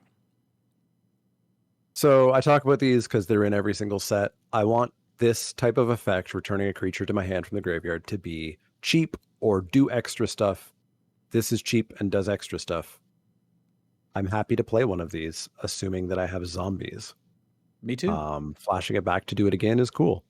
Always keep in mind, the better your deck is, the better this card gets, assuming better means creatures. You know, you got yourself 3 or 4 bombs. You need to search one of these out desperately. If you're just playing like normal creatures, it's still fine, but you're not desperately searching one of these out as much as if you had a ton of stuff to return. I'm never desperately searching one of these out. If I've got 3 or 4 bombs that don't need this, I'll just play one of my other bombs. You just always win. But I will probably stick one of these that I wheel in most of my black decks. Yeah. The zombies is the key part for me too. You got to have enough zombies or I don't think I really want it. So I got to have a bunch of zombies and wheel it, and then I think I'm pretty happy. Yeah. Defenestrate is 2 in a black for an instant. Destroy target creature without flying. How did he come out of that window? Because the wooden parts aren't broken. Perhaps they came out, I don't know, actually. Sideways, I guess, would be the answer. Yeah, apparently. Yeah, this is great. Like, yes, the flyers are going to be the things you're afraid of, but it's 3 mana instant speed removal. It's a very high pick. It's like second to third for me. Yeah, I think so too. Like, yes, this sucks that it won't kill Sigarda or a Hippogriff or whatever, but it kills a lot.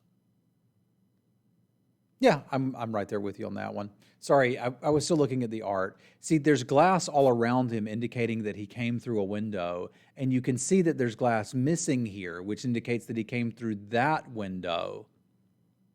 Right? So I think he's just skinny. Fair, fair. Diregraph Horde is 4 and a black for a 3/4 zombie. When it enters the battlefield, create 2/2 black zombie creature tokens with Decayed. When you do, exile up to 2 target cards from graveyards. It's Grave Titan. Basically, yeah.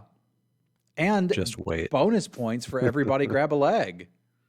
Just wait until I say Grave Titan again. It's terrifying. Yeah. It's 5 mana for a 3/4 with a pair of 2/2s. Cool. It's a zombie. That's relevant. It makes 2 zombies. That's relevant. This is all okay for a 5-drop. I'm happy to put these in probably all of my black decks, at least the first one, but I'm not spending a super high pick on it. Yeah, if this wheels and I get one, cool, I'll probably play it. Yeah. Wheel, 8th, all fine. Sounds good. Dreadhound is 4 black for a 6/6 demon dog. When it enters the battlefield, mill 3 cards. Whenever a creature dies or a creature card is put into a graveyard from a library, each opponent loses 1 life. It's Sir Conrad. Basically, yeah. Infinitely less oppressive than Sir Conrad, which I consider to be one of the only issues with the entire Eldraine format. It's Conrad's dog. Yeah. This card's fine. Again, you can tell how cheap the cards are in this set because that 4 black looks wildly expensive, but it is a 6/6 for 6, which is fine. Mill 3, cool. Maybe it pings your opponent, and then we're just pinging, left and right as creatures die. Your decayed zombies will die and ping. Suddenly, my decay zombies look even better.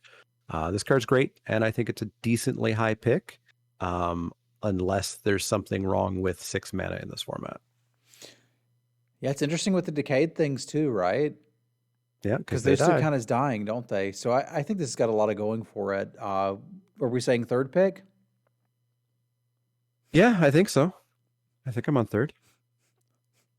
Okay, it is now canon that this dog is farting, and that's what the stuff behind it is. Thank you, chat.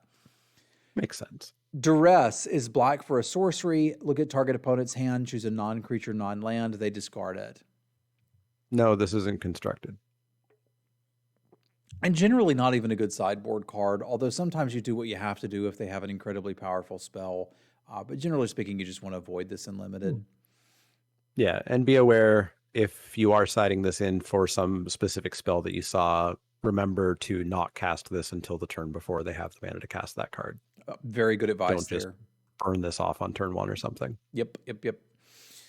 Eaten Alive is black for a sorcery. As an additional cost to cast this spell, sack a creature or pay 3 and a black, exile target creature or planeswalker. Sure, I like it. When I don't have something to sack, it's 3 black sorcery speed removal, which is pretty bad, but you cast what you got to cast. And if I've got something to, sack, I've got a zombie or just whatever, or I desperately need something dead, sure. It's not a ludicrously high pick, but I think it's around like 5th-ish. Yeah, I would think so too. I think I actively want the first one of these, and then I'll happily play up to 2 more. Yeah. Is this actually just Spark Harvest? Is that what Spark Harvest was? It's 1 more than Spark Harvest. Okay. So it's 1 more, but it exiles instead of kills, unless I'm mistaken. Right. Yeah. No, chat's correcting me. This is the same card. It's just better. With exile, yeah. Yeah. Okay. So yeah, this is the same thing. Sorry, for some reason I thought Spark Harvest was cheaper. I guess it wasn't. But I almost always just cast that at 5 mana, and I imagine I'll be doing that with this too. Yeah. All right, foul play. is 1 in a black for a sorcery. Destroy target creature with power 2 or less. Investigate, and it looks like you find pizza when you investigate. Go for found pizza right now. Yeah, me too. I don't. This is what? This is defeat? Yeah, which is bad. I don't hate the first defeat, You should. but it's not good. Getting to investigate off of it is not that big of a bonus. I will start out playing one of these. The trick is this is not like normal removal where you hold on to it until you really want to use it. You burn it the second you can. Yeah, this is just something to trade with your opponent's 2-drop, which very nearly every 2-drop that's ever existed will do, which leads to me to just not want this card, even if I get to draw a card off of it. Yeah, you could just play a 2/2 for 2, right? Yeah. This one does have the advantage of you get to draw a card later, though. So I think it's probably better than your average 2-drop. The problem is I hope there's better things for me to pick. So I want to take this about 6th pick. I think other people will take it higher, and I won't get to play with it. But if I see 1/6 pick, I'll grab it. Yeah, I'll probably go 5th, 6th, and I'll probably play the first one to begin with. Don't load up on these either. Otherwise, you'll be very sad. I'd probably play 2. I think I'd pretty happily play 2. I'd have to look at the stats. I could see it. All right. Ghoulish Procession is 1 in a black for an enchantment. Whenever 1 or more non-token creatures die, create a 2/2 black zombie creature token with Decayed. This ability only triggers once each turn. Ugh. I didn't want to read that part because I wanted to pretend that you could play it. Horrible. Card's awful. Yeah, this is really bad. This is really What bad. is... They've started doing this ability triggers only once each turn. We'll see it more in this set. I don't care for it. Yeah, I don't care for it either. I don't think I want it. It looks like something you're supposed to build around, but only getting 1 zombie a turn. Well, I don't know. If you well, you'd have to play it first, right? If I play it first and then swing team, maybe it would be too good if I got that many.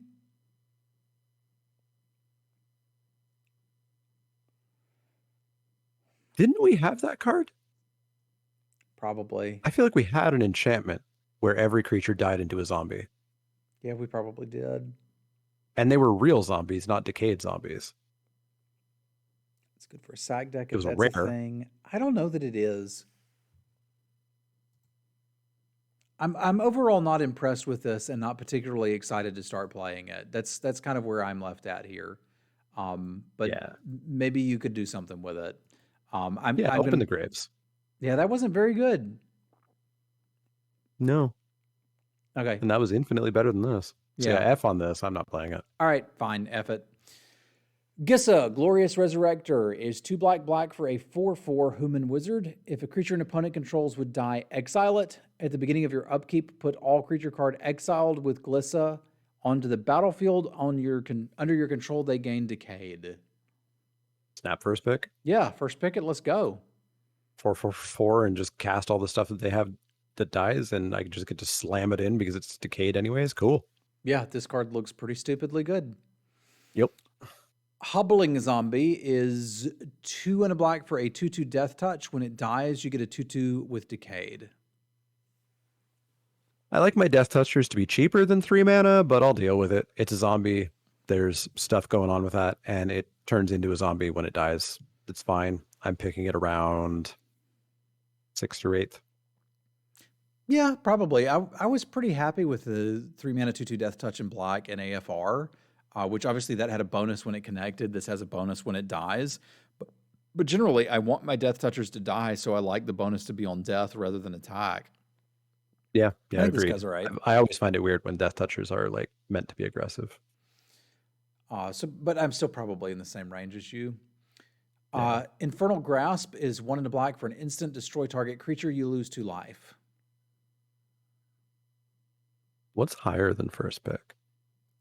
This card. This card's great. This is this is removal. Yeah, this is removal. They don't even fantastic. get to draw a card. Easy first pick. Yeah, black looks great. Yeah.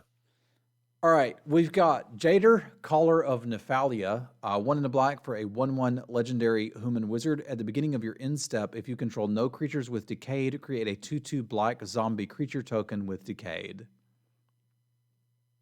So if I have a zombie, this is a 2-mana 1/1? Yes.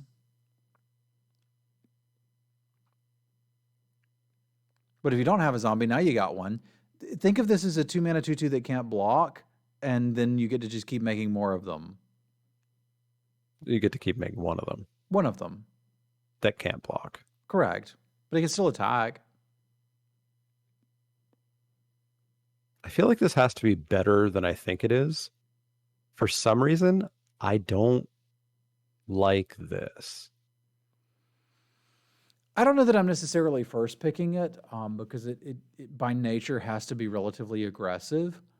You do get to just send a 2/2 in every turn, I guess. Yeah, pretty happily. And they're going to need to do something with that. And like, as much as I pooped on it, there are cards like Death Touch, draw a card that would start to make that a little scary over time.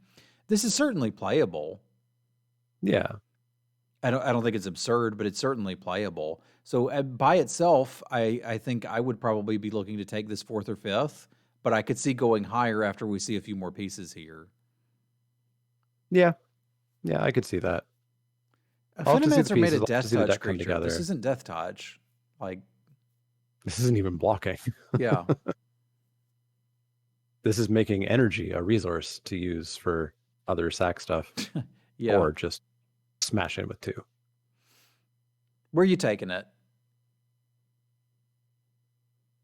Lower than anybody else will, so I won't play it. I think I'm on like 4th, 5th. Okay, so you're just not going to get to play with it. It's good. Lord of the Forsaken is 4 black for a 6/6 Flample Demon.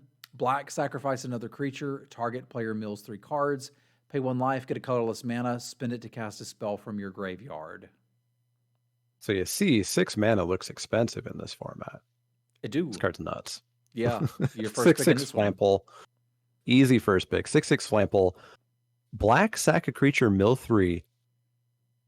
That's not that far off from oops, I decked ya in some board states. Correct. That said, I don't know if there's board states where the 6/6 Flample didn't just kill them first, but it's a nice backup. If drawn late enough, even if they like kill it, you could just be like, oh, I got these 2 black sources open. I'll mill you and we're going to win anyway. So yeah. Easy first pick. We found the Decayed payoff. We sure did. Mask of Gristledad is 1 black for a legendary equipment. Equipped creature has flying and lifelink. Whenever equipped creature dies, you may pay X life, where X is its power. If you do draw X cards, equip 3. Hey, look, stupidly good equipment. It's rare, thankfully. It's rare. It's incredibly expensive to put on. It's like turbocharged plate mail. It's worth noting this doesn't pump power or toughness. Yeah. Like, if your creature was just going to die into what they were doing, it still is. But I guess that's the payoff where you're just like, okay, instead of gaining the life, I'll just draw a bazillion cards. It's probably a first pick. Yeah, I think it's first pick. Like, it gives flying, so like you're hitting with whatever you put it on, and you've got decently big stuff in black, and you certainly have big stuff in other colors outside of maybe white. So you're hitting in, you're keeping your life very healthy, and you don't have to pay that X life. You can pay that X life if you want when it dies. I think it's first pick. I think it's real good. Chat, I'm loving the memes you guys are doing. You're like Skull Clamp at home, and Jadar, everybody was like a Finimancer at home. Please keep going. Skull Clamp. Not a bomb, but this is something we will first pick. I agree with Axmund here. All right, the Meat Hook Massacre is X black for a legendary enchantment. When it enters the battlefield, each creature gets -X/-X. Whenever a creature you control dies, each opponent loses 1 life. Whenever a creature an opponent control dies, you gain 1 life. That monkey is about to go after that butcher. I have heard people saying that, yes. I don't quite see that, but I have heard people say that. Yeah, this card's great. It's a Wrath that weirdly stays around and wins you the game. Easy first pick. Yeah, they could first pick this too, and you can kind of craft a board state. You can even craft a deck around this where you're like drafting more X4s than normal, valuing Yeah. 1/3s over 2/1s and stuff like that, and end up with something fun. Yeah. The monkey is what is supposed to be a hand, but is clearly a monkey. So you see its two hands dripping above, it's swinging in with its two legs and its head. I don't see it.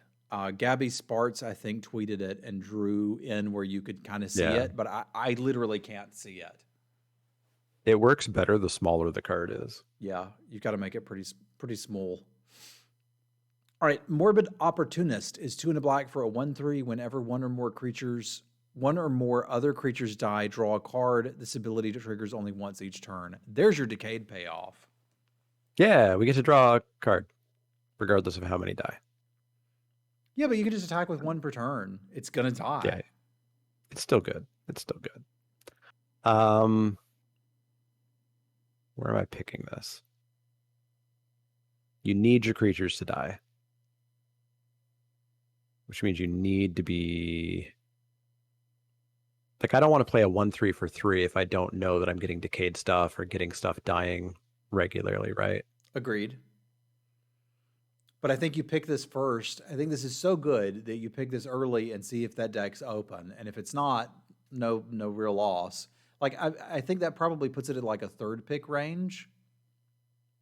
Yeah, because there's so many common ways to make those decayed zombies. Yeah. And like it's also like you can just trade off your creatures. Like you don't necessarily have to have that going on. Yeah. Yeah. So I think overall I like this. It's just like I'm not going to force black for it, but I would pick it relatively early and then see where we're going. I think it may start to feel sort of like the Skillport Merchant from the last set, where like your opponent kind of has to kill this before they can kill anything else. That's what I was thinking. I think I like Skullport infinitely more than this card, but Me I think too, it's but still pretty good. This is Skullport Merchant at home, as chat would say. Yeah. Yeah. I could see this 4th, 5th-ish. I'm not jumping into black for this, but I'm definitely going to start keeping my eye out for more stuff once I can pick one of these up. I'm sticking my toe in the pool for black when I see this. Then we'll see. Yeah. Yeah. All right. Morkrut Behemoth, 4 and a black for a 7/6.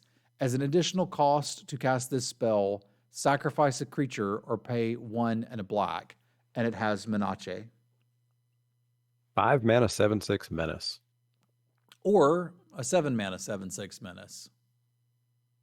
Well, I'm never casting that. Why would you? You've got all these zombie tokens to sacrifice. Exactly. This card seems okay. Like, as long as you know you're going to have stuff to sacrifice, it's unreasonably large and needs to be double blocked or removed. I think you can get it if you want it, though. Yeah, I would probably say wheel this and put 1 in every black deck. Goes up the more decayed you have. Yeah, agreed. It's nice. It's a good top end common for black. I'm down with that. Yeah. All right, Necrosynthesis is 1 in a black for an enchantment aura enchanted creature. Enchanted creature has whenever another creature dies, put a +1/+1 counter on this creature. When enchanted creature dies, look at the top X cards of your library, where X is its power. Put one of those cards into your hand and the rest on the bottom of your library in a random order.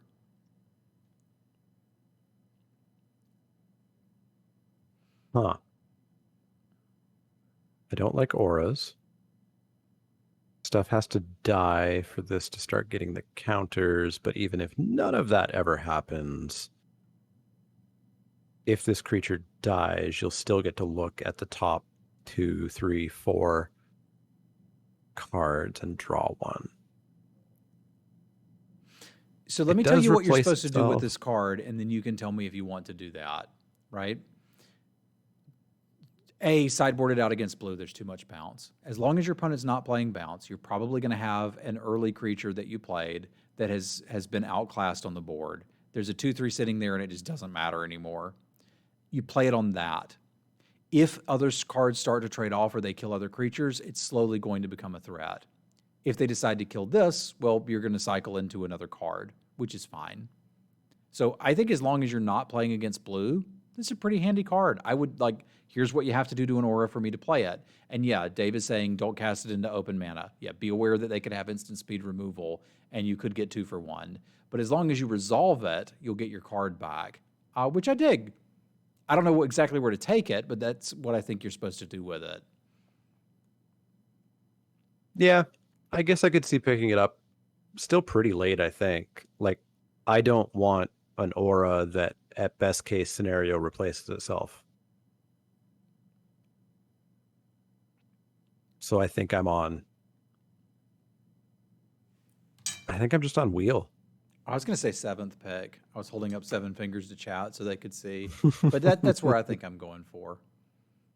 Yeah, I'll you'll definitely get ruined by this, right? Like somebody will throw this on and then attack with 5 decayed zombies, and now they just suddenly got 5 +1/+1 counters on their creature.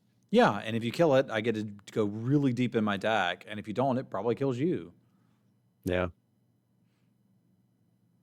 All right, No Way Out is 2 and a black for a sorcery. Mind Rot, you get a decayed zombie. Okay. It's common. Mind Rot's okay. You get a zombie. Mind Rot's probably a little worse in a format where there's flashback and disturb cards. Because this seems like it would be overpowered in a lot of sets. I don't think it's going to feel overpowered here, but I think it's going to feel imminently playable. You can probably wheel them, put 1 in your black deck. You'll be happy. Yeah, I think we'll see if you find a spot. Novice Occultist is 1 in a black for a 1/2. When it dies, you draw a card and lose 1 life. Seems okay. I don't know what I'm doing with the body too much. It's a human in black, not a zombie. But, this is a pretty decent sack outlet for any of the Bone Splinter variants or stuff like that. This almost feels like a sideboard card to me against a deck that has a lot of 3/1s or something. It's not nearly as good as Seinfeld because I have to, like, the card's just trapped under here until I can get the darn thing dead. Yeah. Yeah. And it's sack fodder in a format of like just infinite sack fodder in black. I don't think I actually want this. So wheel it if you've got a place for it. Sounds good. Yeah, like we can get sack fodder attached to other cards. Yeah, so why would I want to play a card just for that? Yeah. We'll see. Maybe there's somewhere else that wants it, but I haven't seen it yet. Olivia's Midnight Ambush is 1 in a black for an instant. Target creature gets -2/-2 until end of turn. If it's night, that creature gets -13/13 instead. Oh, man. Have we seen any day-night in black yet? Not yet. That's tricky. But literally every other color has it. Well, Yeah, I don't know about green yet, but we've seen it in all the others. Yeah, green certainly has it with Werewolf. It's tricky. I mean, the front half of this is basically defeat, right? Mm-hmm. The back half, the night half, is literal Doomblade. It's worth noting that this is a little better than defeat because I can use it in combat. Yeah. True. I don't know where to pick this. I like my cards to do what my cards do, and this card doesn't do what the card does. But even the bad side is still pretty good, and the good side is extraordinarily good. Yeah. This is not always 13/13 on your opponent's turn, because if it is not day or night, it is not night. Day and night only starts tracking when something starts to care about it. Which is weird. You'd think it would always be day or night. Yeah. But that's not how that works. works. Have I mentioned I hate this day-night mechanic? Yeah, I don't like it either. I don't like it either. It's just too confusing to track in paper. Now, Arena will do it for me. I'll never have to worry about it, but I feel sorry for paper players here. Yeah, especially to go slightly off tangent, because if there's nothing left on the battlefield that cares about day and night, it's very easy to stop thinking about it and miss it. And now suddenly you want to cast this and, oh crap, it was supposed to be night. But we missed a couple of times. Now it's day. Blah. Yeah, it's garbage. This seems pretty good to me. I could see taking the first copy of this as high as this. Yeah, I was wondering between like 3rd through 5th. Okay, then we're about the right spot. It probably depends on deck. So like if you're black, I guess, yeah, all the colors had a lot of red, a lot of day, didn't it? Because white, well, it didn't have daybound, nightbound werewolves that much. It did have a lot of those, just like it randomly becomes day. Yeah. I don't think it's going to be Yeah, that hard to get it to be night. yeah, I'll go like fourth-ish. Sounds good. Let's have us a rotten reunion. Black for an instant, exile up to one target card from a graveyard. You get a decayed zombie. Flashback one in a black. It's the second time Magic Art has done American Gothic. Which is pretty cool. And I think this is as good as, what was it, Orcish Farmer? Settlers or farmers? I can't remember, but I remember the picture. Yeah. So single black mana for an instant speed zombie. They can't Plus block. blah, blah, blah. I can exile something. Yes, you're not flashing in that zombie for too many reasons outside of like a champion of the parish or something. I like that it's up like, to one. yeah, so you always can just make that zombie even on an empty graveyard. Yeah. Or like you're not locked into exiling your flashback spell because there's nothing else to target in anybody's graveyard. I feel like there will be decks that will have a reason to justify playing this because they want those zombies, but I feel like there's better ways to get those zombies. Yeah, this is your fail case scenario for I'm in zombies, but I didn't get enough of the good cards that make zombies, so fine, I'll play this, which means wheel it. Yeah, so it's wheel, and I think I might have trouble finding a spot for this. Yeah. You couldn't do this in response to disturb, but you could do this on your turn before when they can't disturb. So just do that. Yeah. Yeah. Siege Zombie is 1 in a black for a 2/2 zombie. Tap 3 untapped creatures you control. Each opponent loses 1 life.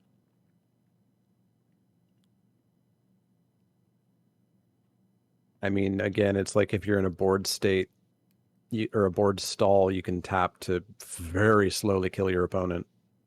But this feels like a big wheel for me. It's not impressive. You gotta Have we seen a zombie lord yet? Yeah, there's a blue-black one. Right. Yeah, a zombie front lord. We haven't seen a zombie butt lord yet, though. Nope. You got to play 2 drops. Yeah, wheel it, put it in your deck. Like I think I would actively want one of these as a 2-drop in most of my decks, but I'm not going nuts. I haven't seen 2 drops that I'm more excited about in black than this. So that's true. Kind of worth noting that like this may be our black 2-drop. Yeah, this is what we get. And I played Cabal of Angel, and it's better than that. Laughter Specialist is 1 in a black for a 3/3 Vampire Warrior. When it enters the battlefield, each opponent creates a 1/1 human. Whenever a creature an opponent controls dies, put a +1/+1 counter on Laughter Specialist. 3 mana 2/2. But they get a 1/1. Oh no. How will we ever recover? That means it's kind of like a 2 mana 2/2 to me, because it's still going to trade for their 2 mana 2/2. Because you gave them the 1/1 to double block. Kind of. I think this card's great. There's so many ways to just like kill their creatures and make this like if this is a 4 mana 2 or a 4 mana for 1 in a black because you killed one thing. Oof. I like this card quite a bit. I'm first picking it. And you don't have to worry about them having creatures because you're giving them 1 to kill. Yeah, exactly. I'm going to first pick it. I'm not going to like it. I don't like the card. Stromkirk Blood Thief is 2 in a black for a 2/2 Vampire Rog. At the beginning of your end step, if an opponent lost life this turn, put a +1/+1 counter on target vampire you control. It's a decent payoff. It is. It really is. It doesn't have to go on this. It can go on your flying vampires. It can go on your whatever vampires. This card seems good. This card seems like a reason to get into vampire life loss. The life loss matters deck, which is every deck, but you know. Yeah, it's probably just a good card, but you do need to have vampires to put stuff on. So, like, it doesn't have to go on this, but it does need to be another vampire. But this is a vampire, so you're always actually fine. But it's making me think that, like, black-white sky vampires sort of things may be a thing, or even blue-black, where, like, just anything that flies is all of a sudden interesting. Where are you taking this one? I think I'm around like third, fourth. Okay, I could go there. I could go there. Tainted Adversary is 1 and a black for a 2/3 Death Toucher. When it enters the battlefield, you may pay 2 and a black any number of times. When you do, put that many counters on Tainted Adversary, then create twice that many 2/2 black zombie creature tokens with Decayed. The 2 mana, 2/3 Death Touch. Sure, it's fine. 3 black, 3/4 Death Touch, and 2 2/2s. Pretty good. Very good card. Agree. Sorry, I have to help out somebody in my chat who's missing something. So if vampire stuff is in black red, and I could see it being good in black white and black blue, then the card's good. That's what I was trying to explain there. Anyway, sorry, proceed. Yeah, this card's great. It's a easy first pick. These Adversary series with the multi-kicker, which just scale with your mana flood, if that was to ever happen to you, are fantastic. Agree. Yeah, I think this is just a pretty easy first pick. If you get 2 2/2s out of this, that's super, super, super good. And if you ever go higher than that, it's nuts. Yeah, and like, what's wrong with 1 in the black for a 2/3 Death Touch? That's already pretty good. Yeah. All right, I was wondering how we were going to start triggering this life loss, and it's with a reprint. I remember Vampire Cantiloper. It's 1 in the black for a 2/1 flyer that can't block. This card was great. No, this card was virtually unplayable, but I can see it being good in this set. Loved this card in Original Innistrad. Hated this card in Original Innistrad. I'm always a fan of 2/1 flyers for 2 that can't block. They just do what you need to do. They can get in real aggressive if your opponent is not in any way flying early. But yeah, this will get you those vampire life loss triggers. I'm interested to see. It's a very low pick. Yeah, I'll agree with you there. I think it's probably playable here. I'm curious how many reach creatures there are in this format, because one thing I remember about Original Innistrad was green just had you clogged, blue and white had better flyers. So this was really only getting in against other black-red decks, which kind of made me not like it. But it does look like this particular type of deck really wants to get in there. 3 reach creatures below rare, all in green. Okay. I'm probably still not going to like this. But That's we're fair. both going to say wheel it and play it sometimes. So I think we're Yeah. actually both around the same spot. Yeah. All right, let's do the flippy cards, and then I need a snack because I'm old, and if I don't get snack time, I get grumpy. Sounds good. All right, Baneblade Scoundrel is 3 in a black for a 4/3 Human Rog Werewolf. Whenever it becomes blocked, each creature blocking it gets -1/-1 until end of turn. It is daybound. The Nightbound side is Baneclaw Marauder, which is a 5/4 with the same text, and whenever a creature blocking it dies, its controller loses 1 life. They brought back flanking. They sure did. Good card's good. 4 mana 4/3 with flanking is great. And if it's a 5/4 with flanking and the creatures that attempt to block this 5/4, which sort of functions as like a 6/5 due to that -1/-1, they lose a life. This card's great. It's a very, very, very high pick. Yeah, I could go as high as 3rd for this one, I think. Yeah, it honestly feels almost rare to me. It's just like slightly missing being rare power level. So I'm very happy with a 3rd here. All right. Covert Cut Purse is 2 in a black for a 2/1. When it enters the battlefield, destroy target creature you don't control that was dealt damage this turn, and it has Disturb for 5. You get a 2/2 flying Death Touch in end of line.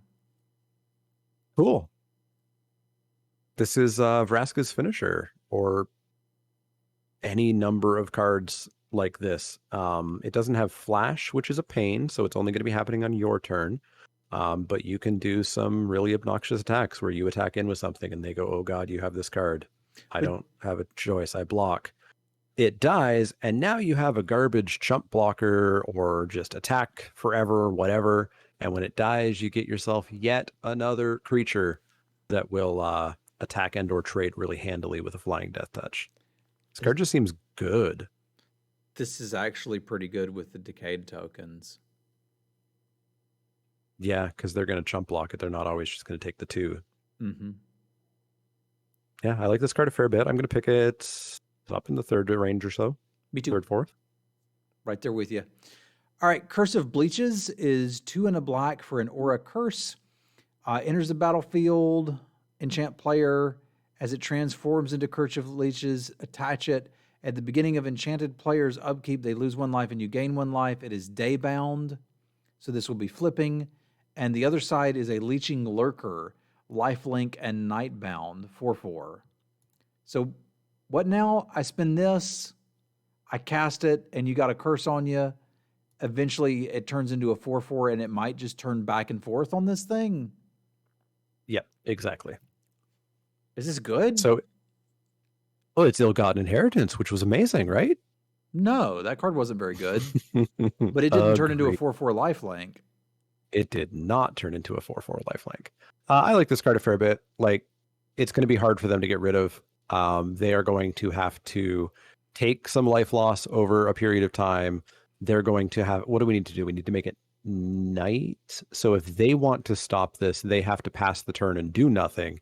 And then they're going to be facing down a 4/4 lifelink, which maybe they can kill with removal or something, but they have to do a lot of work to get through this. Yeah, I think at 3 mana, I'm pretty happy with this. I'm usually critical of cards that cost 3 and just start draining life because they can't block. But the fact that this can some amount of the time, I think I dig it. I could. Yeah, I think I like it a fair bit. Where are you picking it? I think second, I still would want just straight up good removal over this, but I still like it. Okay. I could see first picking it out of some packs. Yeah, you're always going to have bad packs. Ecstatic Awakener is 1 for a 1/1 human wizard. 2 and a black, sacrifice another creature, draw a card, then transform the Awakener. And it's a 4/4. So I guess here's a sack outlet if you want one, but this feels like the budget sack outlet a little bit. It's covert cut purse at home. Yeah. It draws a card, which is fine. It becomes a 4/4, which is fine. Yeah. You could sack the 1/2 to it. You could sack your decayed zombie tokens to it. Like, I think there's enough going on that you could play this some. I'd probably say wheel it, and it can go in some tags. Yeah, I think wheel sounds about right. Because we're basically paying 4 mana for a 4/4 along the way and cashing a zombie in for a card, which is like, that's okay. That's okay. Yeah. Graveyard Trespasser is 2 and a black for a 3/3 human werewolf. Ward, discard a card. When Graveyard Trespasser enters the battlefield or attacks, exile up to 1 target card from a graveyard. If a creature card was exiled this way, each opponent loses 1 life and you gain 1 life. It's daybound. It turns into Graveyard Glutton, which is a 4/4 with Ward, discard a card. When it enters the battlefield or attacks, exile up to 2 target cards from graveyards. For each creature card exiled this way, each opponent loses 1 life and you gain 1 life. It is Nightbound. 3/3 for 3. Fine. Ward, discard a card. Cool. Taking stuff out of their graveyard's neat. Yeah, so it's when they ETB and when it attacks. So it's just going to be draining along here and there. That's all very good. And if we flip it, it's a 4/4 that doubles up all of that stuff. Yeah, good card's good. It's not like the game-ending bomb you want to see in your rare slot, but you're still probably first picking this out of most packs, I would think. Agree. All right, Heirloom Mirror is 1 and a black for an artifact. 1, pay 1 life, discard a card, draw a card, mill a card, then put a ritual counter on the mirror. If it has 3 or more ritual counters on it, remove them and transform it at sorcery speed. You get a 4/4 flying with 2 and a black, exile target creature card from a graveyard, put a +1/+1 counter upon it. This thing is slow. This thing is great. Pay 1 tap, pay a life, discard a card, draw a card, mill a card. So that's all good. I don't like that it's at sorcery speed, but the fact that it only costs 1 means you're not being too punished for doing that at sorcery speed. Turns into a tapped 4/4 flyer with a bunch of good stuff. If you can survive long enough, if the format supports this, I can see this card being great. It's only 3 turns. I can do that. Yeah, it's 3 turns, but you're taking a mana off every turn. I like rummaging too. That's true. I'm not first picking it. I'm probably looking to get this fourth or fifth, but I like the card. Yeah, I'd be looking at 4th, 5th. Isn't the flip only at sorcery speed? Yes, because you Yeah. have to do this at sorcery speed. Yeah, the whole thing's at sorcery speed, and the mirror's tapped, which means the demon is tapped as well. Yeah. Now, this doesn't require you to tap, and you can just start churning through graveyards and make an arbitrarily large demon while eating your opponent's graveyard, which is cool, but it is incredibly slow. Yeah. Yeah, if the format supports this, I'm going to be very happy, and I'll certainly pick it pretty highly, but we'll have to see if the format can support it. Agree. All right, Jiren, Corrupted Bishop, is 2 and a black for a 2/3 human cleric. When it enters the battlefield or another non-token human you control dies, you lose 1 life and create a 1/1 white human creature token. 2, target human creature you control gains lifelink until end of turn. At the beginning of your end step, if you have exactly 13 life, you may pay 6 mana and transform Jiren. Okay, and you get Ormondal the Corruptor. 6/6 flammable lifelink, sacrifice a creature, draw a card. 3 mana 2/3 and it ETBs with a 1/1. Correct. So 3 mana 3/4. It's all good.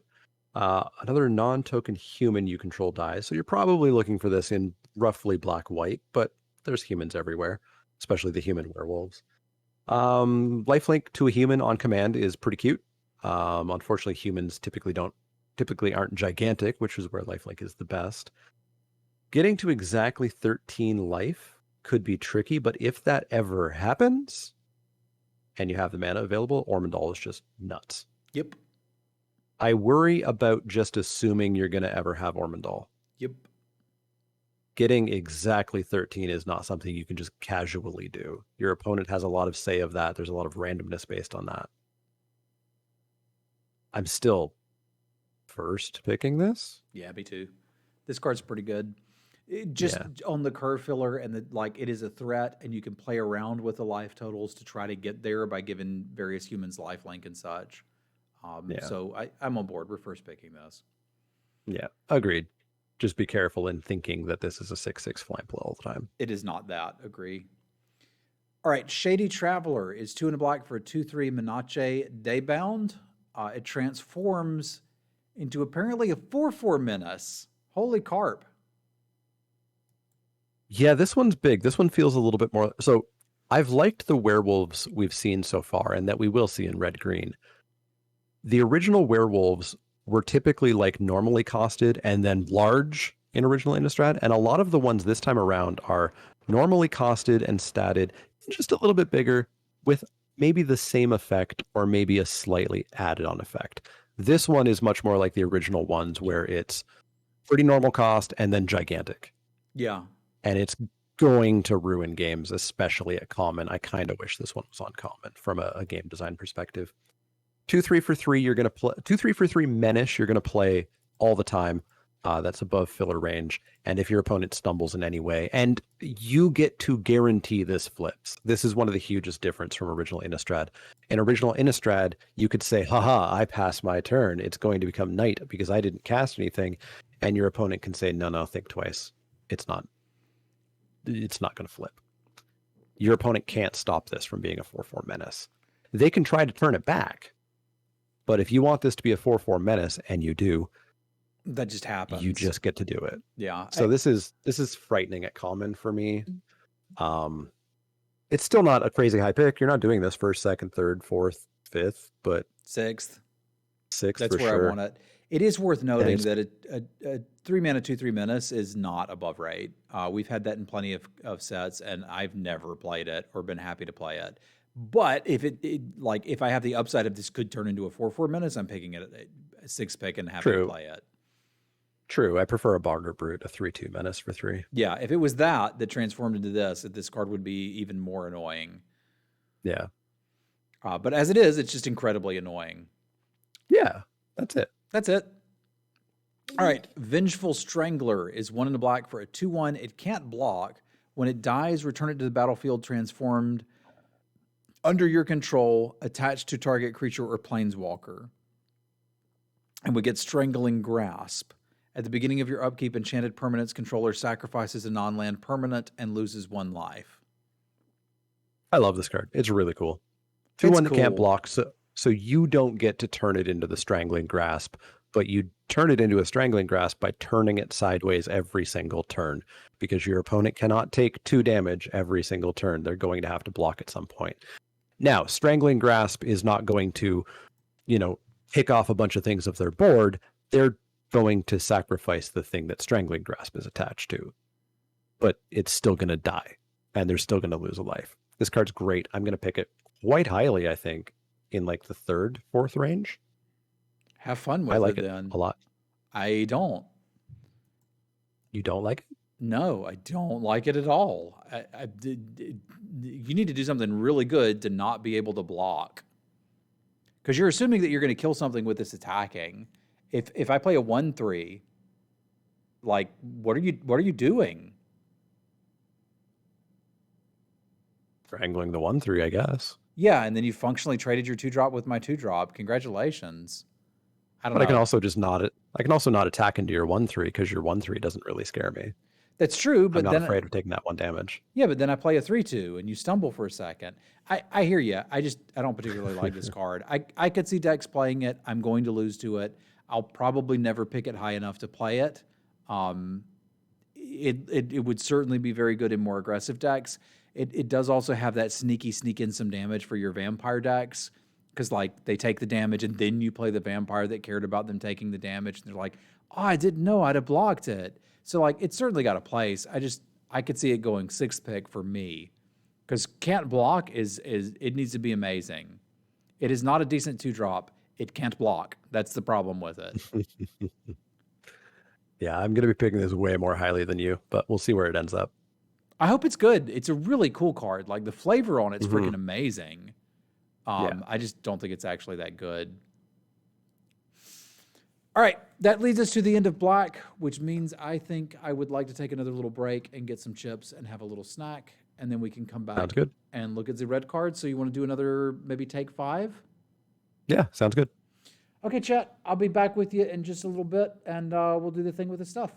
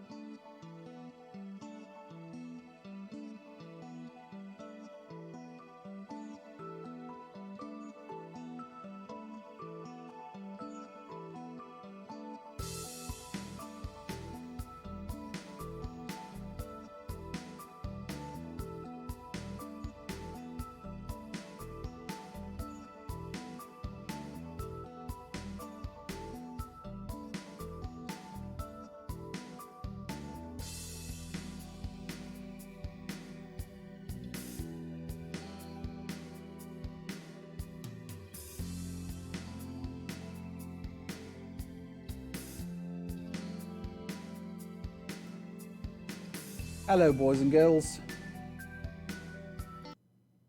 I'm back with a snack. Sorry, there will be a little bit of crunchings and munchings, but I'll be hungry.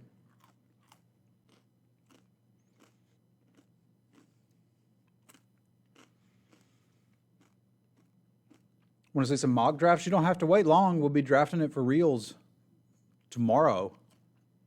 Do we know what time it comes out on Arena tomorrow?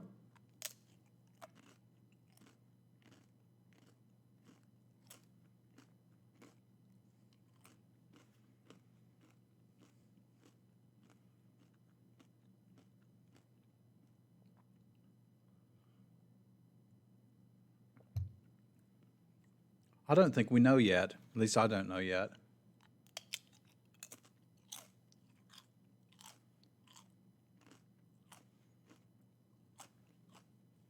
It'd be nice if it was sooner.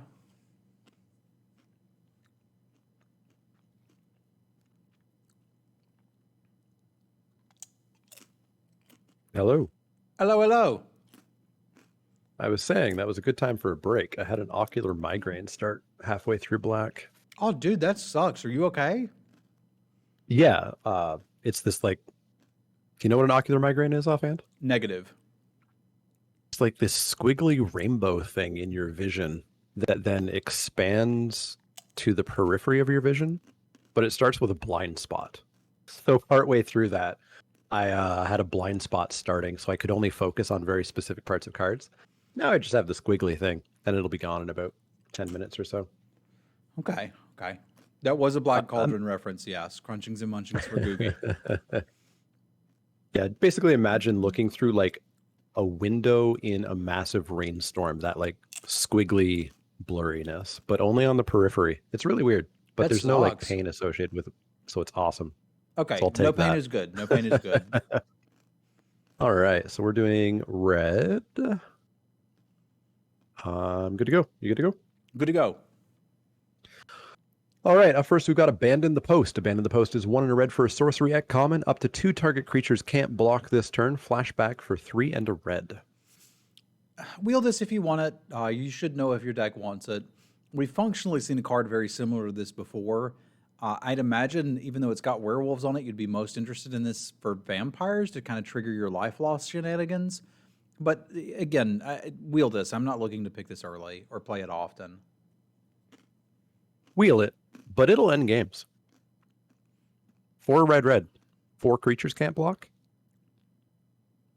That's game over in a lot of cases. Sure. But it is a wheel.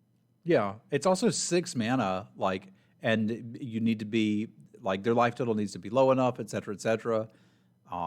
They could have mana up. They could bounce something. Like, I don't know. I'm not impressed with this type of card, generally speaking. I can't remember what it was, but we had a version of this in the last Innistrad, and I never played it. It wasn't Magmatic Chasm, was it? I don't think so. I think I'm actually remembering original Innistrad. Yeah, I can't remember the name of it. But yeah, I have seen places where this just wins the game, but even then it's still a heavy wheel. And I don't even play it at most decks. Yeah, I'm with you there. Up next is Ardent Elementalist. Ardent Elementalist is 3 and a red for a creature human shaman at common. It's a 2/1. When Ardent Elementalist enters the battlefield, return target instant or sorcery card from your graveyard to your hand. That's pretty special at common, yo. Yeah. I was kind of expecting that to be an uncommon as you started reading through it. I like this card. Thank you. Nightbird's Clutch is exactly the card I was Oh, thinking of, yeah. Lord of Dorks. Yeah. I want to first pick this. Why should I not do that? It's a spell digger. I don't know why you shouldn't first pick this. Yeah, you're not going to talk me out of it. Seems very good. I guess power level wise, it's not the same as some of the rares and uncommons that we've seen, and I'm probably not going to get 8 of the burn spells so that I'll always have one and want to stack these. But I could see taking this as high as 5th, realistically. Yeah, I could see 4th, 5th. This is a shockingly good common.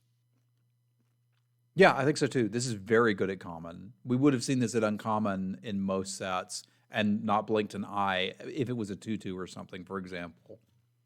Yeah, and this makes me think that blue-red spells is heavily supported because this just gives you yet another blue-red spells. It gives you another card to trigger your blue-red spell stuff. Yeah, or just common. It also fits in all the other decks too, because you could just pretty happily play this in black and get back your, good removal spell or whatever.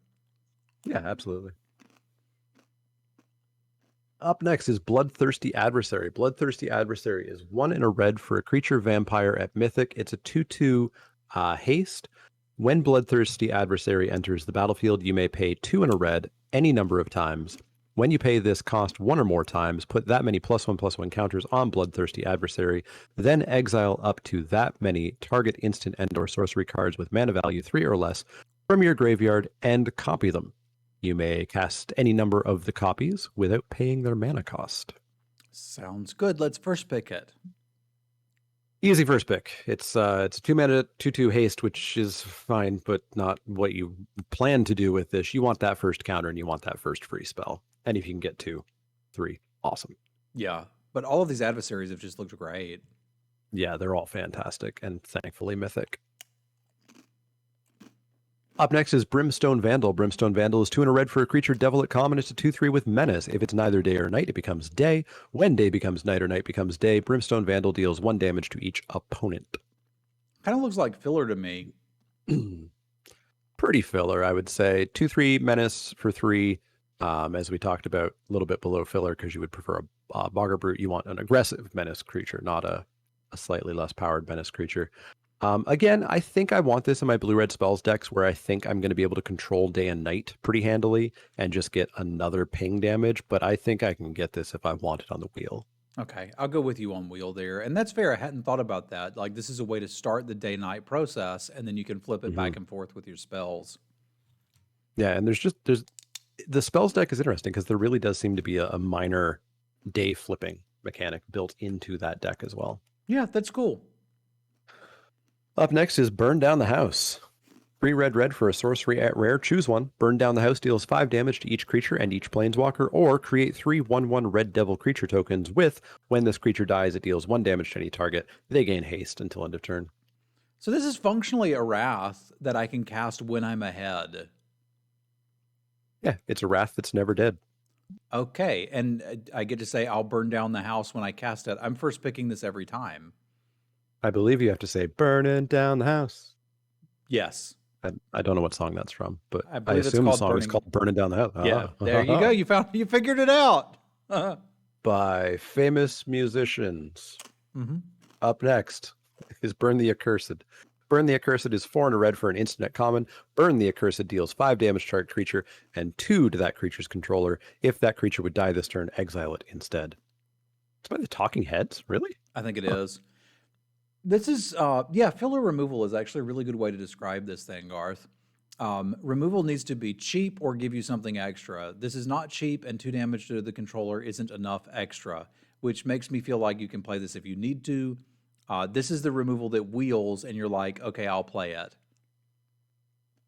Yeah, because this is your wheel removal. I hardly ever played Faraday Fireball. Like, that was just kind of bad removal. But sometimes you didn't have anything better, and you stuck one of them in there. So I think that's probably the same thing you would do here. Yeah, and sometimes you played Turn to Slag, and sometimes you played the Chandra one from Dominaria that did 5, or I think destroyed an artifact or something. That one was a little better because there was a lot of artifacts to blow up, but I mean, sure, there's always been 5 and 6 mana removal spells that aren't great, but sometimes you play them. Yeah, but you can pick them up quite late. Yeah, agree. If you're Up next is splashing this, you drafted wrong. You should not be splashing this. Oh, yeah. No splashy. Up next is Cathartic Pyre. Cathartic Pyre is 1 in red for an instant at uncommon. Choose 1. Cathartic Pyre deals 3 damage to a creature or planeswalker, or discard up to 2 cards, then draw that many cards. This is great. So I've got an Incinerate, and if I happen to draw it later and I really have to find something else I can go dig, I think I'd be very happy to third pick this card.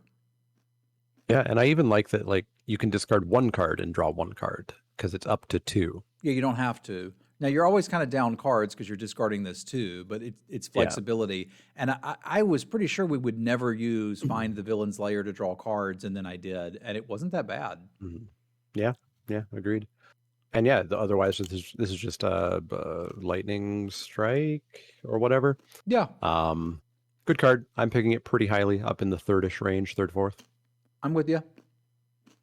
Up next is Curse of Shaken Faith. Curse of Shaken Faith is 1 in a red for an enchantment or a curse at rare enchant player. Whenever enchanted player casts a spell other than the first spell they cast each turn or copies a spell, Curse of Shaken Faith deals 2 damage to them. Yeah, no thanks. My opponent can literally ignore this by just playing 1 spell a turn. Yep. So this, huge F. Yeah, this doesn't do anything. Pass. Terrible card. Up next is Electric Revelation. Electric Revelation is 2 in a red for an instant at common. As an additional cost to cast this spell, discard a card, draw 2 cards, flashback 3 and a red. So this is...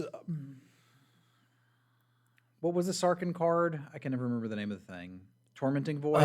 Yeah, Tormenting Voice. Tormenting Voice. I got to pay 1 extra for it.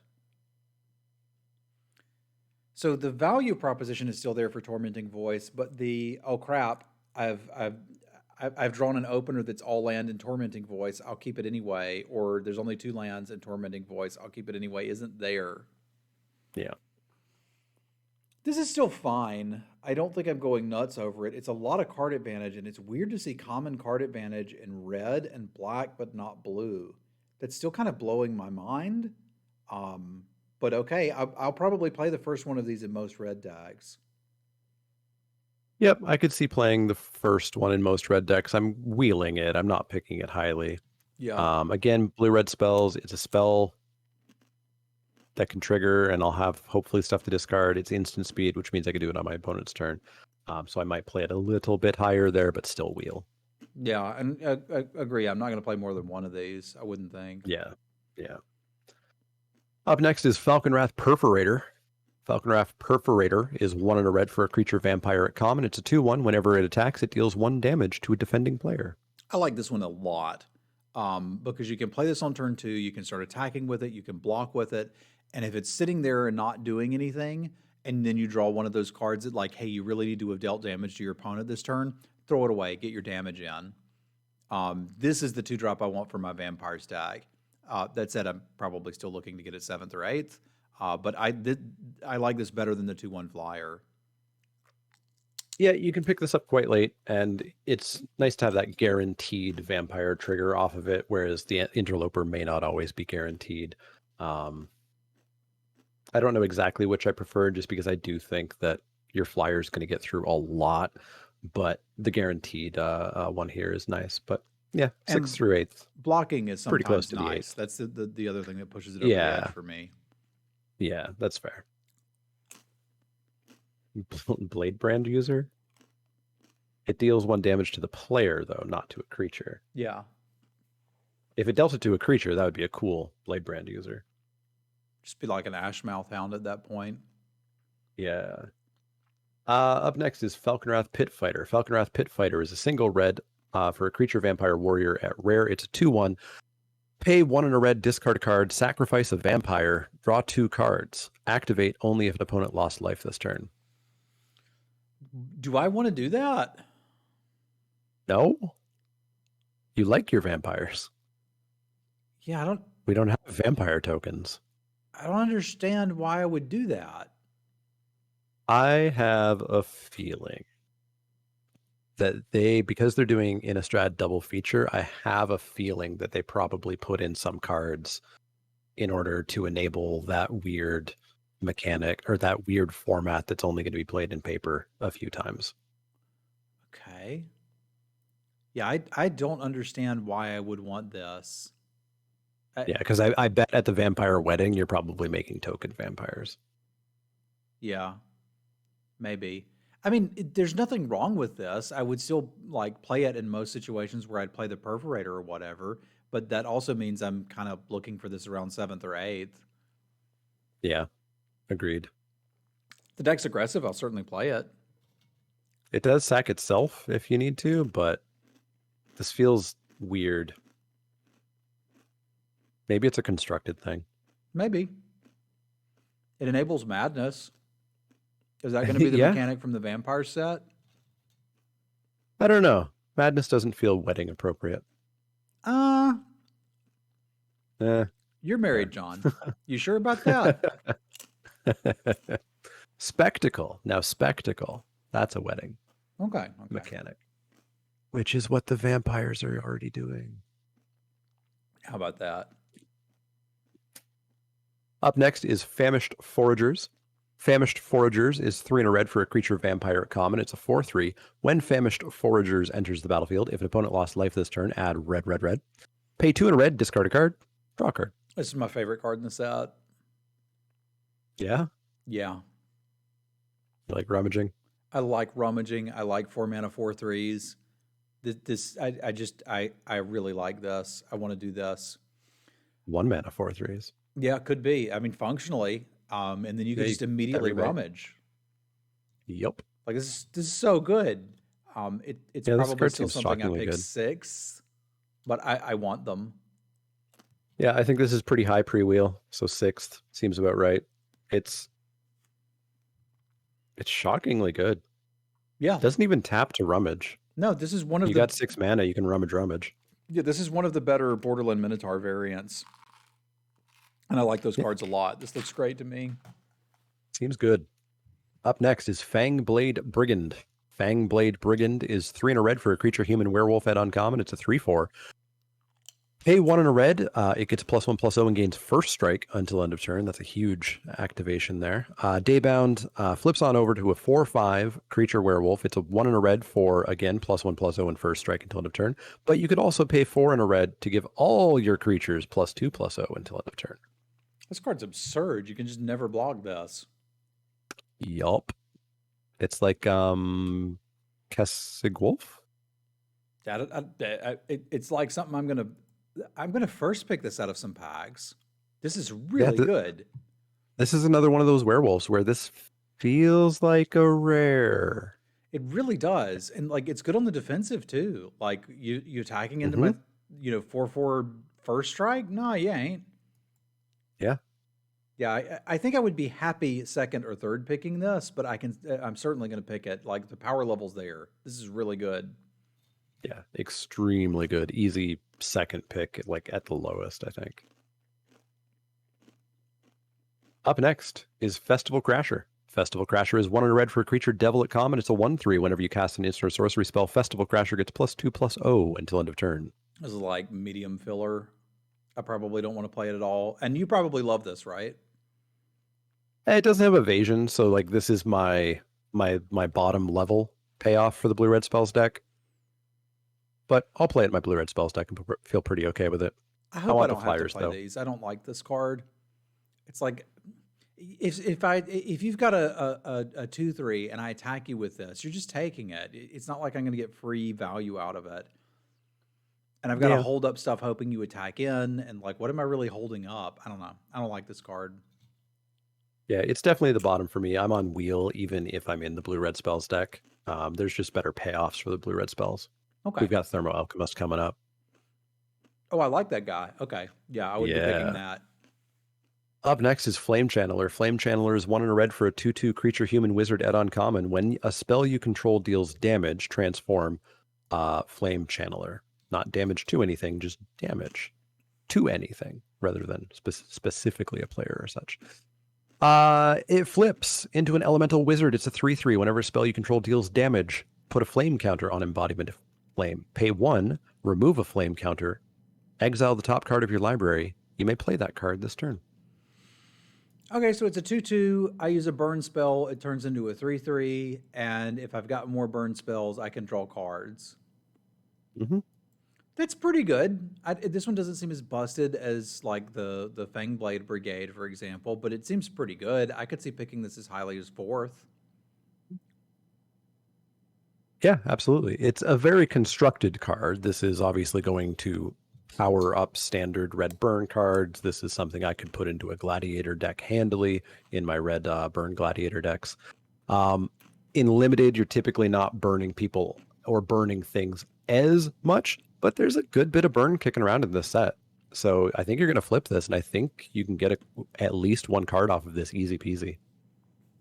I don't think you can get one card easy peasy. I think you can have a 2-drop that might turn into a 3/3 pretty easy peasy and be happy enough with that. And then if you happen to draw your 3rd burn spell, be like, oh, cool, I can do this. Yeah, it's all upside from there. Yeah. I'm picking this relatively highly, around like 4th-ish, 4th, 5th. It's about where I'm at too. Up next is Geist Flame Reservoir. Geist Flame Reservoir is 2 and a red for an artifact at rare. Whenever you cast an instant or sorcery spell, put a charge counter on Geist Flame Reservoir. Pay 1 and a red, tap, remove any number of charge counters. It deals that much damage to any target. Pay 1 and a red, tap, exile the top card of your library. You may play that card this turn. That's interesting. I was pretty out on that until you showed me the other one. So it's like I could sort of sit here and charge up spells while I'm churning through and build my own removal spell. And I can also just draw cards with the darn thing. I hope the format's slow enough that I can play this sometimes, because I like what this is promising. Yeah, so obviously it's sort of like Shrine of Burning Rage, except you're not getting a counter every single turn off of it like you were off that. Yeah. But you also don't have to sack this and use it one single time. You can take off 3 counters and hit something, and then you can take off 2 remaining counters and hit something. And then, yeah, just a 2-mana mana sink every turn to just grab an extra card. You know, you have to play it right away, but late game, I think that's pretty nice. So if this is playable, this is a format I'm going to love. Yeah, and don't play counter spells with something like this, obviously. It's really the only limitation. Everything else you just play out. I think you could first pick this wanting to get into spells, and then if you don't get into spells but still end up red, be like, yeah, you know what, I can still play it. Yeah, absolutely. So I think I could see first picking this out of some packs. I'd probably be happier to get it 2nd or 3rd. It's not exactly the rare I want to open, but if it is and there's not like unconditional removal, I'm in. Yep, I'm around 2nd, 3rd.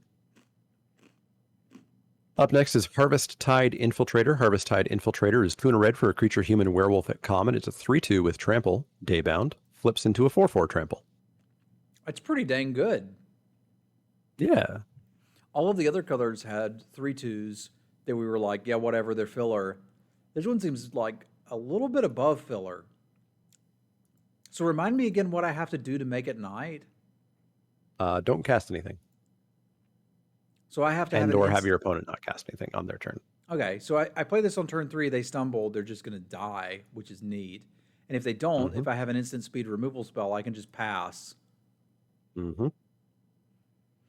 I think I dig this. We're probably still in the 6-pick range, but this seems slightly better than filler to me. Yep, I'm in the 6th, 7th range. For some reason, it doesn't feel... I guess it's probably the menace. It doesn't feel as bad as the 2/3 that becomes a 4/4. Yeah. And I'm not sure if that's just because the numbers, like the 2 into a 4 feels worse, even though clearly the 3-power creature is better and becomes a 4-power creature, right? But that difference makes it feel worse. Yeah, that's funny. But the menace does demand a double block. So, which sets you up better for removal spells and combat tricks. But I mean, to be fair, this early in the game, a 4/4 with trample kind of demands a double block too. Yeah, true. But yeah, good common here. Up next is Immolation. This card is from a few sets ago. Immolation is a single red mana for an enchantment aura at common. Enchant creature. Enchanted creature gets +2/-2. This is a good old-fashioned modal spell that I like quite a bit because you've got the opportunity to cast it on something with a decent amount of toughness on your board and get in some damage over a couple turns, or just use it to kill a 2 toughness creature on your opponent's side of the table. Generally speaking, I like this card. I don't think you need to go nuts for it because I don't think it's going to kill enough stuff to be great. But it will kill some things, and that flexibility of, oh, I could just kill them with my flyer this turn will eventually come up. So I'd probably be looking to wield this in most cases, but probably happy to put one in your average red deck. Yeah, I'm in the wheel range. It's kind of like a dead weight, except you don't have that option of shrinking a creature, because if it's not killing the creature, you're helping your opponent. Yeah. But then you just have that bonus of, oops, I have a 3/3 flyer, and now it's a 5/1 flyer. But yeah, wheel, you should be able to get this if you want it, and it's got some cool flexibility to it. Agree. Up next is Lambholt Harrier. Lambholt Harrier is 1 in a red for a creature wolf at common. It's a 2/2. Pay 3 in a red. Target creature can't block this turn. That ain't bad for a 2-drop, man. Yeah, that's not bad at all. I will say I first read this as target creature can't be blocked this turn, and I was terrified. Yeah, that would have been better. I'm much less terrified. Yeah. You're going to need 2-drops. We've already seen some that care about having wolves. This seems like filler, but like 2-drops are important to have in draft. So I'm probably looking to wield these, but if I need to, I could see taking them as highly as 6 just to make sure I have enough 2-drops. Yeah, pretty rare I'd go too much higher than just the wheel, I think. But it's there if you need it. It's there if you need 2-drops, and if you have a wolf lord or something cool. Up next is Light Up the Night. Light Up the Night is X in a red for a sorcery at rare. Light Up the Night deals X damage to any target. It deals X damage plus 1 instead if that target is a character or is a creature or planeswalker. That's all the card says. Flashback. It also flashback 3 in a red. Remove X loyalty counters from among planeswalkers you control. If you cast this spell this way, X can't be 0. Okay, so we can only flash it back if we have a planeswalker. Fair enough. So that's really not happening consistently. So this is a fireball, but we're paying the same rate, generally speaking. So one of the problems with fireball was that, not that this meant you shouldn't play it, but generally speaking, if I needed to kill a 5-cost creature, I probably needed to spend 6 mana to do it, which was not wonderful. The X plus 1 is pretty nice here, and it can still go face. So I think this is a first pick for me. Yeah, this is a snap first pick for me. It's Banefire. I'll play this in every deck. It doesn't matter what colors I am, because it's super easy to splash, and it just kills opponents. Yeah, sold. But it's kind of like Volcanic Geyser, which was terrible. Up next is Lunar Frenzy. Lunar Frenzy is X in a red for an instant at uncommon. Target creature you control gets plus X plus 0 and gains first strike and trample until end of turn. Interestingly, you could do this for 1 and still get first strike and trample until end of turn. Yep. Which is kind of neat. I don't like that it doesn't pump toughness, so I can't really save a creature with it. It's kind of just for like I'm attacking and trying to finish you off with it. But it does a lot of what I'd want a combat trick to do. How high are you going to pick a combat trick? I don't know, because this is very similar to Light Up the Night, kind of. It's significantly harder to set up and easier to blow out, but you can just be like, oops, you didn't block this creature? Cool. Plus 7, plus 0, you're dead. Which is terrifying from a game design enjoyment stance. Yeah. And I mean, even if they did block, it gives trample. If they jump block something, I don't know how high you can pick this. I kind of don't want to play it. It's one of those cards where I don't want to play it. It's going to kill me, and it's going to kill me way more than just sometimes. But there's so much bounce, there's so much instant speed removal, there's so many ways to blow this out. God, you're going to feel so good when you do. Yup. But if you don't, you're just going to die. You can't even read they have this, really, right? Outside of maybe a weird flunge with everything. And even then, you're probably still dead. Yeah. I hate these cards. I really do too. I really do too. Let's accept that we're probably going to third pick this. And if it's up, Oh, we'll go. The higher stakes the event is, the more highly I'm picking this. I will be picking this very highly in the sweatsuit tournaments. Because oh yeah, when I'm playing 100%. with good players, I want the higher variance cards in my deck. When I'm Yeah, playing on the you ladder, I'll want to steal probably wins. pass this a lot. Yeah, if you want to win consistently, I don't think you play this that much. If Yeah. you want to win this tournament, play it. Yeah. Yeah, the one mana win Uh, combat is why I actually think this card is not garbage. I like mhm. that. But It'll be a we card to watch. need to be willing to pick this as high as third. The power level is there. Yeah, agreed. Up next is Moonrager's Slash. Moonrager's Slash is 2 and a red for an instant at common. This spell costs 2 less to cast. If it's night, Moonrager's Slash deals 3 damage to any target. So this is open fire or lightning bolt, depending on whether it's day or night. It will more often not be night than it will be night. So you should evaluate it more as like open fire, right? Because it could be nothing or day. So 2/3 of those quadrants or tridents, I guess. I don't know. Either way, I don't open know. fire was good. The fact that you get a discount on it sometimes is going to be good. It looks to me so far like it's going to kill enough stuff that we're pretty happy to play this. So there's a 66% chance that it's not going to be night, but that's a 1/3 chance that something. See, if we was to go one-on-one, the numbers don't lie, John, and they spell disaster for you when you sacrifice a decayed zombie. That's true. Card's good. I like it. Agree. We're third picking this. Yeah, third sounds about right for me. There'll be packs where I'll think about first picking it, but hopefully those are few and far between. Up next is the Token Dragon for Innistrad, the gothic horror world known for its dragons. Moonveil Regent. Moonveil Regent is 3 and a red for a creature dragon at Mythic. It's a 4/4 flyer. Whenever you cast a spell, you may discard your hand. If you do, draw a card for each of that spell's colors. When Moonveil Regent dies, it deals X damage to any target where X is the number of colors among permanents you control. What? Okay, so I cast a spell. I've got a land in hand. If I've dumped my hand, I can just use this to start drawing cards functionally, right? Yes. Okay, and I get a 4-mana 4/4 flyer. Yes.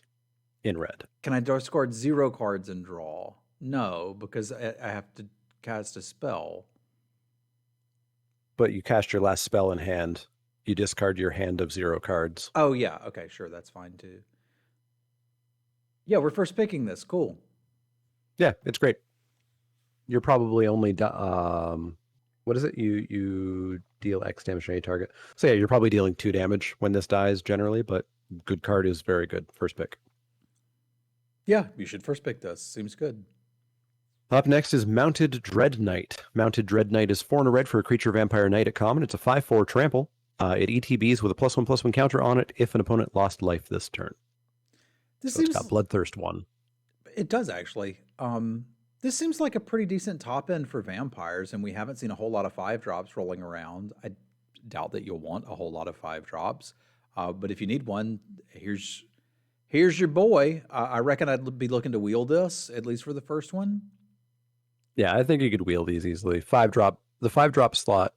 The casting costs just seem low in this set, maybe because you're spending all that mana on flashbacks and disturbs and stuff. So it seems like a hard sell for a 5-drop if it's not amazing. But if you need one, here it is, and I'm happy to wheel. So are you anticipating a lot of decks that just don't have anything past 4? I can see it, not counting 6 mana disturb cards or flashback cards or stuff. Okay. Up next is Neonate's Rush. Neonate's Rush is 2 and a red for an instant at common. This spell costs 1 less to cast if you control a vampire. Neonate's Rush deals 1 damage to target creature and 1 damage to its controller. Draw a card. I usually like cards like this for the size board, with the idea of if my opponent's playing enough X1s, I can bring this in and get a little bit of value. I don't think I'd be particularly happy main decking it. You could, in a vampire deck, throw a vampire away to be able to finish it off with this and get your card back, but I'm not excited by that. Yeah, I'd wheel this and not look to put it in my main deck at all and side it in if you see those X1s, especially like an X1 flyer that's annoying or something. Notably, you can't just deal a damage to the face. You do have to have a target creature of theirs to target to actually get that damage to the face, but it's pretty minor. Yeah, agreed. Up next is Obsessive Astronomer. Obsessive Astronomer is 1 and a red for a creature human wizard add-on common. It's a 2/2. If it's neither day or night, it becomes day as Obsessive Astronomer enters the battlefield. Whenever day becomes night or night becomes day, discard up to 2 cards, then draw that many cards. That's pretty cool. And it's up to, so I don't have to if I don't want to. But if we can flip around a little bit, I can kind of get rid of some extra lands and use that to find the spells that I need. It's also a 2-mana 2/2. Not a lot to complain about here. I could see picking this as highly as 6 or 7, maybe. Yeah, I'm looking a little bit more 5th, 6th. Again, I'm looking for this in my blue-red spells day-night deck because I'm going to have stuff to discard. I'm going to want to draw more spells, and that does what I need to do. Yeah. Does this trigger itself ETB? No, because day would not be... When it ETBs, nothing is becoming day. Not day becoming night or night becoming day. Yeah. There is no state. There's null, as Dave described it. It is nothing, and then it either becomes night or day. Yeah, that's why all of these are worded with that very dramatic whenever day becomes night or night becomes day, as opposed to just saying whenever it becomes day or night. Yeah. Up next is Pax Betrayal. Pax Betrayal is 2 and a red for a sorcery at common. Gain control of target creature until end of turn. Untap that creature. It gains haste until end of turn. If you control a wolf or werewolf, scry 2. We saw some things you could sacrifice. Have you? Now it's been a long time since we've seen like a black-red sacrifice deck in limited. But Well, they're never good. Yeah, they're never good. But there do appear to be some pieces for it here if that's the type of thing you want. Active Treason was always a card I wanted in my sideboard for every red deck I've ever played, the first copy. Mm-hmm. And the fact that we did have some decent stuff in black to sacrifice and this is showing up at common is like, hey, maybe that Bone Splinters thing ain't so bad. So let's talk. You could even sort of do this in blue-red if you wanted to cast Vivisection. You'd need 7 mana, but I'm about it. Mm-hmm. I'll take your dude and Vivisect it. Wheel these either way, but like it's here. Be aware that it's here. Yeah, wheel, and yeah, I think a reasonable black-red sacrifice deck exists in Midnight Hunt. Yeah, we're being a little bit sarcastic. It was very good in Ikoria, and it was absurd in the most recent set AFR. So I was kind of being a little bit sarcastic there, AC. It was an utter game design mistake in AFR. Correct. Up next is Play with Fire. Play with Fire is a single red mana for an instant add-on common. Play with Fire deals 2 damage to any target. If a player is dealt damage this way, scry 1. I don't particularly want this. It's another, like, this just trades with the 2-drop. I guess if I'm in a spells deck and I want a spell heavy thing, like, does the spells deck care about loading my graveyard with spells? Or does it just not terribly unless you have that mythic, but you could also grave dig or spell dig this up. Yeah, I guess this is okay, but I'm not incredibly excited about it. I could see taking it 6th pick. It just doesn't look like Shock is killing much that an average 2-drop wouldn't. So it's okay. How do you not want Shock with Scry? I don't need a spell to kill 2-drops. I have 2-drops to trade with 2-drops. I want this in my blue-red spells deck, obviously. I want to be killing their 2-drops because I may not have quite as many 2-drops. I want to be able to hit their face. I want to be able to recur this with the Spell Digger. There's that uncommon that flips when you deal damage from a damage spell. I think there's enough going on here that I like this, but I don't want a lot of these in a deck that's not blue-red. And there's also just better cards to have. So I think this is around like 6th through 8th for me. Okay. Emphasis on like the 7th, 8th area. Yeah, then we're in the exact same spot. Up next is a second dragon on Innistrad. Purifying Dragon. 3 red for a creature dragon at uncommon. It's a 4/3 flyer. Whenever Purifying Dragon attacks, it deals 1 damage to target creature defending player controls. If that creature is a zombie, Purifying Dragon deals 2 damage to it instead. Seems all right. 5 mana 4/3 flyer is doing good. We can maybe ping something out of the way. Maybe clear out some of those pesky zombies. I could see 4th picking this. Yeah, it's not bad. You don't get that many flyers in red usually. Pick stuff off, make combat math slightly more annoying. Yeah, It is a good card combo is with Blade fine. Brand. You did it. You did it, There we chat. go. We found it. We found it. Yeah, I'll pick this fourth-ish, fifth-ish. Feel not too bad about it. Agree. Up next is Raise the Effigy. Raise the Effigy is a single red mana for an instant at common. Choose one, destroy target artifact, or target attacking creature gets +2/+2 until end of turn. I'm pretty sure it's pronounced a Fiji. Oh, Effigy. Got Yeah. it. So the combat trick is not bad, and it's mostly when you'd want it because you'd be attacking, although you can't use it to save your dude. Did we see any artifacts that we care about blowing up? No, I the didn't really Celestis. either. Meh.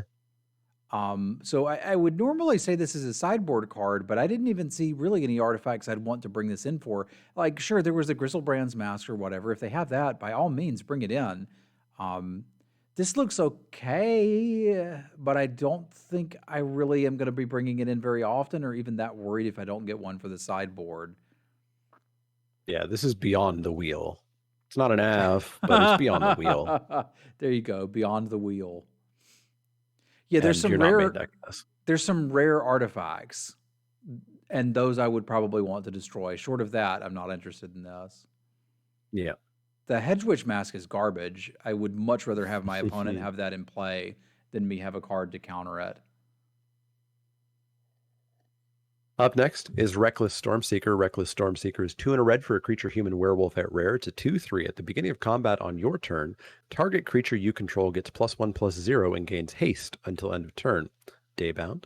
On the night side, it's a 3/4. At the beginning of combat on your turn, target creature you control gets +2/+0 and gains trample and haste until end of turn. This thing is terrifying. Yep. You better kill it because you can't make any intelligent decisions about the rest of the game going forward otherwise. Yeah, oops, my 4/3 dragon is now a 5/3 haste dragon. Or I just made a stupid 6/3 2/2 zombie and I'm attacking you with a 4/2. Like, this is Yeah. stupid. Yeah, and it functionally Yep. has haste too. Like, it's all just stupid. Yep. Very first pick. Yeah, pick this. Just pick it. Put it in your deck. Up next is Seize the Storm. Seize the Storm is 4 and a red for a sorcery at uncommon. Create a red elemental creature token with trample, and this creature's power and toughness are each equal to the number of instant and sorcery cards in your graveyard plus the number of cards with flashback you own in exile. Flashback for 6 and a red. All right, if I got one of these, I'll start taking those shocks instead of 2-drops. Yeah. This is a payoff I can get behind. I love cards like this. I get a giant trample-y thing. Yeah, this is a huge payoff. Yeah, I'll even put some garbage spells in my deck for this. Giant trampoline thing, it's going to get bigger as the game goes on because it's a characteristic defining thing, so it's just going to always be checking. You get a second one just a couple turns later. Great card. Is it a characteristic defining, so it's going to get bigger over the course of the game? Yeah, its power and toughness are each equal to the number of instant sorcery cards, so it's just always checking. Okay, heck yeah. That's even better. Yeah.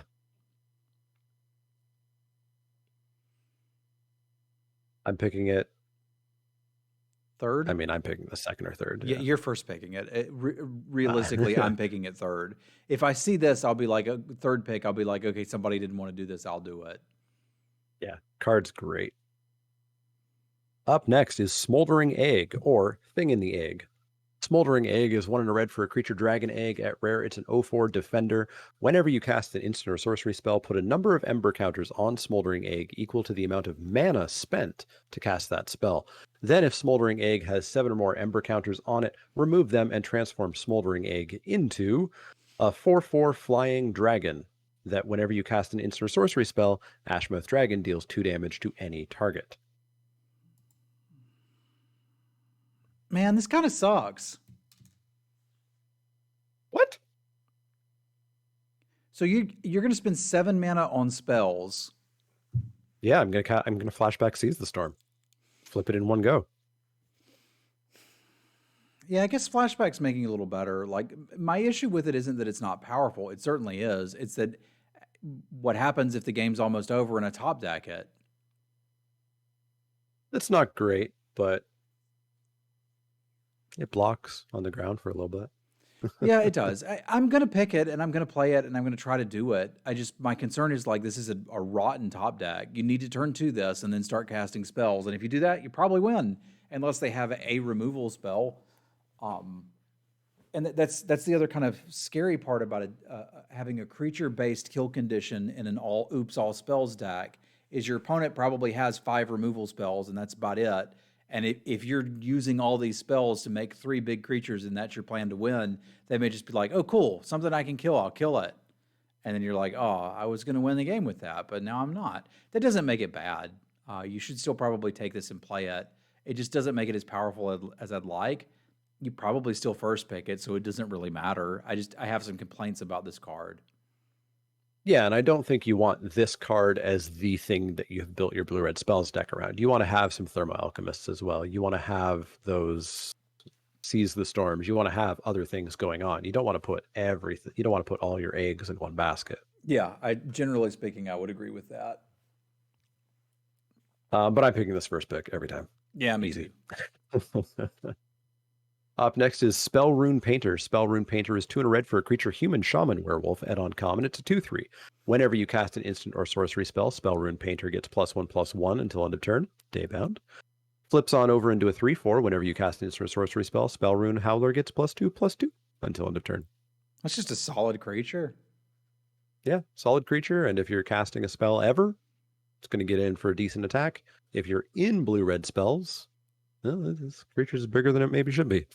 It's also not a spell, so like there's some tension there, right? About how many creatures are you playing versus how many spells are you playing, right? But I think the fact that this one is just good on its own means you can put it in a deck, play it with combat tricks.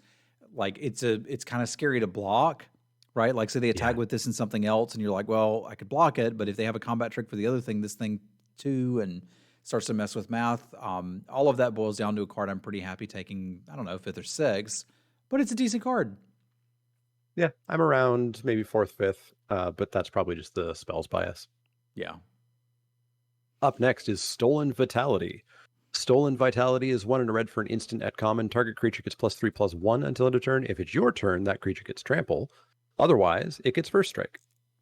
That's a neat modal little thing where it does the thing depending on where it is. But yeah, I mean, you shouldn't be using defensive combat tricks anyway. I would say wield this if you want it. I generally don't like 2-mana combat tricks, but we'll play them occasionally. And I don't think you're going to be competing with the table for this. Yeah, I think you can wheel it pretty handily. I think it's a very nice aggressive trick. It reminds me of the dwarf from Eldraine a little bit, although that was +2/+0, wasn't it? Not +3. We just had a +3/+1, right? Come to a null camp, did that? Mm-hmm. And I basically never played it. I think I put it in a deck maybe twice. Yeah, but this gives trample, which is decent, and first strike is an incredibly good defensive combat trick here. But I mean, you can wheel this, and it is, but there is no good defensive combat trick, right? True. So it's like making a pile of dog crap smell better. It's still dog crap. Correct. So I'm still wheeling this and still struggling to find a place for it. But there you go. If I'm aggro, I can. Up next is Sunstreak Phoenix. Sunstreak Phoenix is 2 red for a creature Phoenix at Mythic. It's a 4/2 flyer. If it's neither day or night, it becomes day, as it ETBs. Whenever day becomes night or night becomes day, you may pay 1 and a red. If you do, return it from your graveyard to the battlefield tapped. Bleh. Yeah, this is great. First pick it, win the game with it. Yep. Hope you're playing blue or you're not going to be able to kill this thing. I guess blue and white can kill this. But if you're not playing those colors, there's nothing you can do. This is going to kill you. Yeah, especially since you just have full-on control of turning it into day and night. Thank you for that, Orcish Artillery. Nice. Up next is Tavern Ruffian. Tavern Ruffian is 3 and a red for a creature human warrior werewolf at common. It's a 2/5 with Daybound. Backside, 6/5. Whoa, talk about a big difference. Yep. 4 mana 2/5, don't care. 4 mana 6/5, oh my god, that's terrifying.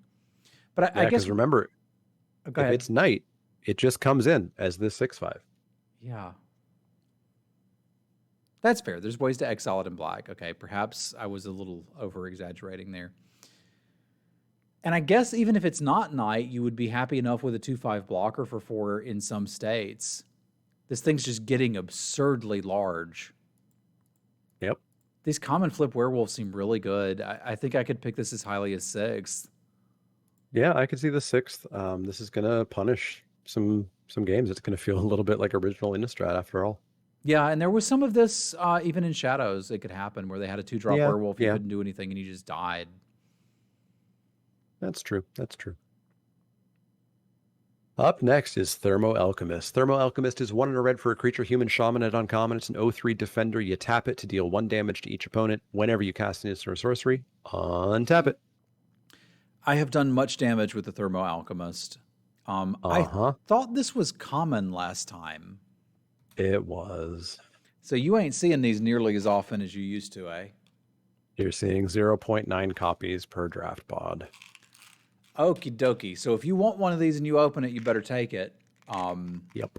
It was pretty good. I think it being shifted indicates that it was probably a little bit too good the last time around. But Yeah. it also means that you're not going to get multiples of these very often. There were times where I could get 4 of these on the board and just kill somebody relatively quickly. Yeah.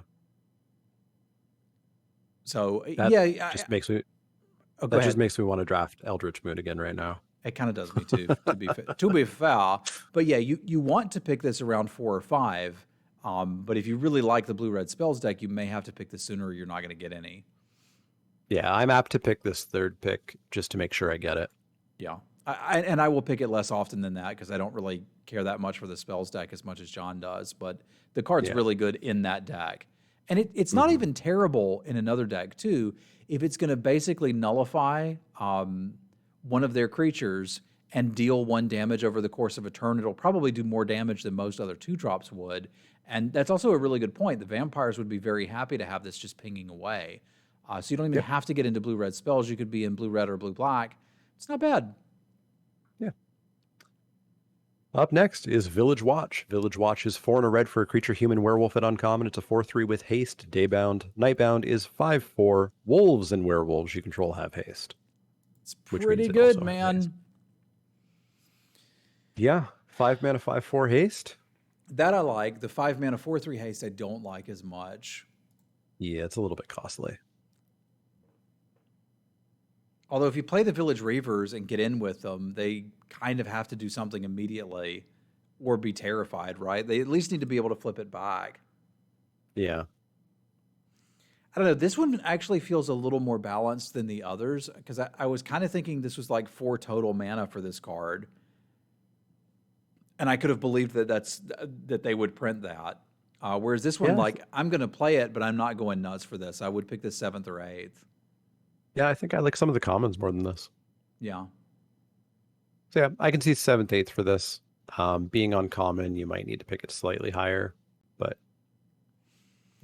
yeah, there's better werewolves out there, but this is also one of the okay ones. Up next is Voldaren Ambusher. Voldaren Ambusher is 2 and a red for a creature, vampire archer at uncommon. It's a 2/2 when it ETBs. If an opponent lost life this turn, it deals X damage up to 1 target creature or planeswalker, where X is the number of vampires you control. So at least 1. That's pretty cool. Yeah. So I have to hit him. Reminds me of that goblin that dealt damage for goblins. Yeah, there was a 4/2 that dealt damage for goblins. Yeah. I remember him. That was really good. Now, this one we have to have attacked first. So it's like that goblin got incredibly nerfed. Yeah, attack first or hit with a Thermo Alchemist or something. But yeah, this is second main phase that we're doing this, most likely. Yeah. I think in its deck, this could be quite good. I could see picking this as early as probably 4th to 5th. Yeah, Basalt Ravager is the other one. That was the giant one. That was more recent. Yeah. But this is harder to enable than the Basalt Ravager or the Herpaderp Goblin. Yeah, a decent bit. Yeah, when we're talking about this rating system, folks, and I don't want to go too deep on it, we're saying where we'd like to pick these cards. There's probably going to be packs where I'll first pick the things I'm saying 2nd or 3rd pick, but we're kind of trying to use that rating system so we don't go deep on arguing which mythic rare is better than the other one and which uncommon is absurd and which uncommon isn't. We're just like, where would we like to pick these? And that'll give you an idea of which ones are just in general good in every deck, like the Incinerate variant, whereas you kind of need to build around it and get vampires or have a spells plan for these last two we've looked out, for example. But I could see this one going forth and being pretty happy. I do got to do some work for it, though. Yeah, I could see 4th, 5th. You got to build around it. You got to make sure you can activate it, make sure that you're going to get damage off and whatnot. Agree. I would say just one more point for the grade system, too. This is, this is us approaching this as drafters wanting to draft this.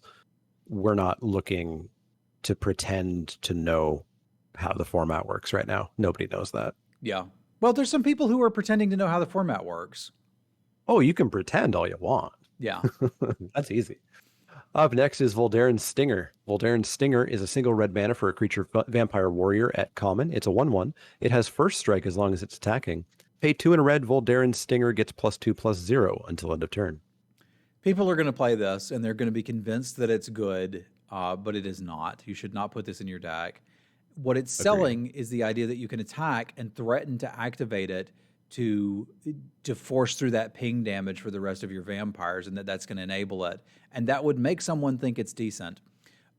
But it isn't, unless your opponent's just terrible. Because eventually they will figure out what you're trying to do with it. And when they actually do block it, if you do not poop in your pants, then you are misreading it. Because as soon as you pump it, it means they have a removal spell for it, and they're going to get you.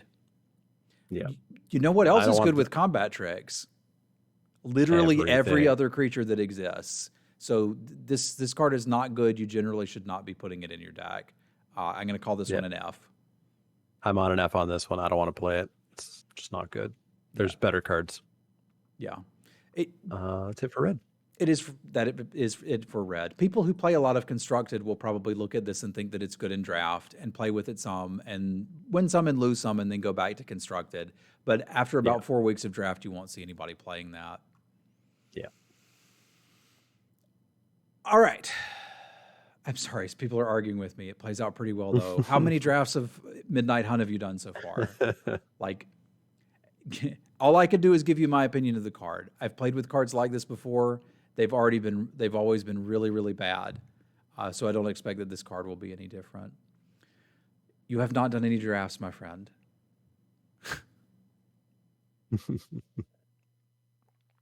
Set's not out yet. Hang on one second. I need to ban them because I'm just not going to argue with this. No, I don't want you to talk in my chat anymore.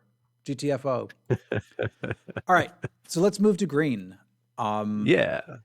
So somebody telling me that they know, let me help everybody else with this too, and then we'll move along.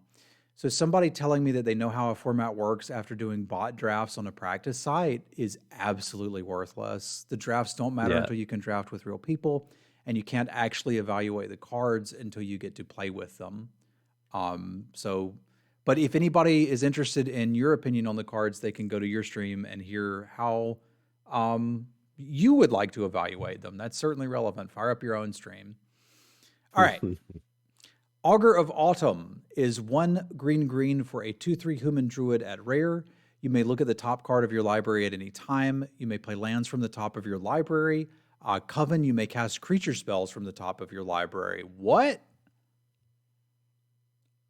Seems pretty good. It's not Oracle of Moldiah as I first thought, because you can't just play as many lands as you want to. You're still stuck to 1 land per turn. Oh, no. But playing land, yeah, it's horrible. Still, you get to play that land every turn off the top rather than out of your hand, which means you're virtually drawing a card. If you've turned on Coven, suddenly you're casting creatures off the top. Good card's good. First pick. Yeah, right there with you. And you don't even play with the top of your deck revealed, which is a nice little bonus. Yeah, some of the older designs for this would have you seeing the top, have your opponent seeing the top card as well. In this case, it's only you that gets to see it, which is just pure upside. Bounding Wolf is 2 in red for a 3/2 flash reach wolf. Seems fine. 3/2 flash for 3. We had that once. It was a Jaguar, and I remember it not being good, and I don't remember why in that format it wasn't good. But a 3/2 flash for 3 is going to eat some stuff. It can eat some flyers, which is really nice. I don't think you have to spend too high of a real pick on this, like 7th, 8th. And I can see even siding it in sometimes, but I think you're okay to main deck it. Yeah, I can sort of see that too with the flash. There's a lot of flash creatures because you want to be able to pass, turn it into night, and then still play something. So I think that's kind of one of the things that they're doing there. This does kind of look like filler to me. Pouncing Cheetah was really bad. It didn't have flash, which was a thing. Didn't it? It didn't have reach. Oh, sorry. Yeah, it had flash. It didn't have reach. That was not particularly good in its format because stuff got real big and everything had embalm. And this is another format where there are a lot of cards that have that disturb. So just trading for one card kind of weren't good enough, which is interesting. But yeah, this looks like filler to me. It is interesting that it works with the day-night cycle. So maybe it's a little better than that, but I'm still going to put this at filler for me. Agreed. All right, Bramble Armor is 1 and a green for an equipment. When it ETBs, attach it to target creature you control. That creature gets +2/+1, equip 4. They're doing the thing everybody likes. Auto equip. Yeah, this was the We all Zendikar like thing, right? Hmm? This is the one we had in Zendikar? Did we have exactly this in Zendikar, +2/+1? No, I don't think we had exactly this, but the auto equipments, I think, started Oh, yeah. It started in Zendikar, and now everybody likes it, so they're going to do it more, which sucks. But this card also kind of sucks. You can play it. It's very similar to the Dueling Rapier that we just had, which was okay. But I don't want to play this, and I deeply hope that equipment's not good. It would take a lot for this to be incredibly good. It is interesting that you could start throwing this on zombies or something later and sort of get an actual creature that they might be scared to block. It's an okay mana sink and a decent way to augment a creature. I don't think this is unplayable. I'm not excited about it, and I'd probably be looking to wheel it. But like, I don't think it would be embarrassing to put one of these in your deck. Yeah, I'm looking to wheel it. That's kind of what I did with Dueling Rapier as well. All right, Briarbridge Tracker is 2 and a green for a 2/3 human scout with vigilance. When it enters the battlefield, investigate. As long as you control a token, it gets +2/+0. So this is a 3 mana 4/3 vigilance. When it dies, you can spend 2 mana and draw a card. Yeah, so as long as you don't want that card beforehand, it's a 4 mana, a 3 mana 4/3 vigilance, which is great. Definitely undercosted. And it's any token, right? Yeah, any token. So if you just make another token, you can still just pop that clue token and get your card. Like, the worst case scenario here is somehow you end up tokenless and you have a 2/3 vigilance for 3, which is still fine. That said, this doesn't feel like a rare. I don't in any way understand why this is a rare. It's too high statted not to be a rare. I was about to say I'd like to get past this. So this is like third pick for me because this is very good card. But it's not the one that I want to open. It doesn't feel like a bomb. It just feels really good. We have seen enough 3/1s and things that could trade for this relatively early that I don't think you're going to get in like 12 points of damage with it before they can answer it. But it will replace itself. Like, I think this card's quite good. Yeah, I'm around third pick. It's obviously not similar in rules text, but it reminds me of something like Charming Prince, a card that I call a very, very, very, very good uncommon that happens to be in the rare slot. Yeah, that works. Yeah, it is probably better than a lot of the uncommons we've seen so far. That's fair too. Broodweaver is 3 and a green for a 2/4 reach. When it dies, create a 1/2 green spider token with reach at uncommon. This is similar to Penumbra Spider, but that had or made Death Touch or something. It was a 1/2 spider that. It was a 2/4 spider that died into a 2/4 spider. Okay. But yeah, spiders dying into spiders is something we've seen before. The 2/4 for 4, that's just giant spider. That's going to block a lot better than the 1/2. Like, this will eat flyers. The 1/2 is not going to eat flyers. It's just going to be a chump blocker. But that's still fine. I would not hate main decking this. I probably in most green decks would prefer to have better cards and side this in when it turns out that I need it, but I'm not going to feel sad main decking it. There are a couple of X1 flyers, which kind of matters, but I think I'm with John in that I'd really like to sideboard this, unless I'm in some sort of very defensive green deck. And I could see black-green being very interested in that, as it looked like they kind of wanted to spin their wheels for a little bit and then vomit out a lot of stuff at once. But that still leaves me just not wanting to take this card particularly highly. Yeah, So this is the kind of card I want, like 7th, 8th. Yeah, it's exactly where I am. Like, I want to pick it 8th. All right, Candlelit Cavalry is 4 and a green for a 5/5 human knight with Coven. It gains trample until end of turn. So Colossopede that probably has trample on your turn. Well, it doesn't matter. Not on your turn. Seems fine. Seems really good to me. I'd probably be happy to take these like 6 or 7. Yeah, 6th or 7th, definitely pre-wheel. Just based on the curving of this format, I don't think I want to load up on 5 drops, but if I'm green, this is my 5 drop. I'd probably play like 2 of them and then be incredibly excited because of it, because like Colossopede is good, and this just looks like big in the format from what I've seen. Yeah. All right, Clear Shot. I believe this is a reprint because I think I remember playing this in Shadows. 2 and a green for an instant. Target creature you control gets +1/+1 until end of turn. It deals damage equal to its power to target creature you don't control. Card's great. One sec. There we go. My card stopped working for a moment. Yeah, Clear Shot's a reprint. It's great. It's instant speed bite with a +1/+1 attached to it. It's just super good, and I highly pick these. I don't feel bad first picking these sometimes, but I'd prefer second, third. Yeah, I'm right there with you, bud. All right, Consuming Bob is 3 green for a star +1 mythic ooze.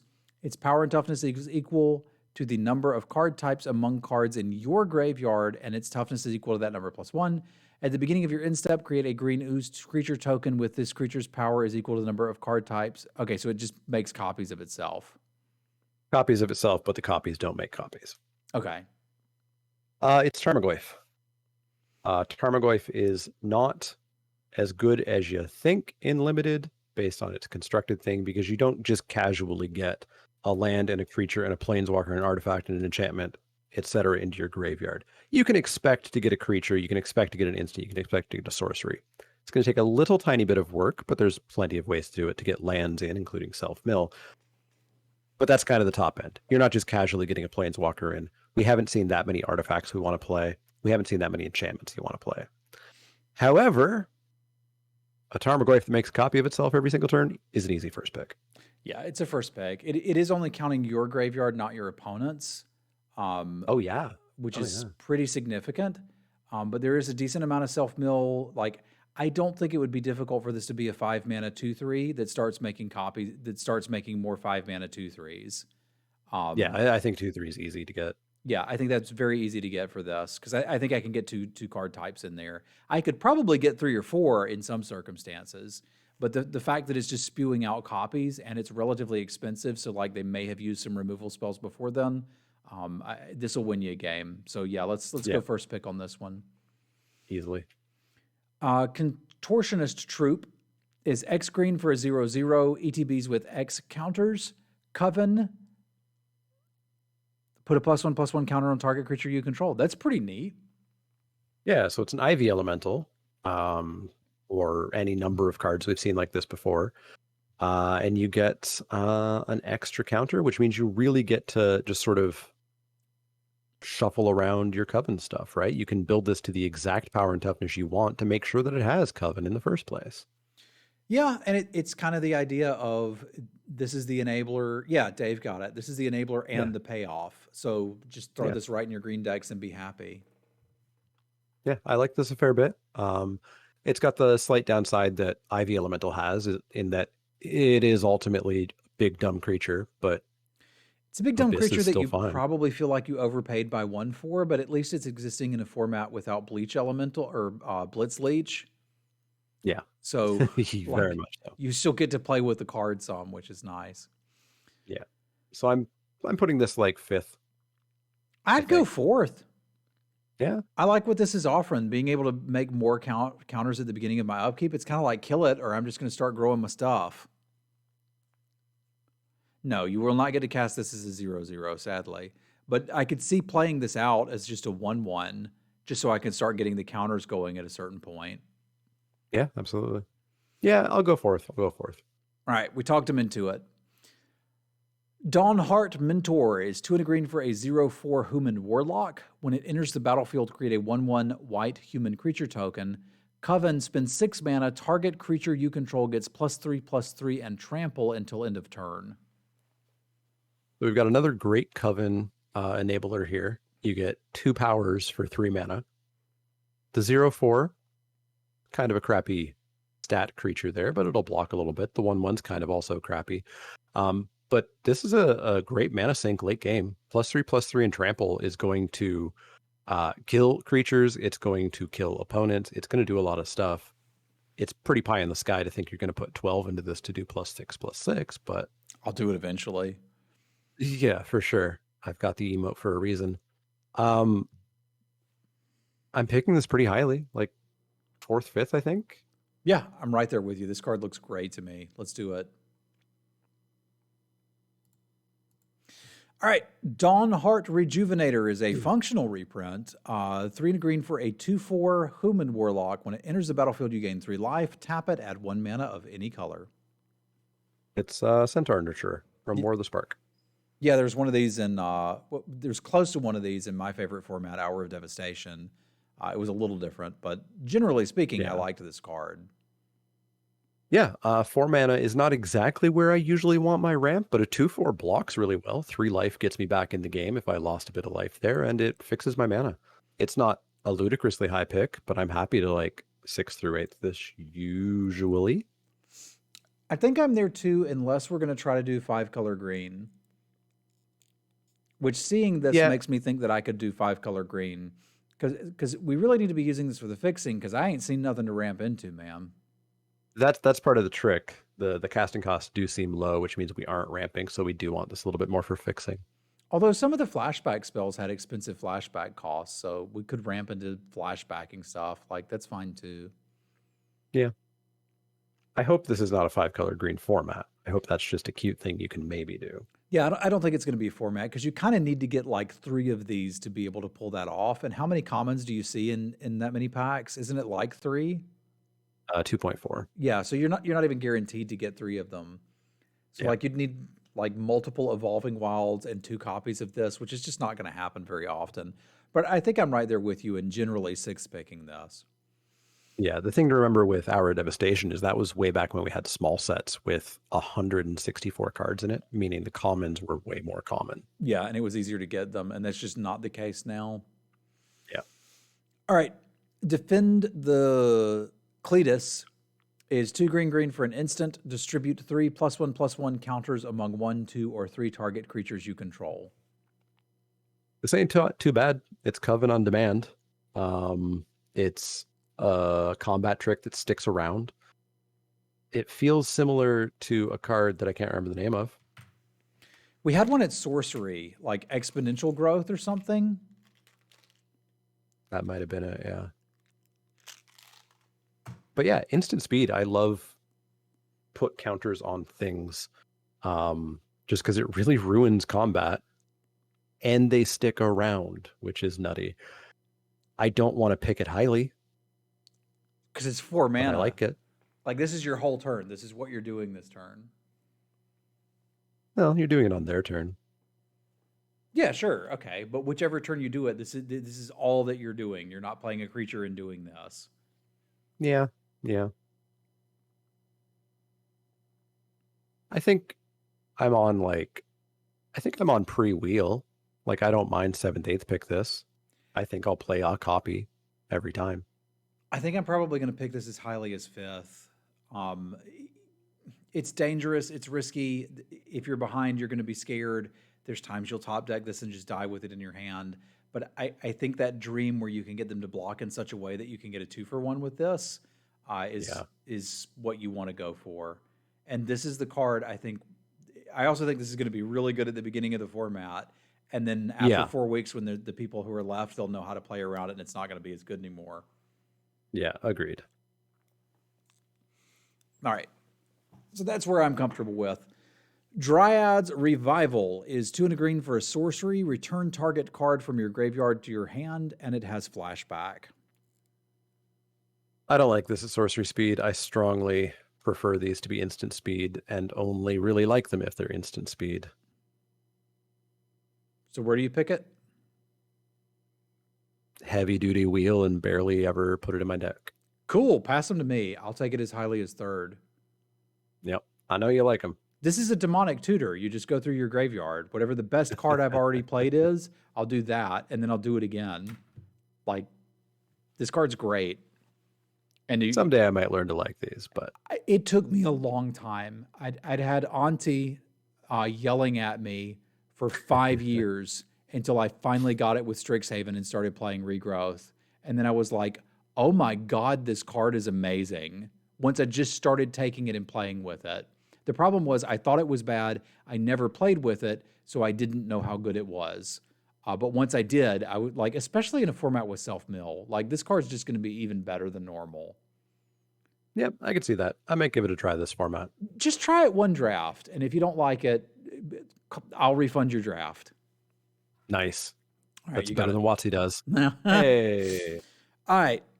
Duel for Dominance is 1 and a green for an instant with Coven. Choose target creature you control and target creature you don't control.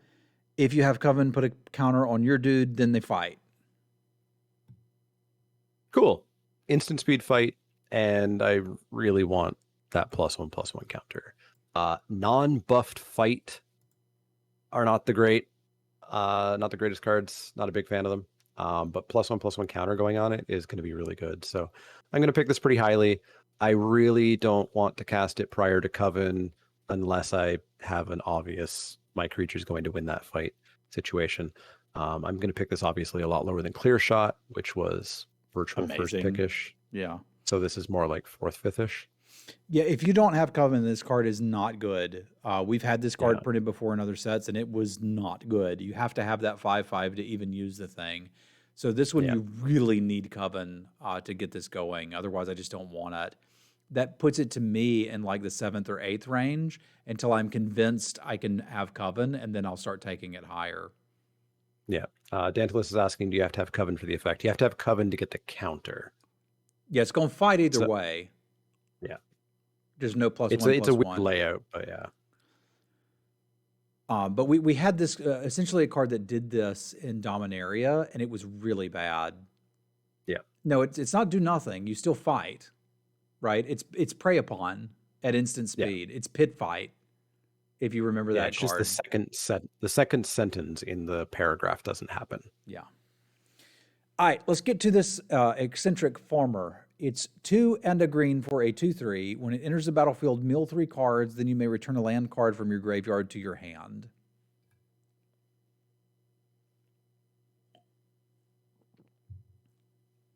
Okay. So if you want to have self-mill going, this is not the worst way to enable, and maybe it draws you a land. I just feel like there's better cards. Like even if I want this, I think I'm wheeling it. But I feel like there's better ways to self-mill. I feel like there's better ways to get that land that I want. I feel like there's better 2/3s for 3. Sorry, that idiot I banned is messaging me. I can't help myself. Oh my God, that was such a good decision. I feel good now. All right, now I will explain why you want this. Okay, Sayonara has already got us started. We can do, we can hit our land drops. We can get fuel for the fire for all of our flashback spells, all of our disturb spells, something that we're going to get back with the Dryad's Revival. We can basically ensure that we're going to hit a land drop. There's so many things going on here, and it's generally speaking going to hit that land. So this is mostly a 3-mana 2/3 that draws you a card.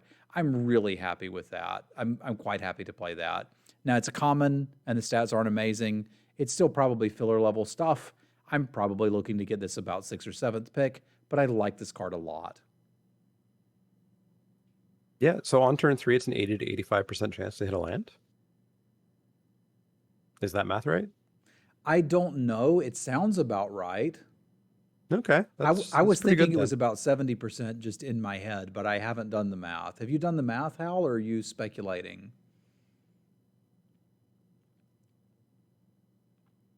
But yeah, if it's 80 to 85%, I can definitely see this being decent. You're going to get you a I land. And if you got an Evolving Wilds, it's just great. You did the math during your hope review I the get other the day. land. Okay. Even if Hal is wrong and it's closer to 70%, still seems pretty good. Yeah. So let's say it's between 70 and 80. That seems good to me. Yeah, I'll push this up to like 7th, 8th to start to see. Okay. I just hate those worst case scenarios where you just like mill 3 cards. They were nothing that you wanted. There were no lands. It didn't do anything for you. Sure, But you're but I still mean, left with a 2/3 for 3. you're still playing a 2/3, and it's unlikely you've got a green deck that has literally nothing that can interact with the graveyard. So, Yeah. Yeah. all right, Harvest Tide Sentry is 1 and a green for a 3/1 human warrior. So John's going to like it, and it has Coven. It can't be blocked by creatures with power 2 or less. It's not 1 and a white. I hate it. They have to be white. Yeah. Yeah. Why? Green is for big stumpy things. Yeah, but green has to stay alive too, man. Fair. Yeah, 3/1 for 2. It's great. It does everything you want. 3 power for 2 should help you get Coven on a little bit quickly because 3 is probably the one that you're going to stumble on a little bit until turn 3 or 4 on average. And then Coven, it can't be chumped. Yeah. By little tiny things. Or not chumped, but easily traded. Yeah, I like this card a lot. Where are you picking it? Fairly high, like 6th-ish. Okay. Yeah, I'm down with 6 or 7. Yeah. Howl of the Hunt is 2 and a green for an aura with flash enchant creature. When it enters the battlefield, if enchanted creature is a wolf or werewolf, untap it. Enchanted creature gets +2/+2 and has vigilance. Can't remember the last time we played with a flash buff aura, but they're always much better than you would think. They're simultaneously much better than you would think and much worse than you would think. Well, so this is Dragon Scale. No, Dragon Scale Boon was 2 counters on 2 creatures, wasn't it? Yeah, there was a flash thing that did this. I don't remember what it was. I remember playing with it in Theros, and it was okay. Yeah, I'm still playing this. I'm playing this a decent bit, I think. I'll probably play Feral Invocation. Thank you. Thank you, Chad. Yes. But yeah, 3 mana, untap my creature, surprise blocker with my now +2/+2 larger creature, and now it attacks with vigilance when we get back to my turn. I like it a fair bit. I think I'm picking it 6th or 7th, and I'm playing it in every green deck. I will probably play this some amount of the time too. I want people to understand how risky the play pattern you just described is. Because that's asking you to use functionally a defensive combat trick, which is bloody terrifying. If they've got all their mana up and they attack you and you go for that line he's suggesting, and then they grip tide your creature in response, you just got 2 for 1, and it sucks. It does not feel good. So that's the only thing I don't like about this. I think where I like it is I want to attack and use this. I want them to be tapped out. I attack, they block, I cast this. The werewolf happens to untap, and now it can block too. As long as I can do that, I'm very happy, but I don't want to use this defensively.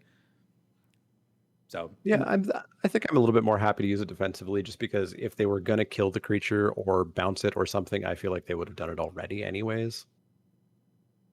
Nah. I guess the creature was tapped, so they wouldn't have, but yeah. I'm going to try to wield these and maybe play 1. Yep. I'll pick them a little bit higher than that. How many are you putting in your deck? 1. Okay. I don't know that I'd do 2. Okay. I don't think we're that far off. You're just a little more excited about it than me, but I get terrified to play defensive combat tricks. Yeah.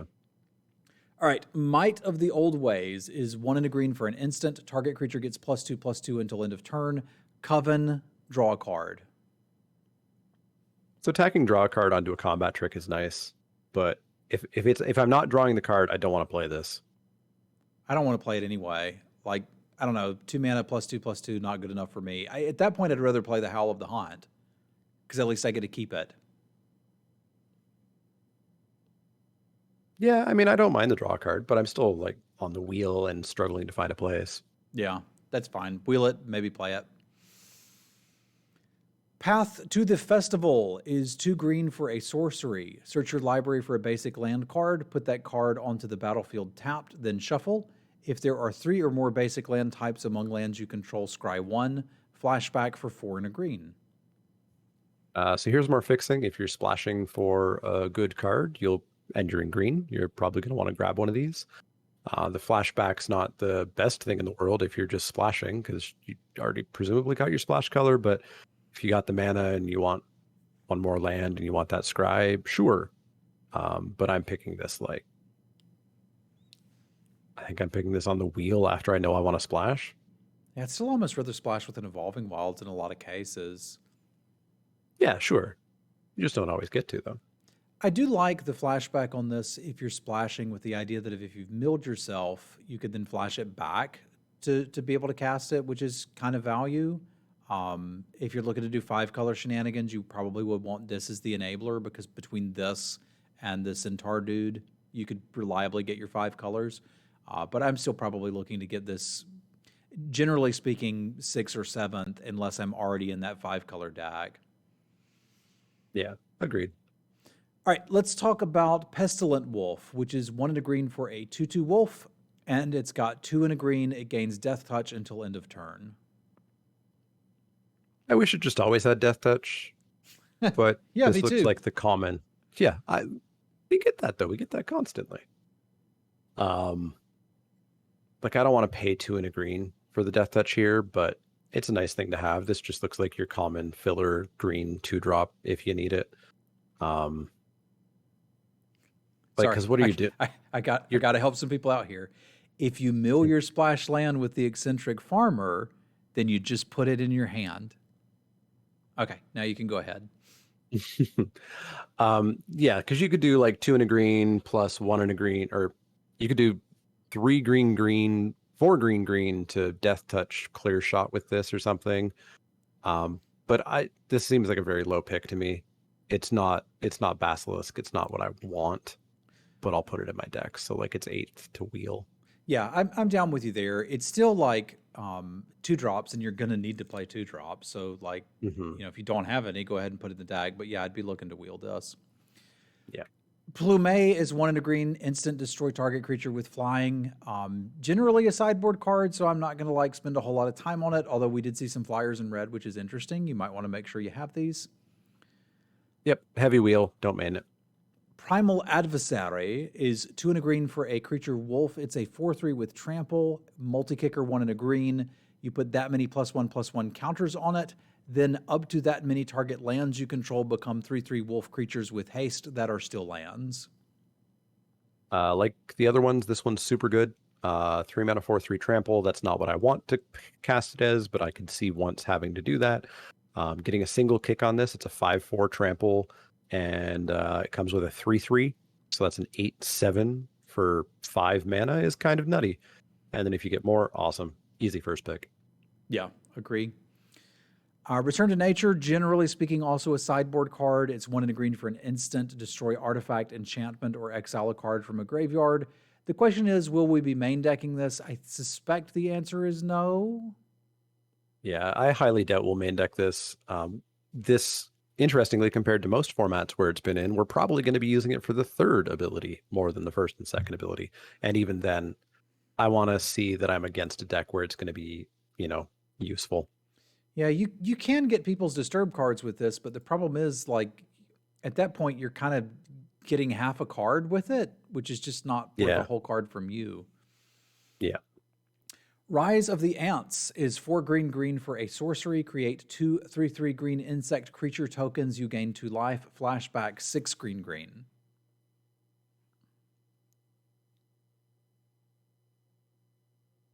It seems okay. I know people love splitting their power and toughnesses up into multiple creatures. I don't love that as much. I would just prefer that I get a 6/6 ant. But, it's still fine. If you're going a little bit wide in like green white, for example, a pair of 3/3s is certainly better than a pair of 1/1s, like your other humans. 2 life is nice.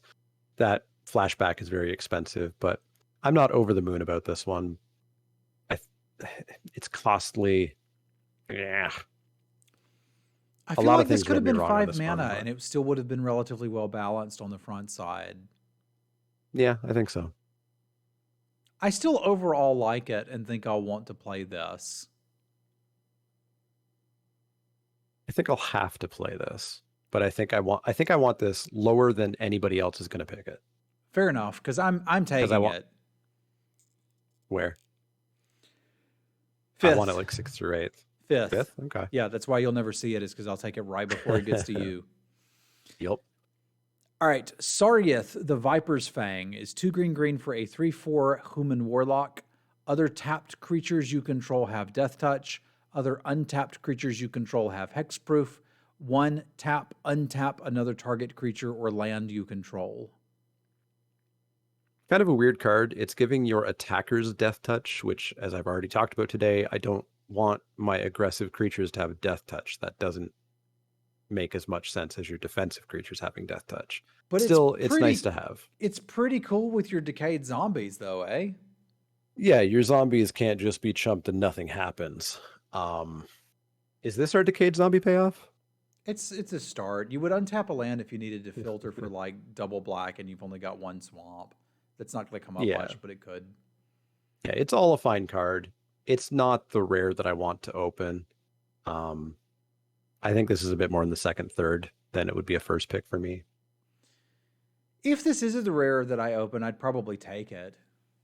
Because you're always going to have attacks at the point where you can get this. So I think I would probably I can see first picking this, but fair enough. I would rather be second or third picking it. So I'll go with you there, but yeah. I like this. Yeah. All right, that brings us to Shadow Beast Sighting, which is 3 and a green for a 4/4 beast creature token with flashback for 7. I like this more than the ants. Yeah, me too. 4 mana 4/4, and this is at common as opposed to the ants being at uncommon. 4 mana 4/4, 7 mana 4/4. This is really good. 4/4 is attack and block. Is this the best green common?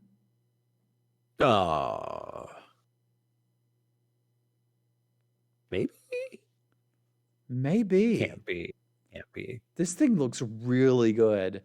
I've got a 4 mana 4/4 to start beating you down with. And later, if I flood it out horribly, I can still cast something back from the graveyard. I really like this card. I could see taking this as highly as 4th.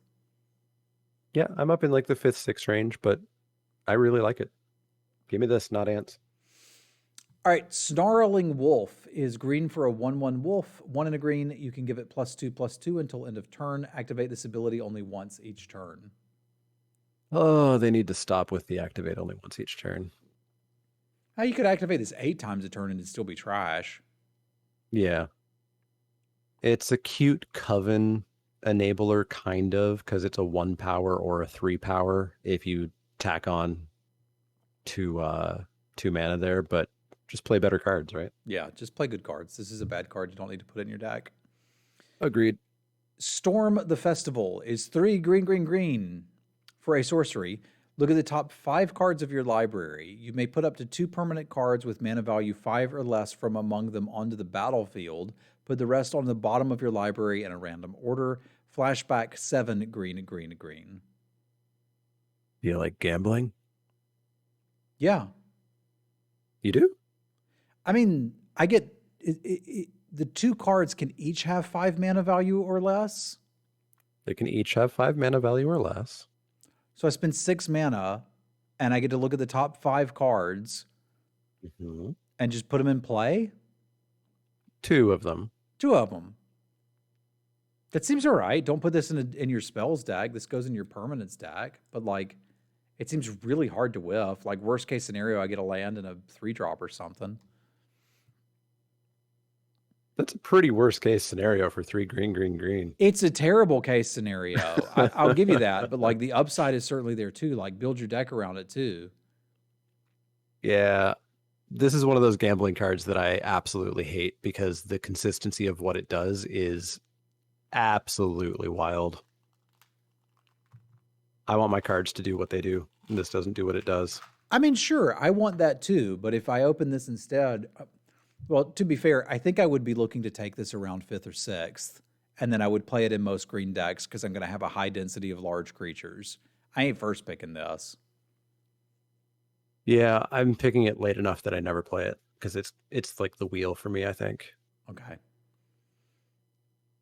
It could also be 2 angels. It's broken. Well, you don't know what you're going to get. It's like a box of chocolates. And I can see John's point. I would prefer for my cards to do what I want it to do what it says on the tin. However, I recognize that there's some power here, and I don't mind getting a little Hearthstonian to try to take advantage of that. Yeah. All right, tapping at the window is 1 and a green for a sorcery. Look at the top 3 cards of your library. You may reveal a creature card from among them and put it into your hand. Put the rest into your graveyard. Flashback 2 and a green. I don't like this. I don't really either. The previous incarnations we've had of this have been land or creature. There's been more variety as to what you can hit. Having to hit a creature and maybe whiffing seems bad. You're probably not going to whiff, which is okay. Like you're likely to hit the creature if you're playing 15 of them. And the flashback isn't bad either. It does also get you. Yeah, I was going to say it gets this stuff in your graveyard one way or the other. Like this is a weird mulch. If you need your graveyard full, this will get you full. Yeah, I think there's just better cards to do that, though. That's probably my guess too, but if there's not and you need them, you can get it here. So I like that this is here kind of as a release valve. Will it if you need it. But I do think this is a good self-mill enabler. So let's put it on wheel and play it if you need to mill yourself and have not gotten good ways to do it like the farmer. Yeah, I'm pretty deep on the wheel here. The second card in a row that is hurt by your good plays in green being sorceries. Timberland Guide is 1 and a green for a 1/1. Enters the battlefield, put a counter on target creature. We had this in, was this in Avacyn Restored? I don't remember where this was, but I remember playing with this card. It was in Innistrad block. So it's a 2-mana 2/2, which is cool. And if you can put that counter on a flyer or a trampler or a first striker or something more relevant, that's also cool, especially because that enables Coven. So I like this.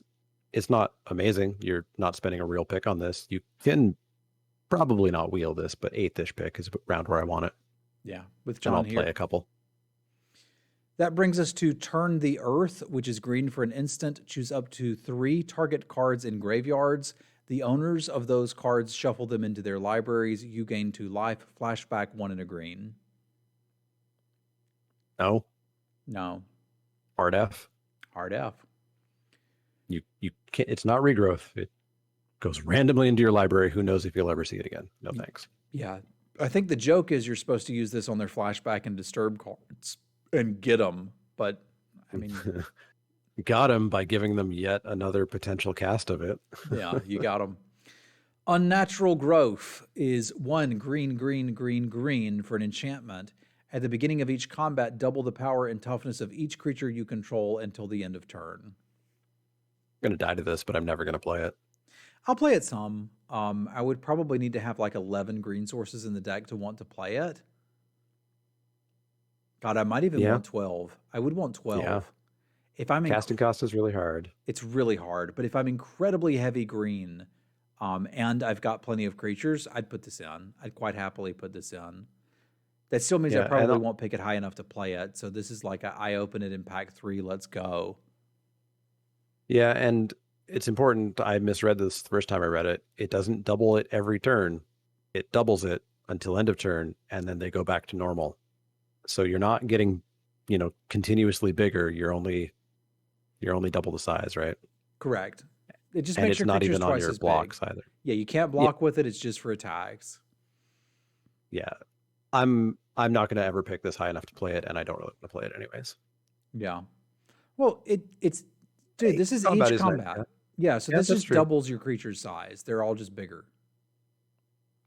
Yeah, still not super sold on it. Feels like a win more card mixed in with a bad top deck. I don't like it. I'll play it. I'm not opposed to it. The real question is, do I have a deck that I can run 12 forests in? If so, yeah, Yeah. let's do it.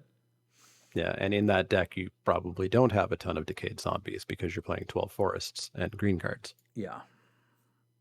All right, Willow Geist is green for a 1/1 Tree Folk Spirit with Trample. I like Trample on my 1/1s. Whenever one or more cards leave your graveyard, put a +1/+1 counter on Willow Geist. When Willow Geist dies, you gain life equal to its power. Okay, so you need to have a plan for this. You need to make sure that you're disturbing or flashbacking, which there's some of in green. Yeah, you need to have a plan for this. This kind of You're not sucks. just jamming this in any green deck. I don't want to play it. Yeah, the bounce kind of laughs at it. Well, like I haven't seen any way that I'm supposed to do this. I got to get cards out of my graveyard, right? So like the only thing I've seen so far I can do is the farmer that may hit a land, it may not, and then I've got a 1-mana 2/2 on turn 3. Well, you cast them, you flashback them, you disrupt them, disturb them. Yeah, but who cares? It's a 1-mana 1/1. Yeah, it doesn't do it takes a long time. It takes an incredibly long time. Because I'm gonna need them to be really good cards because I'm sitting here with a 1-mana 1/1. Like until this is a 3/3, who cares? It doesn't do anything. And if I draw it late after I've already done that, it doesn't do anything there either. I just don't want to play this. Yeah, I super don't want to play it. It's a horrendous top deck. Like even in the deck that wants this, you need to have it on turn 1. Yeah, so right? I'm just like you need it. Wheel it. Maybe I'll play it, but I probably won't. I'm probably there too. Okay. Play this with the spell that shuffles creatures into the deck. It doesn't do anything, bro. It's when they... Oh, come on. You built your own 4/4. Okay. Twitch chat is getting me. me. No, you don't even build a 4/4. You built your own 2/2. Yeah, oh my God. Okay, let's move along with our life. Oh, I found the combo to get it 1-mana 2/2. Oh, I love it. All right, Ren and 7. Sven, is that Ren and 7? How do I pronounce 7. that? 7, like the number? Yeah, he names his tree symbiotes. The last one was Ren and 6. Okay, sure, that's neat. At some point, we get Ren and Stimpy. Okay, Ren and 7 it should cost 7, but it's 3 green for 5 loyalty planeswalker +1. Reveal the top 4 cards of your library. Put all land cards in your hand, the rest in your graveyard. 0, put any number of land cards from your hand onto the battlefield tapped. -3, create a tree folk creature token with reach. Power and toughness equal to the number of lands you control. -8, return all permanent cards from your graveyard to your hand. You get an emblem with you have no maximum hand size. So like this is a 5-mana tree folk, right? Yeah, this is a 5-mana 5/5 with extra value. Yeah, you play it, you -3 it, and then maybe you fiddle around a little bit with it. Yeah, draw cards, put lands into play. Seems great. My one concern here is it seems like it's going to be difficult to -3 it and then ever get back up to 8.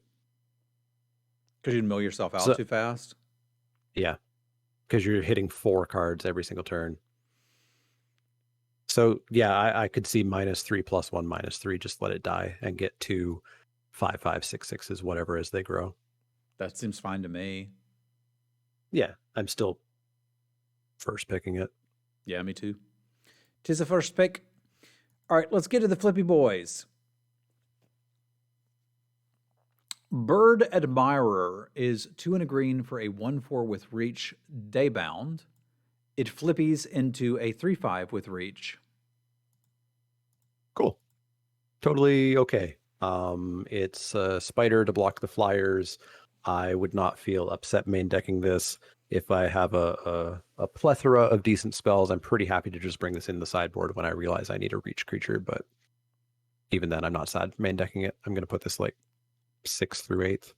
Yeah, I like this a lot better than the spider as a main deck answer for green and reach creatures because it's big enough that it can actually threaten to start chonking people on offense if you need to. It is a and it always has the reach, so you can pretty much always block stuff. We didn't see a lot of 4 power reach or 4 power flyers, so I Yeah. like this a lot. All right, Burly Breaker is 3 green for a 6/5 human werewolf with ward 1. It flips into an 8/7 with ward 3. 6/5 for 5. Huh. That's a stat stick and a Um, half. yeah, and then it flips into an 8/7. The ward's cute. Ward 1 doesn't mean anything, but ward 3 is pretty cute. It's a big dumb thing. It's like 6th-ish pick, 5th-ish pick, perhaps. But I'll put a big dumb creature in my big dumb creature decks. I'm going to call it 4th through 5th because I really like Colossopede, and this is better than Colossopede, so let's party. Yeah. Death Bonnet Sprout is green for a 1/1 fungus. At the beginning of your upkeep, mill a card. If there are 3 or more creature cards in your graveyard, transform Death Bonnet Sprout into Death Bonnet Hulk, which is a 3/3. At the beginning of your upkeep, you may exile a card from a graveyard. If a creature card was exiled this way, put a +1/+1 counter upon it. This card's pretty good. It's obviously amazing on turn 1. You get your 1/1, you start yourself mill going. It's hopefully going to flip in 3, 4, 5 turns. You get a 3/3 that then is going to just continuously get bigger, which is going to demand an answer. If you top deck it later, when does it flip? At the beginning of your upkeep? Yeah, so just play it, have a bad blocker, and then it turns into a 3/3 Yeah. and starts doing its thing. Yeah, and okay, so it won't get the counter the turn it flips because that'll be past the beginning of the upkeep. But yeah, I like this a fair bit. I'm gonna pick it relatively highly, in like the fourth, fifth range, I think. It just kind of does everything that I think green wants to do. Yeah, right there with you. Let's do that. Hound Tamer is 2 and a green for a 3/3 human werewolf with trample. It has 3 and a green, put a +1/+1 counter on target creature. My goodness. And Uh-huh. trains into untrained pup. Trample. Other wolves and werewolves you control have trample. 3 and a green, put a counter on target creature. Card's great. Kind of feels like it should be a rare. That's an amazing mana sink. It's a 3/3 trample for 3 on the front side, which is awesome. 4/4 trample for 3 is nutty. Trample Lord for your wolves and huge mana sink. I first picked this in some packs. I think realistically I want this to be like second, third, but this is nuts, especially at uncommon. Yeah, agree. Agree with everything you just said there. Outland Liberator is 1 and a green for a 2/2 human werewolf with 1 sack, destroy target artifact or enchantment. It turns into a 3/3 with the same ability, and whenever it attacks, destroys target artifact or enchantment. So this is on the front side anyways, a lot lower than these uncommon werewolves that we've been afraid of. It's just a 2/2 for 2 with a nice little incidental artifact enchantment hate, but we haven't seen that many artifacts or enchantments that we really want to hate. The backside, it's slightly bigger, and you don't even have to sacrifice it. You can just attack in with it. But this is definitely a far cry from like just the one we last saw. Yeah. I'm more in like the 6th through 8th fairly filler range for this, I think. Yeah. The fact that it flips into a 3/3 means it's just above filler, but yeah, I'm going to call this filler and wheel it. Like the Untamed Pup, I'm going to first pick this out of a lot of packs. The Outland Liberator, I can't imagine picking before 6th pick. And even then, I'm like, I don't want to take it that early. Mm-hmm. All right. Tireless Hauler is 4 and a green for a 4/5 with Vigilance that flips into a 6/6 with Vigilance. Pretty good. Yeah. 5 mana, 4/5 Vigilance is not quite Colossopede, but it'll get there. And of course, you can just, you get to determine if you want to flip it into a 6/6 Vigilance, and that's pretty decent. Again, 6th through 8th-ish range, but that's where a common should be. Yeah, I'm down with that. And I think our last card is Tovalar's Huntmaster, which is 4 green for a 6/6. When it enters the battlefield, create 2/2 green wolf creature tokens. Flips into Tolvar's Pack Leader, which is a 7/7.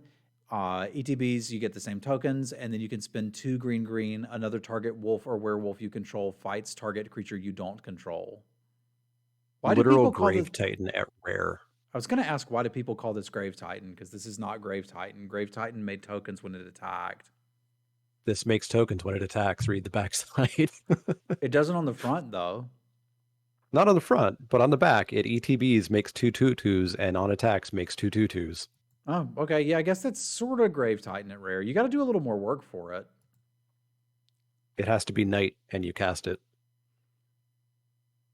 Well, no, then you got to attack with it, and your opponent can at least try to answer it. This card's absurd. You should first pick it. Your opponent needs to have a removal spell with it, or you're going to kill them with it.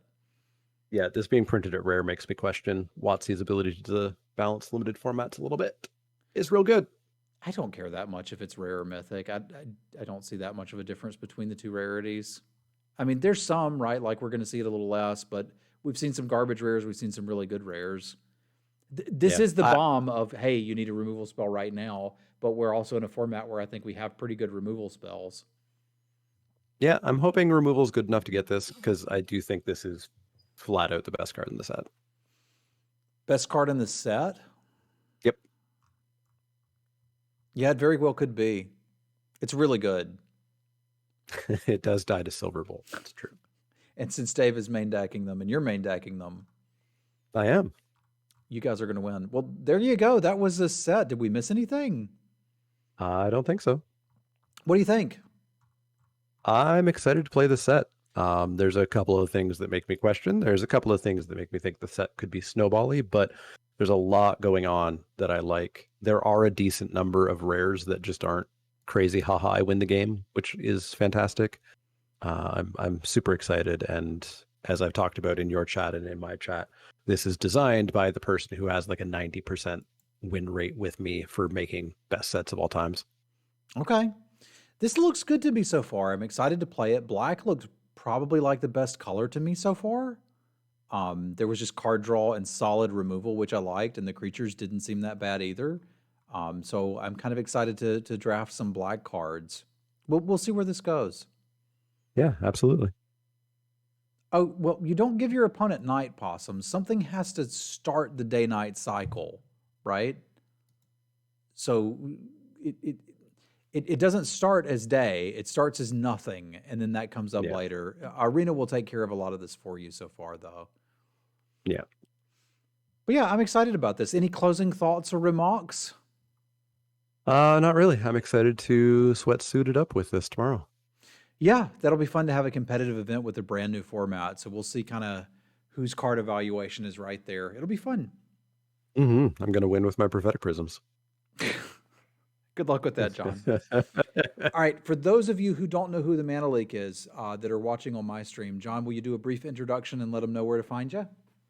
Yeah, I'm the Mana Leek. I'm over at twitch.tv/the Mana Leek. I'm also at youtube.com/the Mana Leek, where I've been off of content because AFR sucked. But I'll be back to content over there for sure, starting tomorrow, I guess, with the sweatsuit.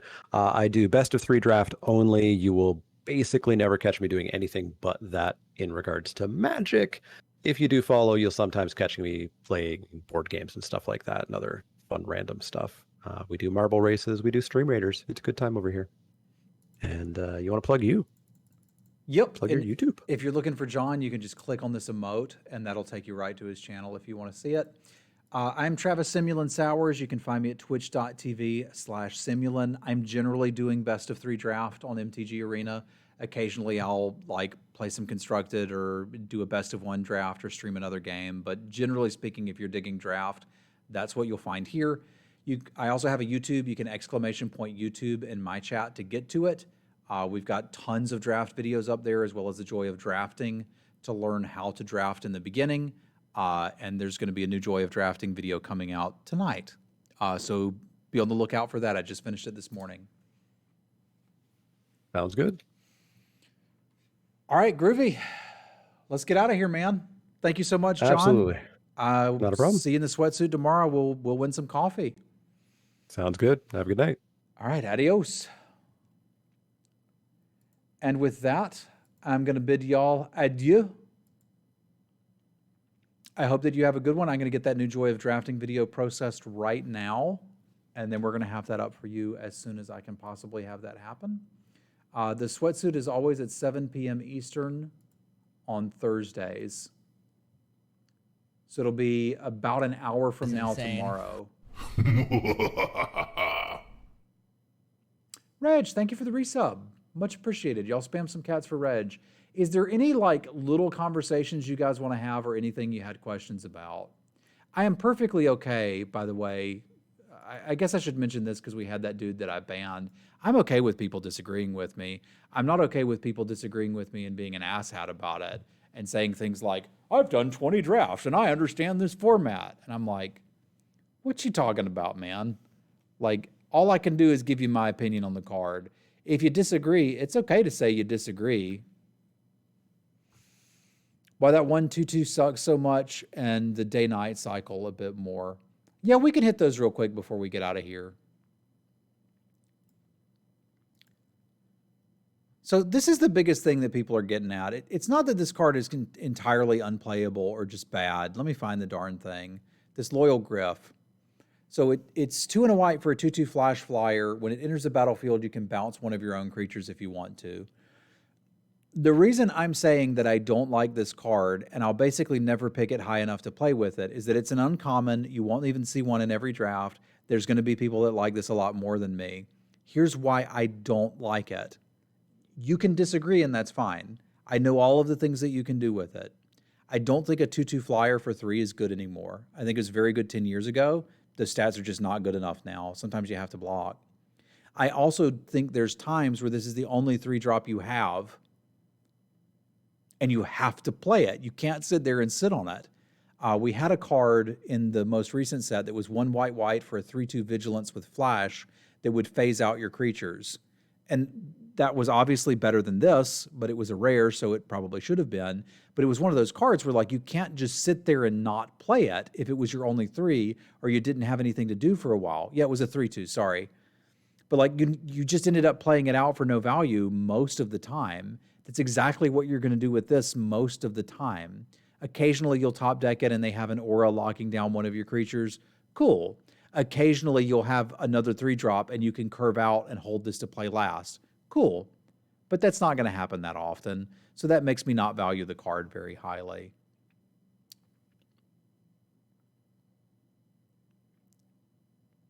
Wasn't better?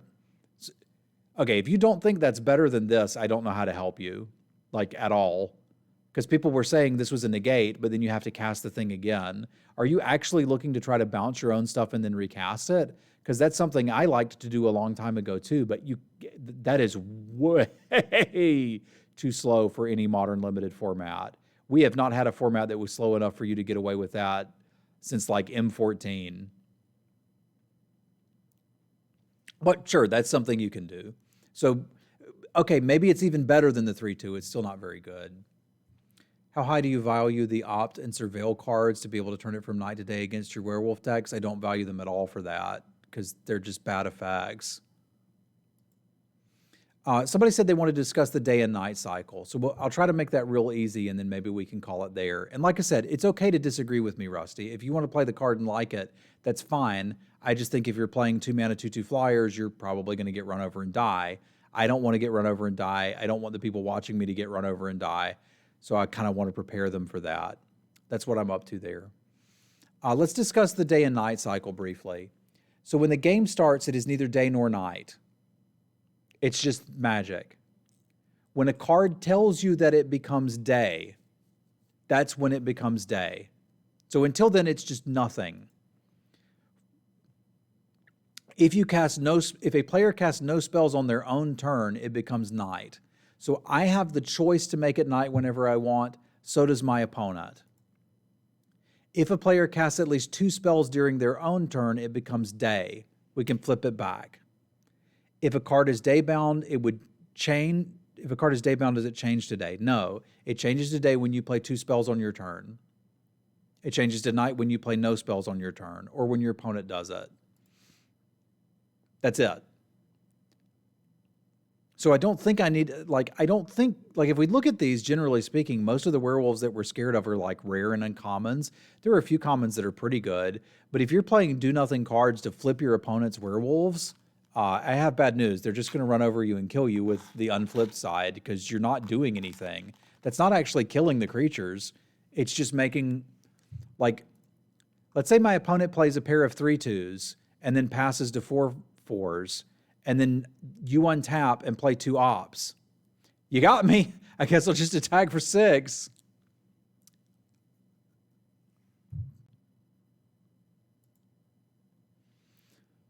On the day-night cyclers, what percentage do you think will be night? 50, less than 50. I kind of think it will be night more as the game gets later. Negative. It starts at nothing.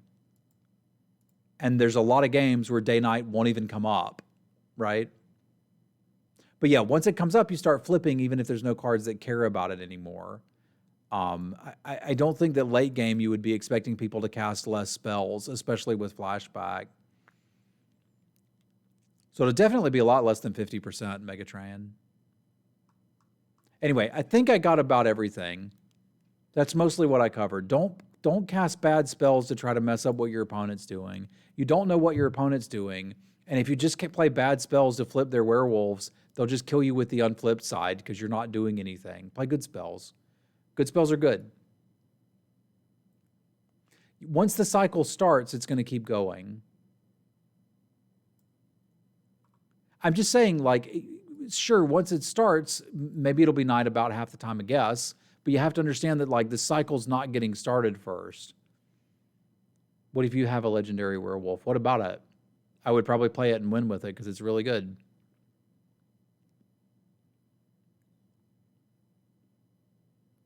When a day-bound card enters, it becomes day, though. No, that's not what that does. That's literally not what that does. It doesn't become day. It becomes day when you cast 2 spells on your own turn. It becomes night when you cast 0 spells. That's it. Nothing else.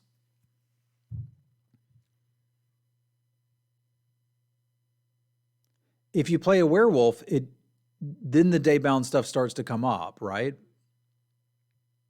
Daybound starts the cycle if it has not done anything.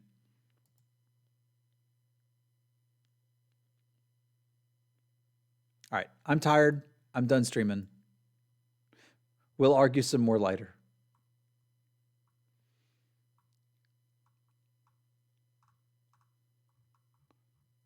There will be plenty of time to argue later because we're definitely not going to run out of arguing.